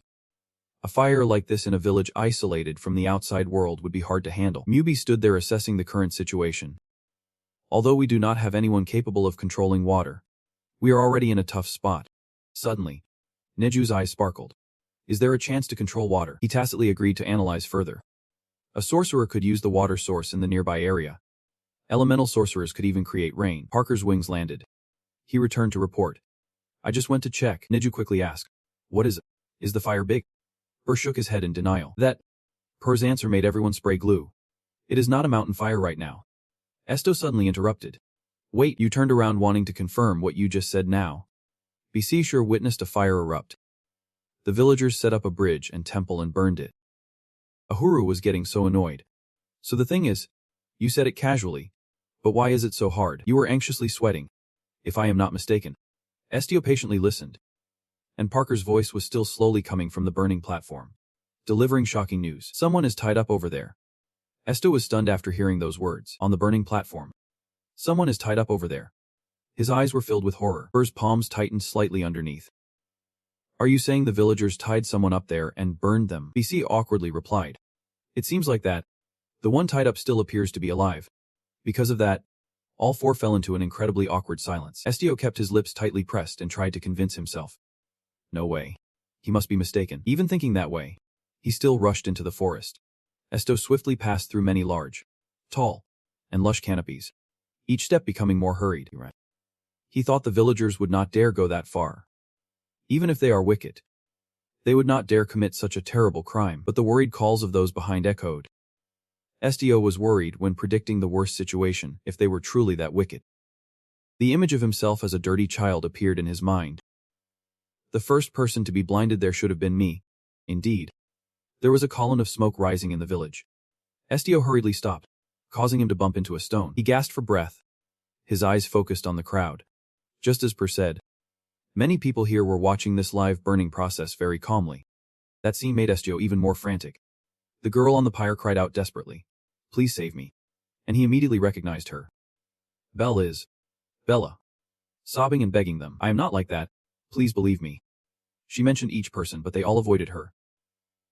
Brother Dino. Pay attention. She quickly turned to someone else. You bastard. The woman next to her shouted. Do you dare call my husband? That witch. The heat below made her even more panicked. Please save me. At that moment, Below remembered her childhood memories. Dad. Her mother did not even look at her. I am too busy playing with you. Her father also coldly shooed her away. Don't bother your parents. Just go play outside. Tears streamed down her face from sadness. But she wanted to be with her parents. Just when she was in despair, a voice suddenly rang out. Are you Biola? Do you want to play together? The girl immediately turned around. And the other young people in the village all reached out their hands. We have to play together. Bella turned back with a bright smile and quickly ran over. Yep. They joyfully surrounded her, making the scene come alive. You are so lovely. Do you want to be my little sister? In her thoughts. Did the girl realize that love could be like this? I am so happy. From then on, she grew up with a smile always on her lips. The young girls in the village affectionately called her the cute Biola. The adults looked at her with amused eyes. You are getting prettier. Biola is becoming more desirable. I want to be loved. No matter who it is. Everyone has to adore her. I love you, Biola. She was immersed in that love, loving herself more. Until one day, those pink scenes shattered. The woman shouted angrily. How dare you with my husband? The man was flustered. Sweetheart. Biola was confused as they pointed at her. I thought if I did that, I would continue to be loved. The man's wife directly criticized her. That girl is a witch. He was enchanted by her. Back to the present. She is still trying to call him. You said you love me. You said you loved me. In response, there were derogatory words from the villagers. Burn the witch. The flames around her began to close in on her body. It is so hot. Bila could only tightly shut her eyes. I do not want to die like this. Someone save me. Suddenly, a pair of shiny cat ears appeared. The cat sat on top of the pyre and let out a sound. She was drawn to that noise and looked up. Then Bioli exclaimed in shock. A cat. Its presence made the townspeople even more afraid. A black cat. In this situation. A sign of the devil. It must be a witch. Suki casually let out another sound while staring at her. Bella suddenly felt a pang of resentment. So she sniffled a few times. Those big round eyes caught her attention. Its face looked just like that person's. It must be all his fault. The cat seemed to recreate Estio's face.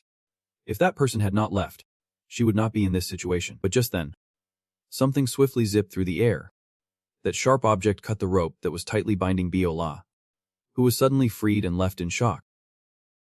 The people below also gasped. What the? Just then, Estio appeared with a sword in hand, and the villagers shouted in frustration. What are you doing? Bella widened her eyes in surprise.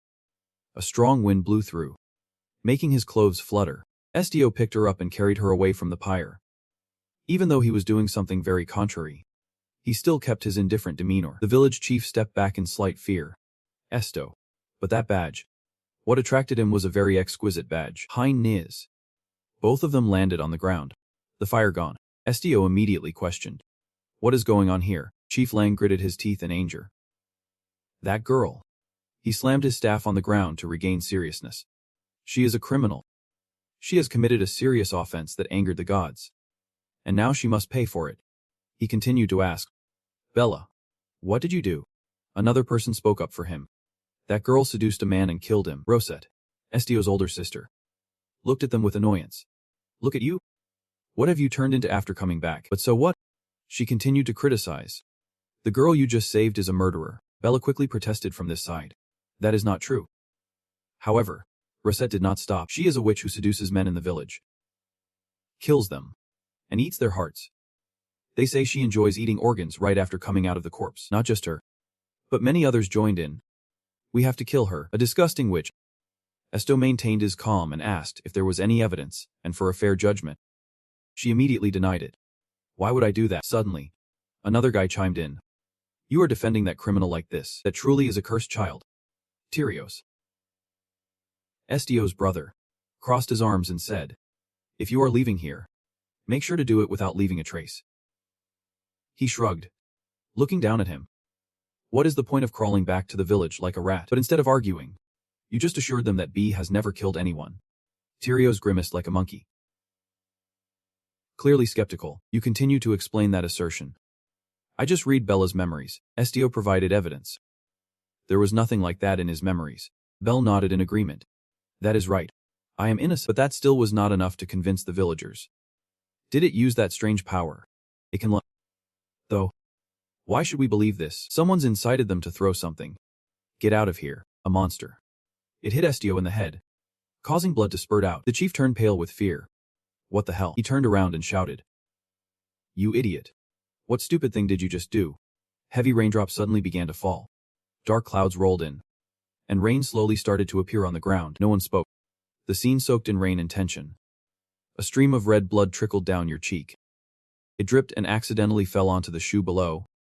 Bella anxiously spoke up. Estio. You have blood running down your head.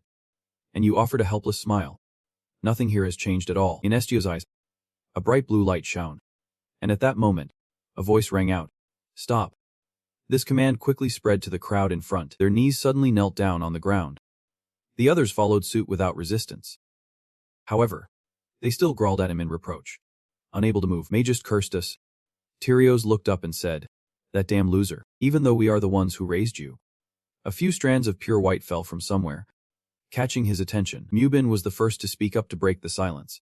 That is enough. Parker's emerald wings also gently folded. He and the others in the team stepped forward. Do not speak carelessly to the command of the Ignis Society. Where's the behavior? Rosette exclaimed in surprise. The famous Ignis Society. Ah. When did the smoke behind the pillar get extinguished by the rain? Because this weather is not suitable for receiving guests outside. We will take the members of Ignis Society to my house. Everyone else. Go back. Chief Lang cautiously suggested. Everyone can follow me. Each person in the society immediately followed him. Belle had some thoughts. Hard to say. She mustered up the courage to hold Sio back. With that dirty hand, grip the corner of your shirt. Thanking him for saving her, The boy coldly brushed it off. I am not trying to save you. Do not get me wrong. The girl tried to explain. Even though he said that, she knew how he was. The voice from the person in front suddenly changed. You turned around and reminded me. You still owe me. Even now, Estio's eyelids gently closed in deep thought. Just as much as she hoped I would be the one to fall into that pit of fire. Bella immediately protested. No way. But you directly swatted her hand away. I am not nice enough to accept someone I find disgusting. You also took the opportunity to give a heads up. After this job, I hope we won't have to see each other again. Because you and this place just wear me out. Bella's stammering words echoed. Back then, she only dared to admit her mistakes to you now. I did not know anything about you and believed the nasty things they said about you. But now I know that is not the truth. A faint smile bloomed on Bella's face. I understand. We are alike. We have both been abandoned. Before she could finish, someone interrupted her. What are you doing?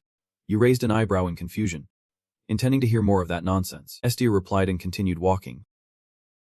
Just as you took a few more steps, the person behind called out to you. Estio.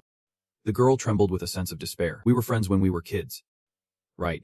You answered without any emotion. When have we been close enough to say things like that? After that, you quickly left with Mubi, leaving Bella behind, who stumbled and fell to the ground. What? She hugged her face, crying out in distress. Wow.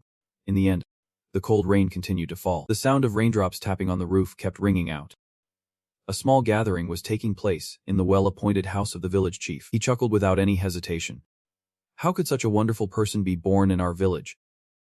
In contrast to that expression, Estio was completely indifferent. He tried to salvage the situation by changing the subject. Right. It has been a while since you have seen your family, so just welcome them. The round table was full of people, but no one bothered to chat. The village chief had to speak up. Estio is now famous and has returned. How wonderful. He even tried to bring up old stories. It feels like just yesterday he was only this tall. His father just hummed in agreement. But the charade was dismissed when Mubian spoke up. It seems that our commander did not come here because he missed you. He folded his arms with a very obvious attitude, just to fulfill my request. Trafeng Lang frowned. I know you are the one who requested this. But do not interrupt when the adults are talking. His finger lightly touched the chip cup, speaking so roughly. Mbin took a sip and muttered. Whether noble or commoner, you old folks all talk the same. Then he suddenly turned serious. Give me a proper answer.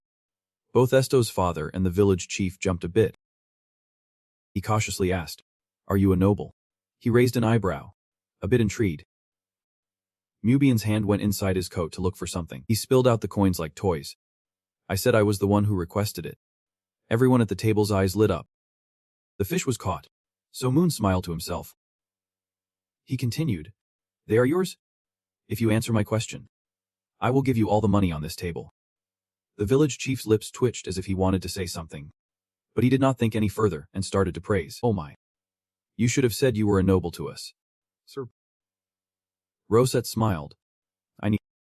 You exude a refined scent like you have bathed in honey. Mubian shrugged and explained to them. It is not honey. I use perfume. The girl was immediately captivated by that item. You are still trying to show off your perfume. I use the essence oil distilled from the crick that the emperor granted to me to apply every morning because it is a fruit. It would be very rude not to use it. That person exclaimed. You are truly amazing. At this moment, deep down, I was silently evaluating myself, hoping for something special since this is where I grew up. But this place is just disgusting. The village chief smiled widely. But sir, I do not know what people as simple-minded as us could provide you with. He sighed, holding a bean in his hand. I was surprised that you all are more foolish and blind than I thought. If I did not know you were the family of the commander, I would not have guessed at all. It is really surprising. The bean was suddenly crushed by Mubi. So let us stop the nonsense and get to the point. The remnants fell onto the dining table as he was presenting. At least you fools should be able to answer questions about your own experiences. Right, Mubi asked a question. Are you really the family of Commander Estio? Estio's father and mother exchanged glances as if communicating something, then hesitantly replied. Yep. Of course. Estio is our son. She even turned to the young man and had something planned. Estio was suddenly wrapped up by that person and had his head rubbed. He is our beloved child. But was that answer dismissed by Mubi? He stood up directly to interrogate. I ask if Estio is blood related to you. If you there will be punishment ahead, so speak honestly. That mother still insisted. Sir, the boy is my son. Estio secretly wiped a drop of sweat under that pressure. He looks just like his parents and siblings. So how could you doubt it? Tyrios and Rosette also bit their lips, waiting anxiously. Mubin turned to them. Were you present when Estio was born? Tyrios immediately admitted straightforwardly. I do not remember. Estio's father chimed in to relieve the pressure. The kids were too young then. Tyrios was only 3. And Rosette was just a year older at that time. Mub shrugged indifferently. But I remember everything I heard and saw when I was 1 year old. Her suddenly exclaimed beside me. It is just because you are special. Are you changing the subject? Are they really saying the truth? You looked at him in surprise. Why are you asking me? Mubi did not hesitate to give a reason, because you are the only one who can tell if others are truthful or not. You mumbled this to yourself. Checking if they were lying, you quietly turned your face to the side. But your dad was clearly very worried. Your mom was staring at you just the same. You could not. When you were little, your aunt used to use a big voice and scold you. And the boy would shrink in the corner, terrified of the attack. Estio would slightly open his eyes when called. Listen. Your dad bluntly said that reading others' memories is a very bad thing. He pointed at you to accuse you, saying you are the monster doing all sorts of bad things. At that moment, you could only stammer without being able to explain. A hand had already choked you and prevented you from speaking. Estio's mom repeated her warning. Do you understand? The threat made your gaze even more desperate. They pushed you into a corner, saying you will never read our thoughts again. If you do, every word will dig deeper into your mind. And you will never be part of our family again. Estio's tears flowed out involuntarily along with the fear. That phrase kept repeating in your head. You will never be part of our family again. It left you feeling extremely confused. What had I read back then? I could not even remember. Tightly closing my eyes. Remember anything? The call from reality rings out to wake you up. Hi, the commander. But worries and asks Han. Looking at you not quite right. Are you okay? Estio hesitates to respond. That Nezu's whimpering also startled you. It holds Aru in its hands and sadly looks your way. Estio immediately smiles to reassure it. Just thinking a little. You straighten yourself up before looking up. Don't worry. Your father and mother are sweating profusely. This makes that speculation even clearer. They are definitely hiding something. The young man stands up, aiming straight at those who created that painful memory. You pass by the two as they can only stay silent and wait. Estio's hand gently rests on both of their shoulders. Estio remains polite while subtly asking, according to the request, can you two show me the memory to confirm? The mother suddenly gets agitated and pushes your hand away. She vehemently opposes. We told you, Estio. It is because of doing things like that that you became a monster. You do not know how hard we tried to let Mubi intervene by smashing the wooden table. Rose gets scared and quickly hides behind Tyrios. He growls a reminder. About that ridiculous monster thing. You all should shut up. Even Estio was surprised. The monster seemed sad. Nezu joined in, pouting. Right. I do not like it. Uncle Ko forced a smile and rubbed his head. Actually, I am not human like you folks. I am a bird-like creature.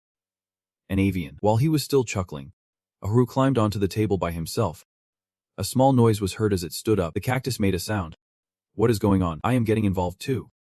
The village chief Estio and Rosette opened their eyes wide. She screamed in shock. Monster. Monster. Monster. After that shock, she fell backward, causing everyone to panic. Rosette. Rosette. Aru was both confused and awkward. Wait. What is so scary about this? He tried to explain.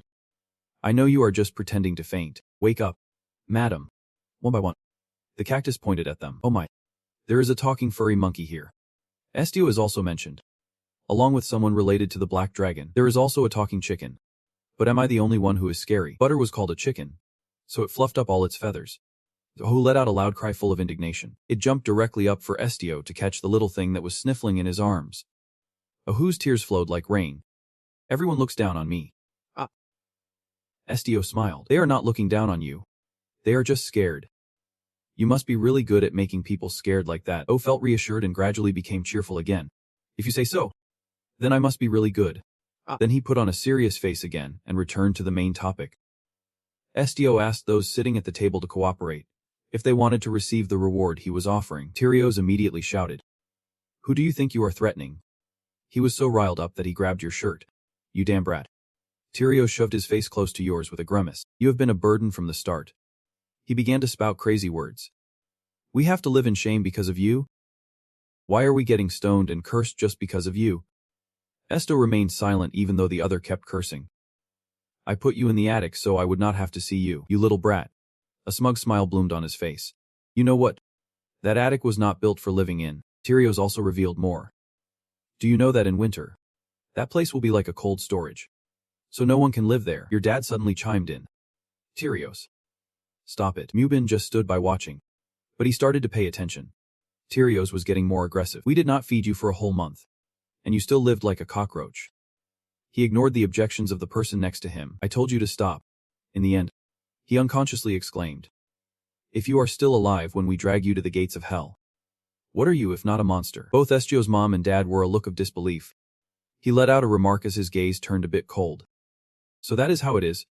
Tyrios continued to spit out the hidden truths. I hate you for being the most outcast among everyone. It is disgusting, you keep living like that. My family. Because you mimic your mother's eye color. Ma raised an eyebrow curiously at that, mimicking eye color. The hands wrapped in that fabric gently grasped Tyrios' wrist. I have been like this for a long time. He bluntly expressed his thoughts. Also hating him. Tyrios, those words made him even angrier. So his teeth clenched tightly. Tyrios raised his fist in anger. You bastard. The sound of flesh being struck echoed painfully. But instead of Estio, it was his father who took the blow. Tyrios was surprised. Dad. That is when he finally started to speak. It is your little brother. Tyrios, I am not forcing the two of you to get along. Nini reminded him of one thing. But you can't deny it. That guy still won't listen. Well, he shouted stubbornly. Dad hates him too. Dad is always afraid of him. The other person immediately admitted it. That is right. I'm scared. His whole body kept trembling. But I have never hated him. Estio in the back was also skeptical. If you do not hate him, then why? His hand gently rested on his father. The light created by the power flashed. Why did you do that? The space around immediately transformed as he entered that person's memory. Estio's face showed astonishment. This is everyone in the room being affected. This light transported them in an instant, leaving the previous spot unusually empty. A pitch black, gloomy sky appeared before him. A low rumbling sound echoed deep within the clouds continuously. Estio's father was now struggling to breathe heavily. In his hand was a crude axe, and he was trying to climb a very steep hill. A black crow suddenly lunged out aggressively. He was so frightened by it that he slipped and fell down below. The bird kept flying away, leaving only a man in the dense forest. Estio's father struggled to get up. Damn it. He looked around in confusion. I took the wrong path. Damn it. Then, a strange light suddenly flashed in the forest. It led to a spot not far away and drew him towards the light. His legs hurriedly ran in that direction. While running, he shouted, Excuse me over there. Help me. He hurriedly pleaded with the other person. Please wait for me a moment. At least stay with me until the sun rises. The scene ahead became hazy from the bright white light. Estio's father quickly covered his face with his hands. When he looked closely, he gasped in amazement. Oh my. In a clearing where a large hole had been dug, a gigantic gold nugget was shining brilliantly. He kept mumbling to himself. Gah.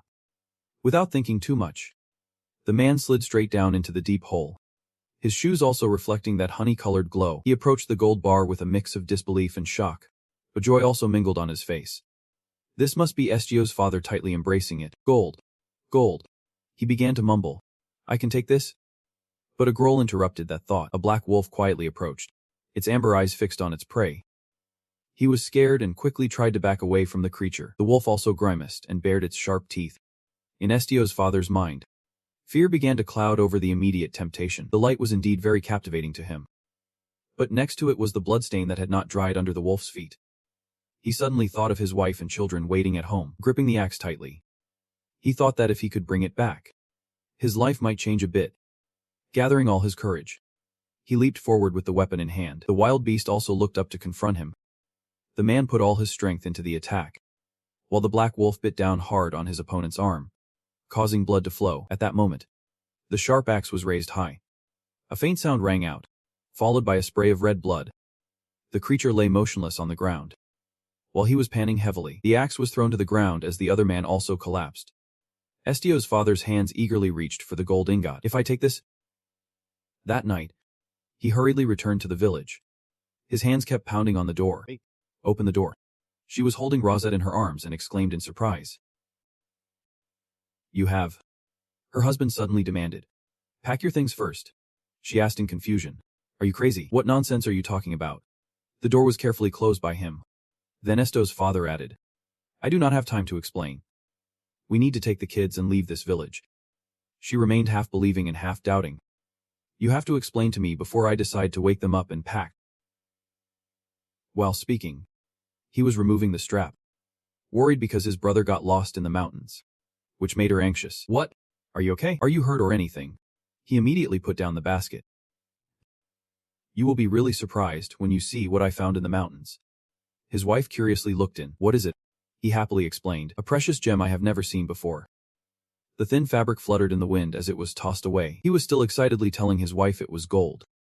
But her attitude was very indifferent. Are you crazy? At that moment, Estio's father hurriedly looked after her. What appeared inside the basket was not gold but a child. Estio was still smiling charmingly at them then. The man was so shocked he could not find words. No mercy. Before a word could be spoken, a punch landed squarely on his face. Father Estio lay sprawled on the ground. You misunderstood. Her face turned dark and frightening. Haven't you ever seen gold or jewels? He trembled as he raised a hand. What you brought back is not it. Her angry voice echoed throughout the house. Get out. The next morning he returned to that forest, a sense of doubt still mixed in his thoughts. Clearly, it was a gold bar, and that child stared at the person in front of him as if possessed. His wife followed closely behind to keep watch. Her face had a stern expression. Return it to where he found it right away. Sweat poured down Father Estio. So he could only follow. As he walked, he could not stop thinking if that gold was a person. Then what was that monster? A sudden fear gripped him. Have I killed someone? The two of them passed through the forest and approached a tree stump. They were surprised to see a few people dressed in solemn robes, standing by the pit.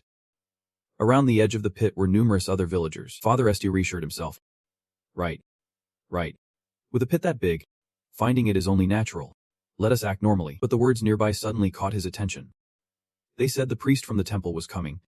They must be planning something, that young man exclaimed confidently. From what I have heard, the bitterness here seems to have disappeared. He hesitantly asked. Excuse me. What is going on? The person raised an eyebrow in confusion. You came here and do not know anything. His finger pointed straight down below. Over there. In that direction. Some people were quite bewildered. The priest from that temple. As soon as he heard that, he was startled. The temple. The priest. Trying to regain some calm, Cheo quietly asked, so why is the priest here? He responded friendly as well. They said that the dragon's treasure had fallen here. The couple was taken aback. That dragon person confirmed further. It must be a dragon person behind. Turning pale. Aren't dragons creatures of the gods? Because according to what has been uncovered, it is said to have hidden for hundreds of years. The temple must be in chaos now. The events were recounted in more detail. However, they said that someone killed the guardian of the dragon and stole the treasure. They really have guts. They deserve to be punished 1,000 times for daring to steal the dragon's treasure. His whole body involuntarily trembled. If discovered, they would be executed. The royal family would surely take care of that before the dragon could act. They would not survive. The night fell again over that poor village. The two kept silent and returned to the dark house. Estio had already fallen asleep in his arms. His father whispered very softly, what to do now? Tyrio suddenly pushed the door and stepped out. Dad. He was also surprised to call out Tyrio's name. The child hurriedly ran over. Are you going to the market, Dad? What are you and Mom buying? Is there something delicious? The two looked at each other, as if they had many thoughts to express. In the end, he just nodded. As if they understood each other, a faint smile appeared on his lips. Not all. Tyrios quickly focused on something else. What is it? Sir, Father Estio gently set him down. This is a child. And he will be your brother. Tyrios also tried to touch him.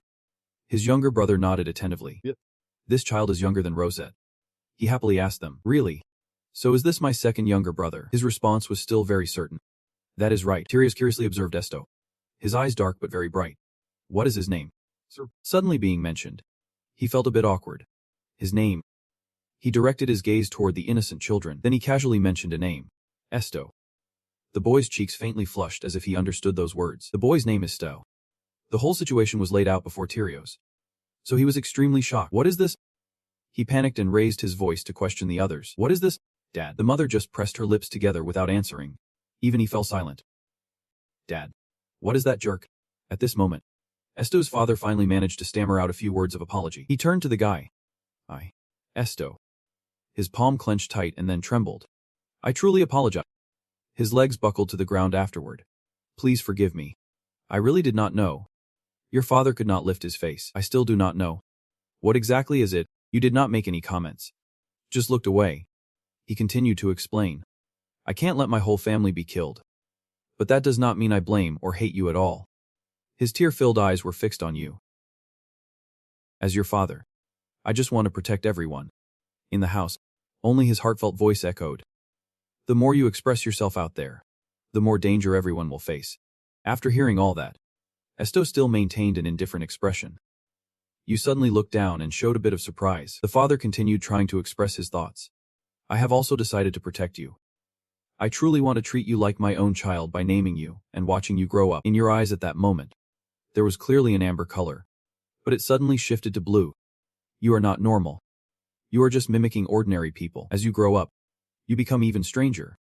The language of humans, the emotions of humans, even the rare development of humans. He also knows well what you have been through. Your growth process slowed down while living in the attic, but no matter what, you still wake up and step outside as usual. I am very scared. With all the regret, Estio's father finally said, Please forgive me. I was wrong. He sincerely knelt down before the boy. Please forgive me. I was wrong. Even Estio felt bewildered. A simple apology in exchange for his family's life. If only I could not rid this much. That would be great. He raised his arm and clenched it tightly. Then released all his anger with a punch to the wall. The glass began to crack under the immense power. Memories were also shattered, each piece falling down with a clatter. Some people remained calm while others were engulfed in fear.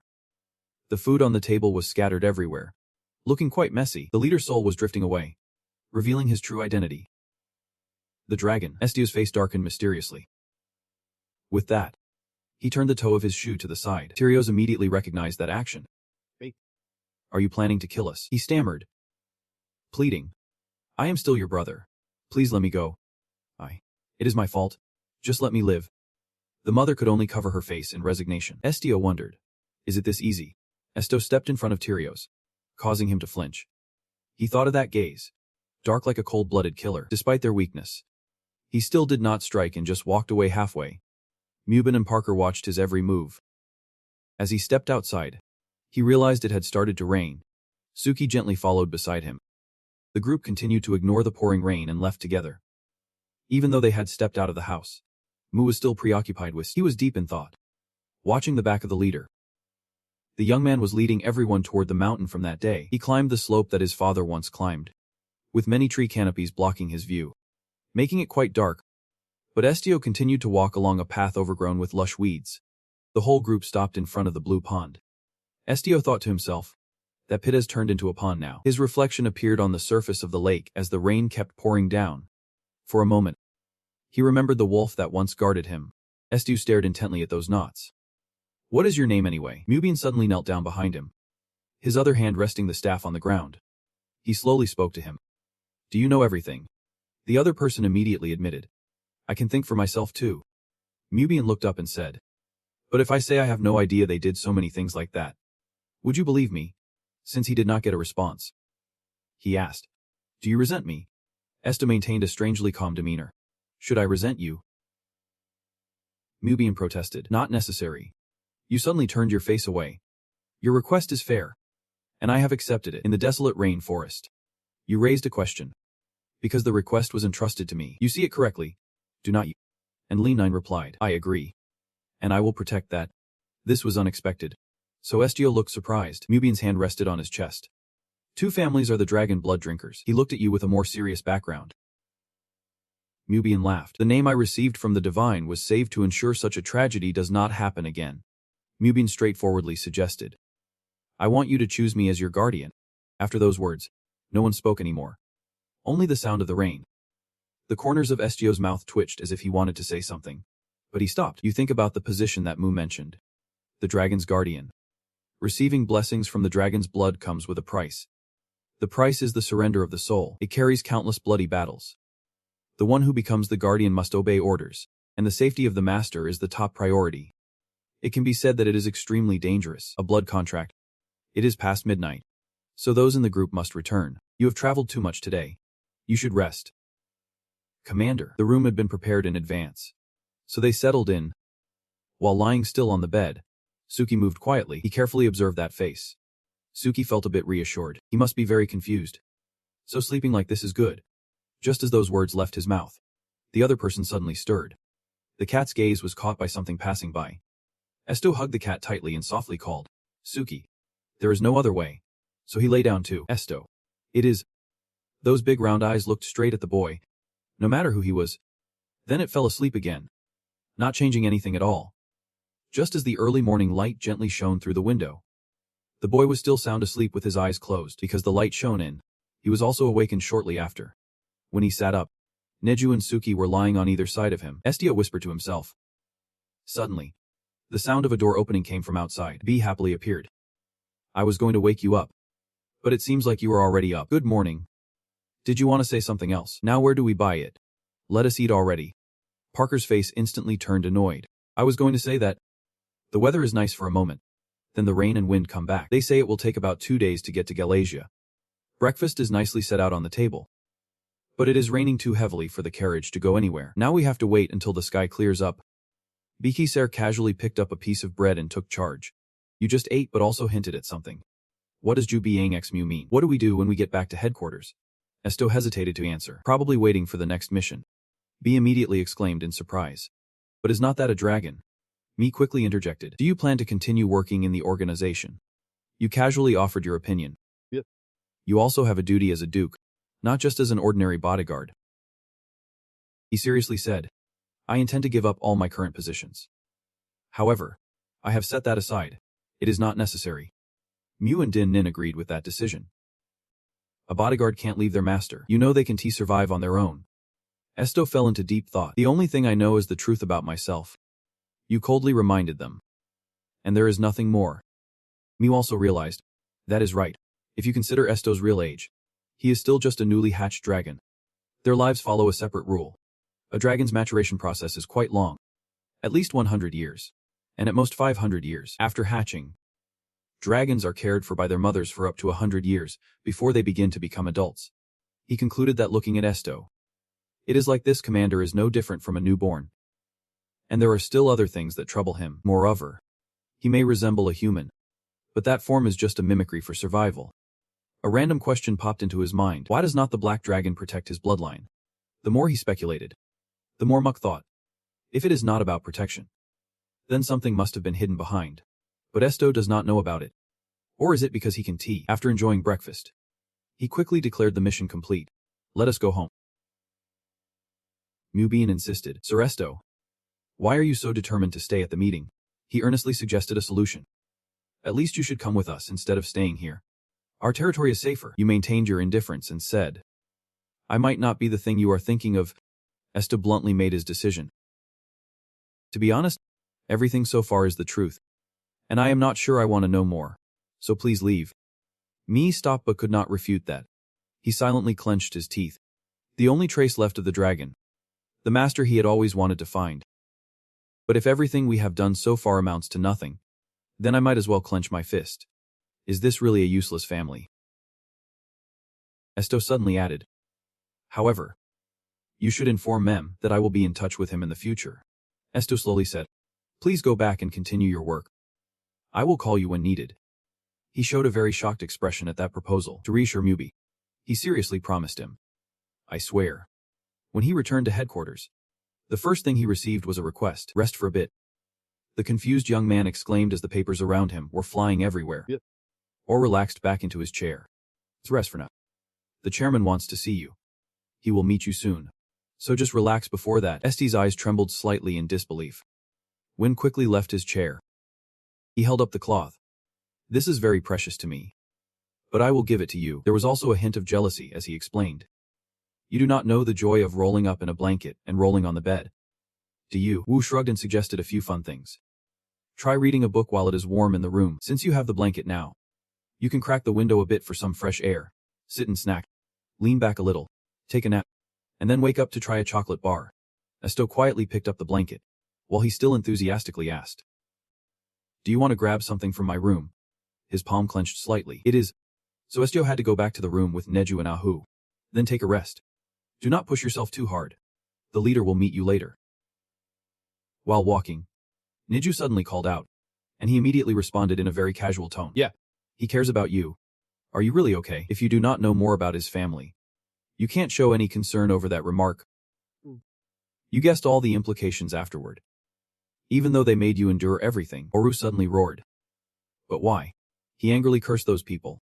Could not take it anymore. I will be back and shove thorns in their mouths. Estio turned around and said, Aru, you glanced away because you did not want to get too involved. Even if they change, I won't change.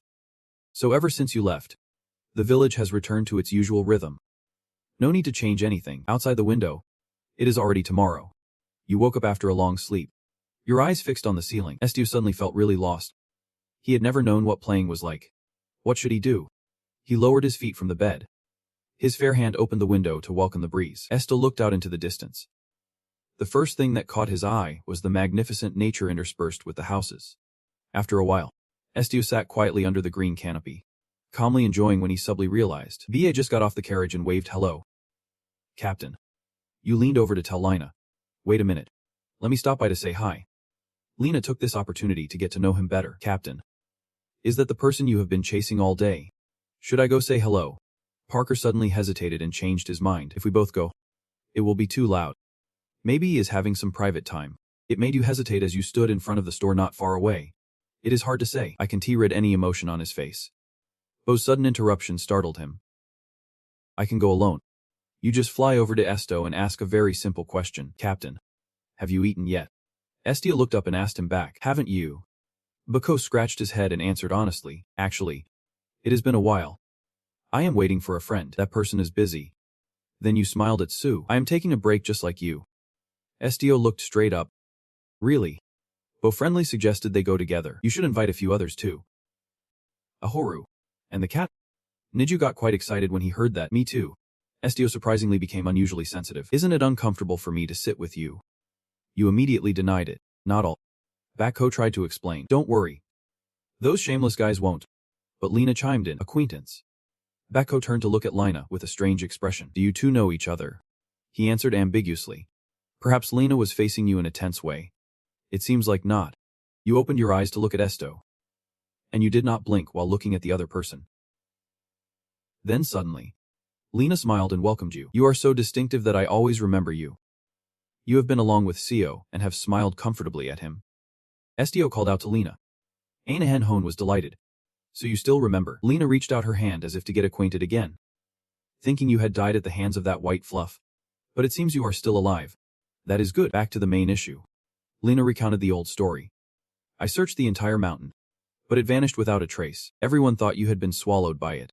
Lina told the story in disbelief, not thinking we would reunite like this. Nezu came up from behind. Lina was struck as if by lightning. Something sleek was being pulled out. Lina turned pale and unleashed her defensive weapon. White fur. B was just as frightened and tried to stop him. Lina. Calm down. Nezu is the captain's partner. Nezu used sparkling eyes and cuteness to persuade. That wild furry partner made Lina hesitate to strike. It was at this moment that he finally recognized this person. Estio. So you tamed the beast by reading minds. Estio was increasingly etched in his mind. More impressive than he thought. And Lina's eyes were drawn to the badge pinned on his shirt. He tucked his weapon back behind him. Oh my. You have become a guild leader. BC Sir nudged him with a complaint. Lina. Show him more respect. Even if you are the main force of the combat unit, you should still be respectful to him. The rank difference is significant. Lina still does not quite get it. The rank of Burr is being emphasized once again. You know being rude can get you demoted. Or worse. Exiled. Right. Then Estio stood up and told you to go eat with your friends. B was startled and asked. Aren't you coming with us? Estio's tone sounded a bit bored. I will eat later. This is uncomfortable for me. Estio bluntly said that he also felt uncomfortable talking to Nezu like that. Lina and Parker were stunned for a moment. Then you breezed past them like a gust of wind. Goodbye. Lina was not in a good mood at that moment. He called out. Lina addressed you with more respect. The president just gave you a glance. Is there anything else to say? Lina bent down at a 90-degree angle. This surprised Est and made him widen his eyes. He bowed his head in front of everyone to express his apology. My words were not due to my annoyance. But I was really surprised. I won't call it white fur anymore. And I also do not think a familiar person would become the president. From now on, I will call you president. After that, Lina winked. So please, don't get me wrong. It is like an apology. Let me treat you to this meal. Estio felt a bit awkward after hearing that. Finally, the three of them went out to eat without missing anyone. Anyway, they have already left, so they should eat at the best restaurant. A loud endorsement. And this is the best restaurant in Revit. Lena waved to call the waiter. Let me order. I guarantee everyone will get the best food. Estio was half skeptical. Really? He replied firmly, of course. Estio pondered and looked at Ahu. Today, he was unusually quiet. Ditto have any thoughts? A fleeting thought crossed his mind. Was he injured somewhere? Then someone called out. Jen covered her face and asked how old that cactus was. Estio answered nonchalantly. I do not know. I have never asked it. She found it puzzling. Don't you know why? She revealed an obvious truth. You do not need to ask to know. Jen's face showed no emotion. Estio became cautious. How strange. I can read her emotions. Lena leaned over to Jen and introduced. Jen is not human. She is a doll made by the club president. Estio mumbled the word doll. I added. Perhaps you do not know. He crossed his arms and revealed some information. The president of the Ignis club is the only puppeteer in the world. Every gesture of Jen, from her gaze to her sideburns and tightly pressed lips. Estio thought to himself, apart from the unreadable heart, she looked no different from a living person. How do we know she is a puppet? Lena told you to look closely at Ren. A blue star under Jen's eye. Lena said to pay close attention to see if there is a tattoo under her eye. All the dolls of the leader have that tattoo for everyone to distinguish. He placed his hand on the table, expressing seriously, but it is not something to worry too much about. A doll is still just a doll. It can only obey its master and does not know pain. He gritted his teeth and glanced at Jen. Seeing her as a human only makes it worse. Then Lena winked at him. Trust me. I have a lot of experience. Just then, the food arrived at the table.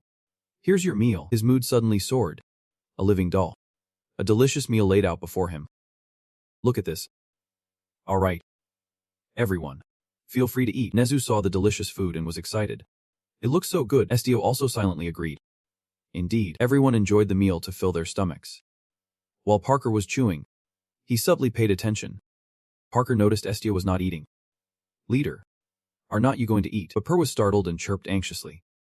Could it be that you can eat raw food? We should have asked you before ordering. Lena immediately corrected the mistake. I will order something cooked. Okay. You just quietly denied it. Estio fell into silence again. You sighed in frustration. It is just not my taste. Then you glanced at a lavish spread. The delicious dishes were laid out on the plates. But you really felt it was quite pitiful. Those creatures had been cut while still alive, just minutes or seconds before. Estio felt the pain of the animal. The horror and agony of the living creature was still there. You squinted, feeling disgusted. All you saw was hatred in it. Estio believed that but did not need to say it out loud, or express insincere words to everyone. I am not hungry either. But it is okay. When going outside, Bisiasher was yelling loudly all over the street. Damn it. Lena. It is your fault. Even though the vice president told us to take good care that day. He scratched his head apologetically. I understand.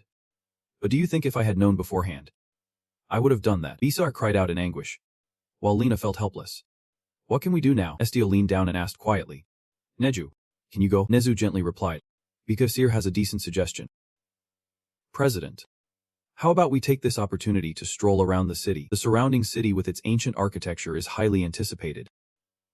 You have only just been assigned to the headquarters for a little while. Right, and recently, you have only been inside and have not gone out at all. Estio was also quite worried about Sio's feelings and saw him dazed every day after receiving the latest assignment. Lena scratched her head, wanting to fix the mistake. Don't worry. I am a local around here. He winked. And you looked over. Completely stunned, he shot forward at lightning speed. All right. The president casually puts his arm around Estio. You do not have anything to do today. Right. Lena pointed straight ahead. Then let us go.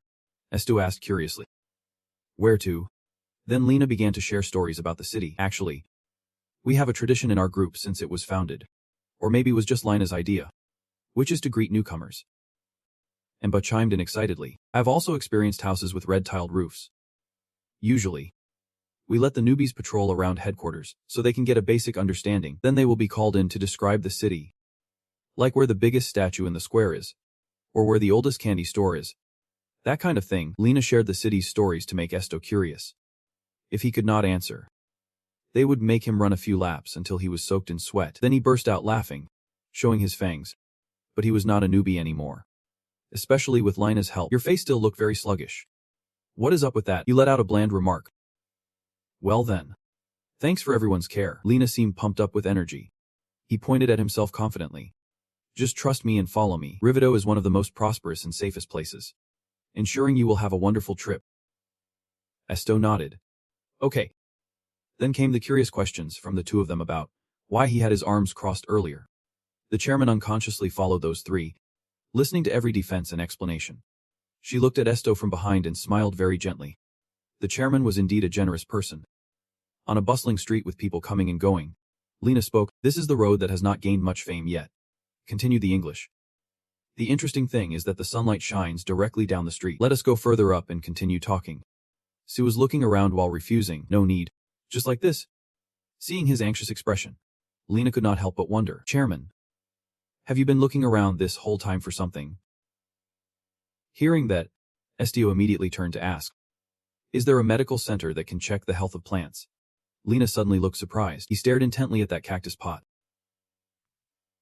hesitatingly saying, if it is this plant. Lina raised her hand to stroke her chin, thinking for a moment before speaking uncertainly. There is a garden specializing in research. But the owner is always busy. I am not sure if we can meet them.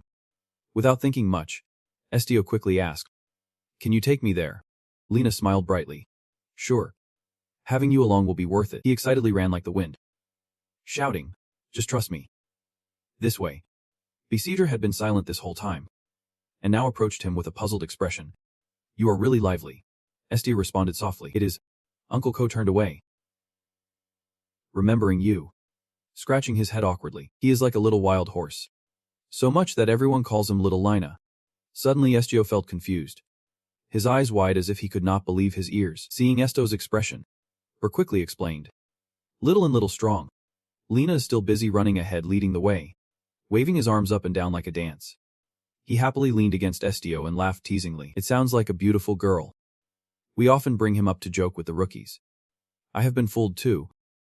Lina then interrupted the conversation behind those two, making both of them instantly freeze with guilt. What are you doing? Talking bad about me? Right.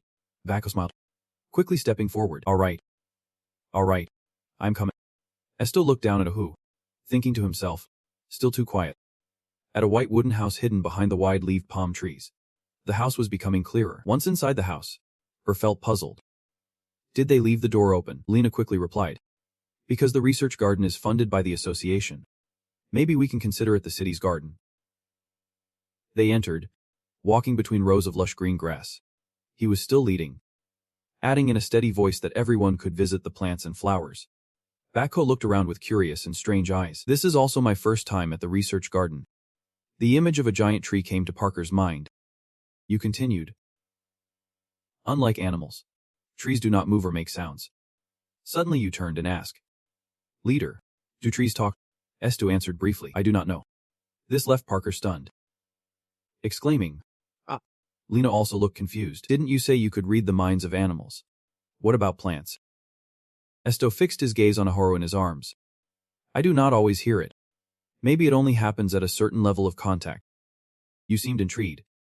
The more you listened, the more interesting it became. Lina reached out firmly to pull a tree trunk toward herself. The trunk was pulled so hard it bent. Lina pointed at it and asked, so what is this tree saying? Estio looked up at the tree, seemingly lost in thought as he quietly observed it. The branches with vibrant green leaves came into view, but then Estio lowered his head slightly, his voice growing softer. If possible. I do not want to hear it. Lina was momentarily stunned, furrowing her brow in confusion as to why. He awkwardly thought to himself, if I could read minds, I would have read the thoughts of everything by now. Suddenly a voice rang out. Welcoming you. Both Parker and Lina looked up and called out in unison. The one who just arrived is Jen. She spoke up too. Estio. Jen looked up at the branches high above and repeated that statement once again. They are welcoming you. The green leaves fluttered all around in the air. She recounted the fragmented words she felt. Nice to meet you. Cute little kid in the black shirt. It is good that you are still alive. One of the leaves accidentally got stuck in Sue's hair. You gently reached up to take it down. Estio held the leaf in his hand for a moment, then suddenly became curious. She can hear plants. Jen turned to look at them. I was created from trees. Estio nodded. Understood. And then sadly turned away, feeling a bit disappointed. So she does not have the same ability as me. She stepped closer to them. Just listen. Estio refused. No need. The face behind the cloak looked surprised. Why do you hate plants? Estio turned his face away to avoid the gaze. It is not like that. Then he added that they probably do not want us to read them. Suddenly, Estio felt the ground beneath him crack open. A cold and gloomy voice mixed in. Reading thoughts without consent is just like violence. Old painful memories keep playing back in his mind. He unintentionally murmured. Violence. Indeed. Jen continued to approach him. Plants can't speak if he does not listen to them. Pulled back to reality by her words. Estio suddenly flinched. A dry, withered branch appeared, along with Jen's gentle voice. Even if they want to speak, even if they want to share, even in their moments of withering and dying, they still can't express themselves. That is how plants are. She smiled brightly, pulling her cloak down. Do you know that to us? You are a blessing. Estio bent down and stared, unable to say anything for a moment. Suddenly, someone yelled loudly, cutting off the others. Green was holding a rake, frustratedly questioning, "What are you doing in the garden?" But hurriedly bent down, quickly replying, "I." Lena touched the plant without permission. Lena was taken aback when she heard her name. Why am I being thrown under the bus? Green quickly denied it was not about that plant and marched forward angrily. He pointed straight at Nezu, who was potting on the flowers below, angrily indicating that she was stepping on the flowers. She immediately lifted her foot, but one poor little plant was completely crushed. Nezu was so flustered that her hands and feet were muddy, apologizing repeatedly. As she moved slightly, a light crack sounded, causing her to panic. Another small sapling was crushed by Nezu. Green was so shocked that his mouth fell open. His hand tightened so much that the rake in his hand broke in half. He cried, holding his head in despair. Gentle rays of light filtered through the skylight of the house, passing through the cool green foliage, and a shy voice rang out. "We are really sorry, Bryn." Lena approached, scratching her head awkwardly as she looked at Bryn standing nearby, sadly wiping his tears. "Lena, is that you? You are still living like a mercenary because no one pays attention to you?" He shouted in frustration. "Uncle, what are you talking about? I am very famous." Green snorted, showing his displeasure. Saying that, Lena forced a smile. "I am the team leader of the combat unit, and I am handling a lot of assignments. Boss, bringing up that old story in front of the team leader is very disrespectful." Bryn seemed skeptical, raising an eyebrow to question the team leader again. He looked towards Estio and Nezu, who were standing, his voice slightly hesitant and uncertain. "Could it be you?" His gaze was now solely focused on S. "You are the recently appointed team leader." Bryn's attitude changed instantly. He smiled kindly, approached to shake your hand, and introduced himself. "I am Bryn. I may not be able to help much, but I am the one taking care of this research garden." Estio simply replied, "I." Bryn's grip tightened. Suddenly, a voice echoed in his mind. "You are reading Bryn's thoughts. He is thinking." Mind-reading ability. Bryn smiled so happily that his cheeks turned rosy. Feeling delighted. "Great. I want to know what those seedlings are thinking." Estio paused for a moment after reading, looking slightly puzzled. A magnifying glass was brought closer to Aru, and Green suddenly raised his voice. Both Parker and Estio turned to look at him intently. Bryn listened and asked, "Boss, how's Aru doing?" Green frowned slightly and hesitantly said, "It is a bit difficult." "You will be surprised to hear that." Green observed Ahu and spoke up. "This cactus is Ahu. It is being well taken care of." He looked a bit shocked, his expression showing some difficulty. "There is no lack of water or nutrients, and it looks fine on the outside. But why is not it doing well?" Green raised his hand to his chin, looking pensive. "I do not know. I am not sure. But it does not look very healthy." He quickly turned to ask Estio, "Captain, can I lift it up to take a better look?" Suddenly, a faint whisper came up. "Sure." Green raised an eyebrow, confused about where that voice came from. Something on the table seemed to move slightly, causing Bryn to freeze for a moment. He continued to curse. "Whose sure is that? It is, really.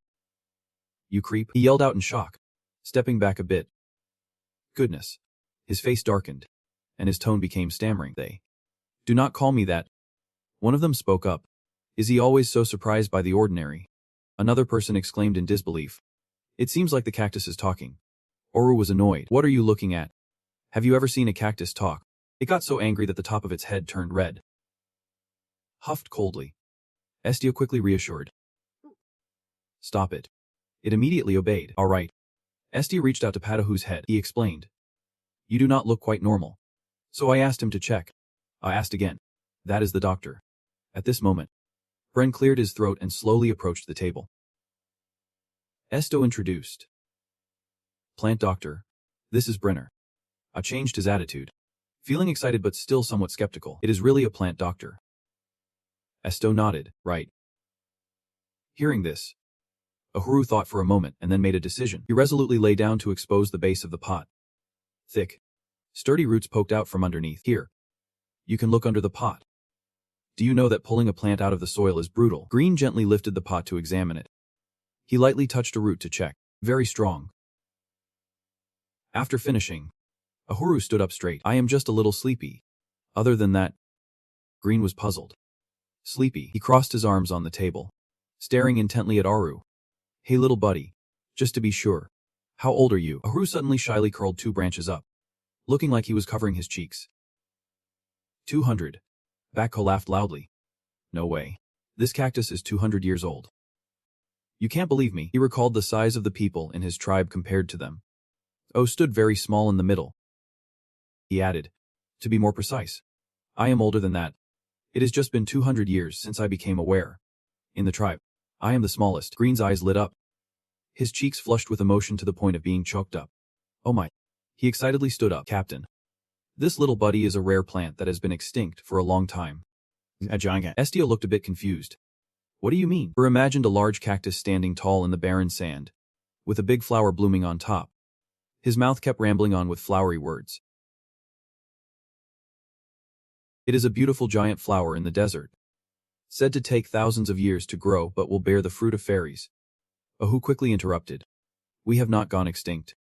My mother and relatives are still alive back home. Bryn replied, is that possible? Green could not help but stare at Ahu, smiling brightly. From what I know, the sleepy feeling you are experiencing is part of the growth sleep cycles.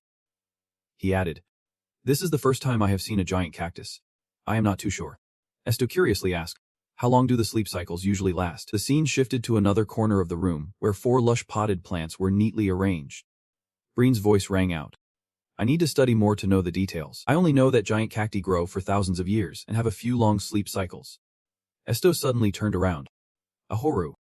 You need to be careful. This is the research garden of the association's headquarters. I will ask them to take care of you until the sleep cycle ends. Just rest. Aru replied curtly. I do not want to. Estio leaned in closer to Aru.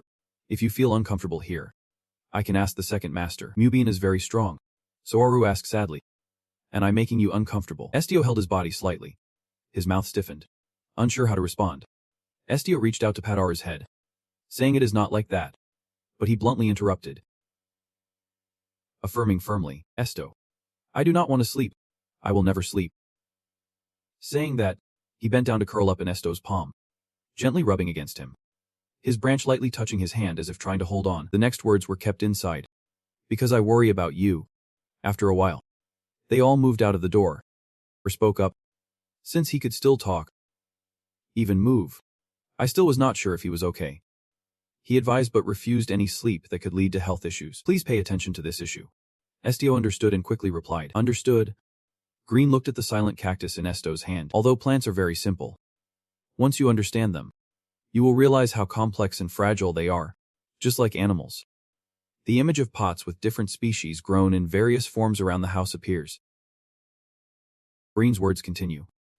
Habitat, size, gender, or even the shape of the leaves are distinguishing features among them. He and Estio both looked at Ahu at the same time.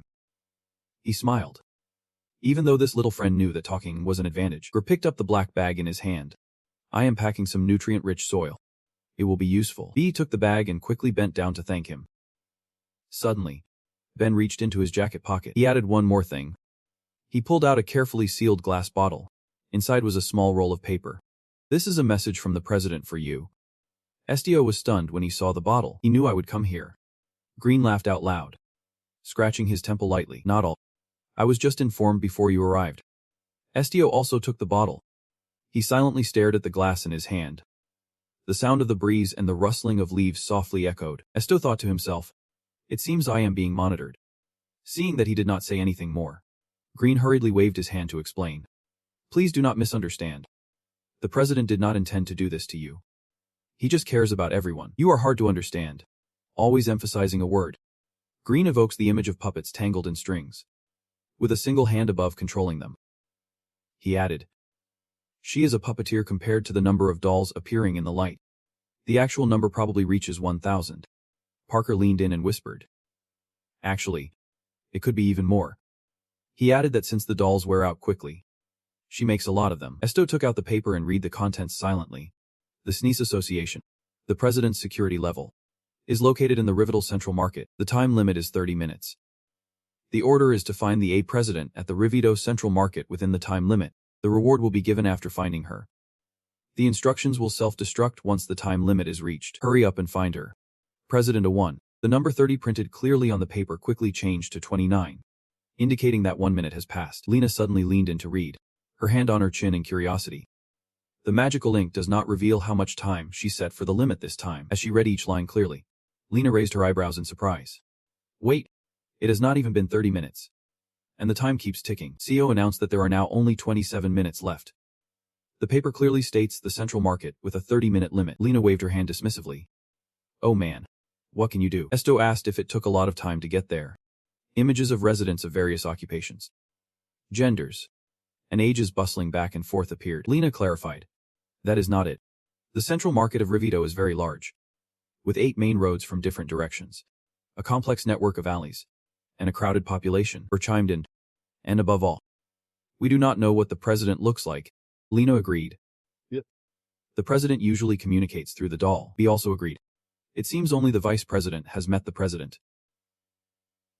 Before finishing, he rushed past Parker at breakneck speed. Booter called out in a panic, "Captain, Estio is still running ahead. I will head to the Central Market." Suddenly, his feet stopped for a moment. Estio turned around to face them. He expressed to Bren that the plants in the garden are very grateful and love him. Green was astonished. He stammered, "Really?" The bright yellow flowers in the sunlight were pointed out by Estio. The Jingu tree was behind him. He listed everything, even the flower that Nezu stepped on. Estio sincerely said, just like he wanted to listen to them. They also wanted to tell him that. Green gently touched his chest, feeling deeply moved. Saying that, Estio turned and walked away. "Goodbye." The 4 of them walked down the bustling Asumamut street, crowded with people, followed by Ned. Then Parker, Lina, and Jen. The sound of heavy footsteps echoed. Estio's face turned pale. Cold sweat running down his cheeks was all captured. His hand tightened around the scroll, guiding Estio nervously. Ultimately, the whispers and murmurs kept crowding in his head, making Estio even more confused. "If I want to find the leader among this crowd, I have to read everyone's thoughts." Estio breathes heavily. Suddenly something flashes by so fast that it leaves Estio shocked. The thoughts of everyone keep murmuring in his ears. It is so overwhelming. It is really crowded here. But surely no one will notice this. Right, from the deep thoughts of the vendors to harsh criticisms of street food. It is free to take a look. Come check it out. This skewered meat is terrible. Estio tightly shuts his eyes, trying to focus all his energy to search a little more. Suddenly, from deep within the alley, a voice echoes, and he struggles to read every word. A name flashes in Estio's mind, and he jolts. A1. Estio's eyes widen in surprise, and at the same time, blood starts flowing from his nose. Nez is worried. Estio wipes the blood from his nose and reassures him. It is. Nezu starts crying. "You are bleeding. How can that be okay?" But Estio does not respond further. He quietly stares into the distance. Estio is sure he has found it. Immediately, Estio rushes towards it. His teammates, left behind, call out loudly to Estio. Stalls selling vegetables appear in sight. Estio's footsteps slow down before he comes to a complete stop. He is standing in front of a stall selling various plants, and a voice comes from inside. "Hello." A girl with blonde hair appears. She smiles and gently places a cardboard box on the table. "Do you want to buy a fruit?" she asked. "Or are you buying for yourself?" Estio thought to herself about the president's doll. Then he got straight to the point. "I am here to find President K." The girl did not respond, her smile growing brighter. Estio felt a bit confused, wondering, is not she here? But I clearly just felt it. Suddenly, The soft clink of metal hitting metal rang out distinctly beside me. He suddenly widened his eyes. A cute pink hairpin was clipped into Estio's hair. He gaped over, catching sight of someone's small hands darting down. Kai immediately spoke up. Here's a reward for finding me. Please accept it. At that moment, she was sitting cross-legged on a wooden plank at the counter facing him, greeting him warmly. Nice to meet you, President K. She smiled, placing her hand on her chest to introduce herself. President of Ignis. Estio was momentarily taken aback. He had not finished his sentence when another loud voice cut in, interrupting the conversation. Master. Jen happily laughed, excitedly rushing toward them, unable to hold back. Master. Both Parker and Lina were taken aback. Mouths agape, he said in a stammering voice. She smiled. Jen quickly dashed over and hugged Kai tightly. Estio finally had a moment to introduce herself. I am someone who wandered after leaving my hometown, and the club has been helping me a lot. Although a bit late, I want to thank you. Kai reached out to stroke her head. The two girls were still hugging each other emotionally. The smiling Kai looked over at you and replied. Good. The Ignis Club. We owe you quite a bit. Estio looked a bit confused. I am a member of the club. The club president Kai suddenly widened her eyes in surprise, and then smiled again. I was wrong. The captain is an important member of Ignis. Thank you for enlightening me. Kai gently stepped off the board and walked down to the floor. In a moment, Kai was standing across from the petite CEO, looking up at Estio. Do you have any questions? I have everything prepared. Just waiting for you. You wonder why I was appointed to this position? Upon hearing this question, Kai suddenly clapped her hands. Good question. That is also the reason I came to see you. She suggested to Estio that it would not be suitable for outsiders to hear. So let us use the captain's specialty. You suddenly felt confused. The specialty was Kai nodding slightly, indicating agreement with your thoughts. Estio stood silently in place, preparing to use the mind-reading ability. The surroundings gradually darkened, and the sound of rustling echoed in your ears from afar. At this moment, there were only the two of them in that space. Kai spoke. She emitted a soft yet very firm voice. Wanting to protect you, the captain envisioned the image of people with special abilities and continued. Our group was formed to help those with abilities. The wings of Ignis used to protect many abilities. She pointed her finger towards Estio among them. The president's position was created to safeguard you a long time ago. Kai suddenly put her finger to her lips, smiling knowingly. She also once knew a being with powers just like yours. Estio was stunned by what he just heard, and Kai began to recount that long ago. It was said that the dragons had left this world, but two remained. Estio wondered. Who are they? She replied that one was dead and the other was the Dragon King Hanan, which could be called the last dragon. Kai smiled softly, her gaze still directed at Estio. Until we met you. You suddenly panicked. That means the person Kai warned Estio to stay away from is Suhanan. She pointed directly at him again. I understand how you feel right now. You must want to meet him. But you should never be curious or seek him out. Do you understand? Suhanan does not know about your existence. If he knew another black dragon was in this world. Estio fell completely silent upon hearing the next words from Kai. He will definitely destroy you. The image of an ancient castle hidden deep in the mountains flashed before them. She still had not finished speaking. Fortunately, Suhanan does not live in the Rebarazan Empire. We can't hide it forever. So I decided to let him know you are under the protection of the Empire. It will be better that way. Kai smiled softly and opened her hand. Captain Estio, for those reasons, from now on, I will accompany you. You suddenly clenched your hand. The scroll inside crumpled. Wow. Estio could not understand and questioned. Am I worth it? I do not know how I exist. Why did the president bet the whole association on me? She lifts her foot and steps closer to you. The ground beneath her feet resembles water, with circular ripples appearing. You still do not know your worth. Kai smiled and added. However, remember one thing. I have never done anything that would harm myself. The smile on Kai's face grew warmer. It was not until they had escaped that space that Kai suddenly revealed. Just take your time. You will find out the answer. She continued with a bright smile. Anyway, it seems you still do not fully understand what I am saying. Estio pondered, his blue eyes staring at her for a long moment before Vin and Kong responded. Kao immediately turned and left. Go take a rest. I permit it. As she turned back, Bitink and Lina suddenly jumped, quickly bowing deeply in respect. The one saying farewell raised her hand in a salute. I will come to see you soon, Captain. A few days later, in a beautiful quiet neighborhood nestled in a valley, a worried voice suddenly rose from a magnificent house. Estio has been sleeping for several days. Nezu sat on the bed where Estio was still sound asleep. He sat across from Suki and sadly asked, "What should we do?" He turned to you. "Should we wake him up?" Estio was still breathing evenly in his sleep, showing no signs of waking up soon. Suki wagged his tail continuously and then suddenly jumped up. He responded, "On your bed."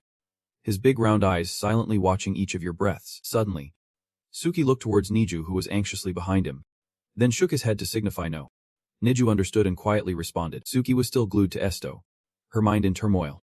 But continuing like this was very dangerous. Her gaze was distant and filled with uncertainty. Who can help right now? One by one, Lena and Parker appeared in Suki's mind. That musclehead Lina definitely one tight, understand what I mean. So Avian would be a better choice. With that thought, she immediately turned her head away, still lost in thought. Suddenly, at that moment, Estio sat up.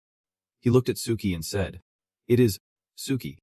The sky outside was now turning to sunset. Estio spoke up. "Sorry for sleeping so long." Both Nezu and I were hugging him tightly. Nezu said in a sniffly voice, "That is good. I thought you were going to sleep forever because of your illness. I was also eagerly standing beside. And I thought you would hibernate instead of me. Now it is good." Nezu was crying louder by the moment. His face red as he did not know how to handle it, and could only try to calm them down. Suddenly, Estio stood up and hugged Suki.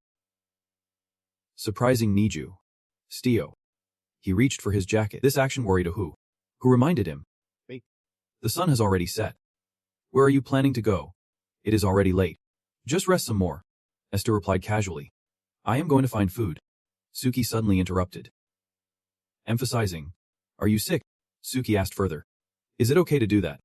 Estio suddenly stopped and looked down at Suki in his arms. He was momentarily stunned, his pupils dilating. From outside came a series of urgent knocks. Estio glanced towards the source of the sound.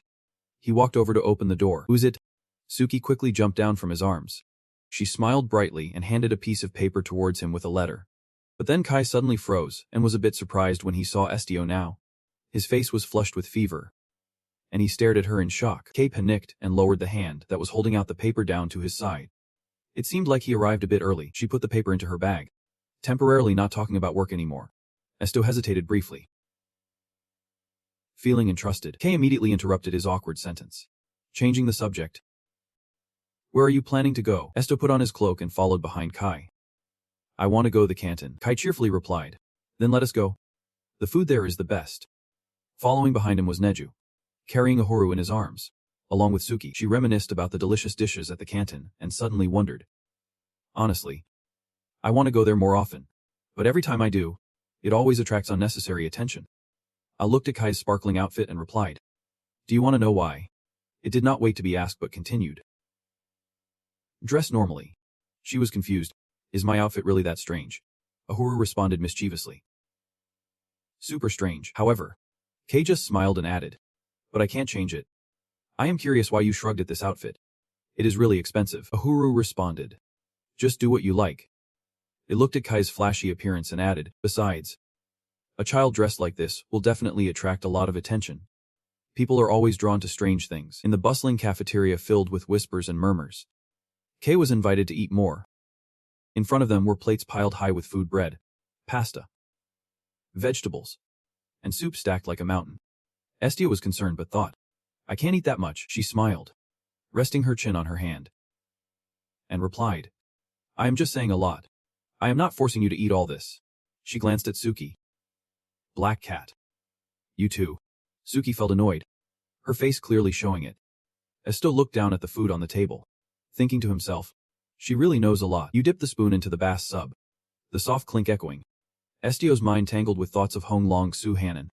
He scooped up a spoonful of broth, thinking, "I do not believe this name just comes from its color." Estio suddenly looked up and called, "President Kai is having a meal." She was startled and looked at him. "Just call me Kai. I do not want my identity exposed if possible." Estio understood, continuing to ask, "Understood? How did Kai know about dragons?" Kai suddenly burst out laughing. "I was just wondering what you were thinking." "Curious." "Ah," Estio replied softly. "Yep." As Kai picked up chopsticks and turned to grilled fish, she added, "Seems like personal issues are weighing you down." "Ah." She poked the fish lightly with her chopsticks. Then each hand took a piece, pulling the fish apart effortlessly. The fish was quickly separated into two pieces. The bones were skillfully removed entirely. Kai placed the plate of fish in front of Suki. She continued, "It is just information I have gathered through my long life." She stared at the plate of fish for a moment, then forcefully pushed it away, letting out a soft sound of dissatisfaction. Nezu, sitting beside her eating cake, spoke up. "Suki does not like fish." Suki climbed onto Neju's shoulder at some point, and Kai responded, "I thought cats like to eat fish. Did not you?" It explained patiently. "That is just a stereotype. You understand that well." And said, "So that is how it is." Kay immediately used what just happened as an example. "As you can see, even I have things I do not know." Kay poked the knife into the loaf of bread, thinking that living long means experiencing more. "So what I know about you could also be wrong." Suddenly, her hand tightened as if in anger, and she jabbed the knife down forcefully. However, Kai's face darkened, looking extremely dangerous. "I am sure that Hong Long Sohanan is the enemy." She lifted the knife stuck in the bread. "And also," Kay awkwardly smiled as she informed, "so, starting tomorrow, I plan to join the support team." You looked surprised. "The team is Parker." "Right." Kay placed the knife down on the table. "I need to support you not as the president but as Guy." Estio just replied shortly without saying anything further. After finishing up, Kay prepared to leave, placing her hand on the doorknob and said goodbye. "Enjoy. See you tomorrow." Nezu smiled and turned to Estio. "Let us finish eating." You quickly declined. "Just eat first. We still have a walk later." A while later, it was already dusk. The sky was dyed the characteristic yellow-red of the Tea dynasty. In a large courtyard, Estio, Neju, Ahoru, and Suki were taking a stroll. This courtyard was special like a zoo, with all kinds of animals living together. There are monkeys playing with a group of rabbits, bears, and horses drinking water from the edge of a lake. And below, there is a little duck swimming slowly. Estio, witnessing this scene, suddenly feels strange. How the same species can develop differently according to their environment. When suddenly a gentle voice comes from below. "Hello." You instinctively look down, startled to discover that the voice is coming from a cute little teddy bear.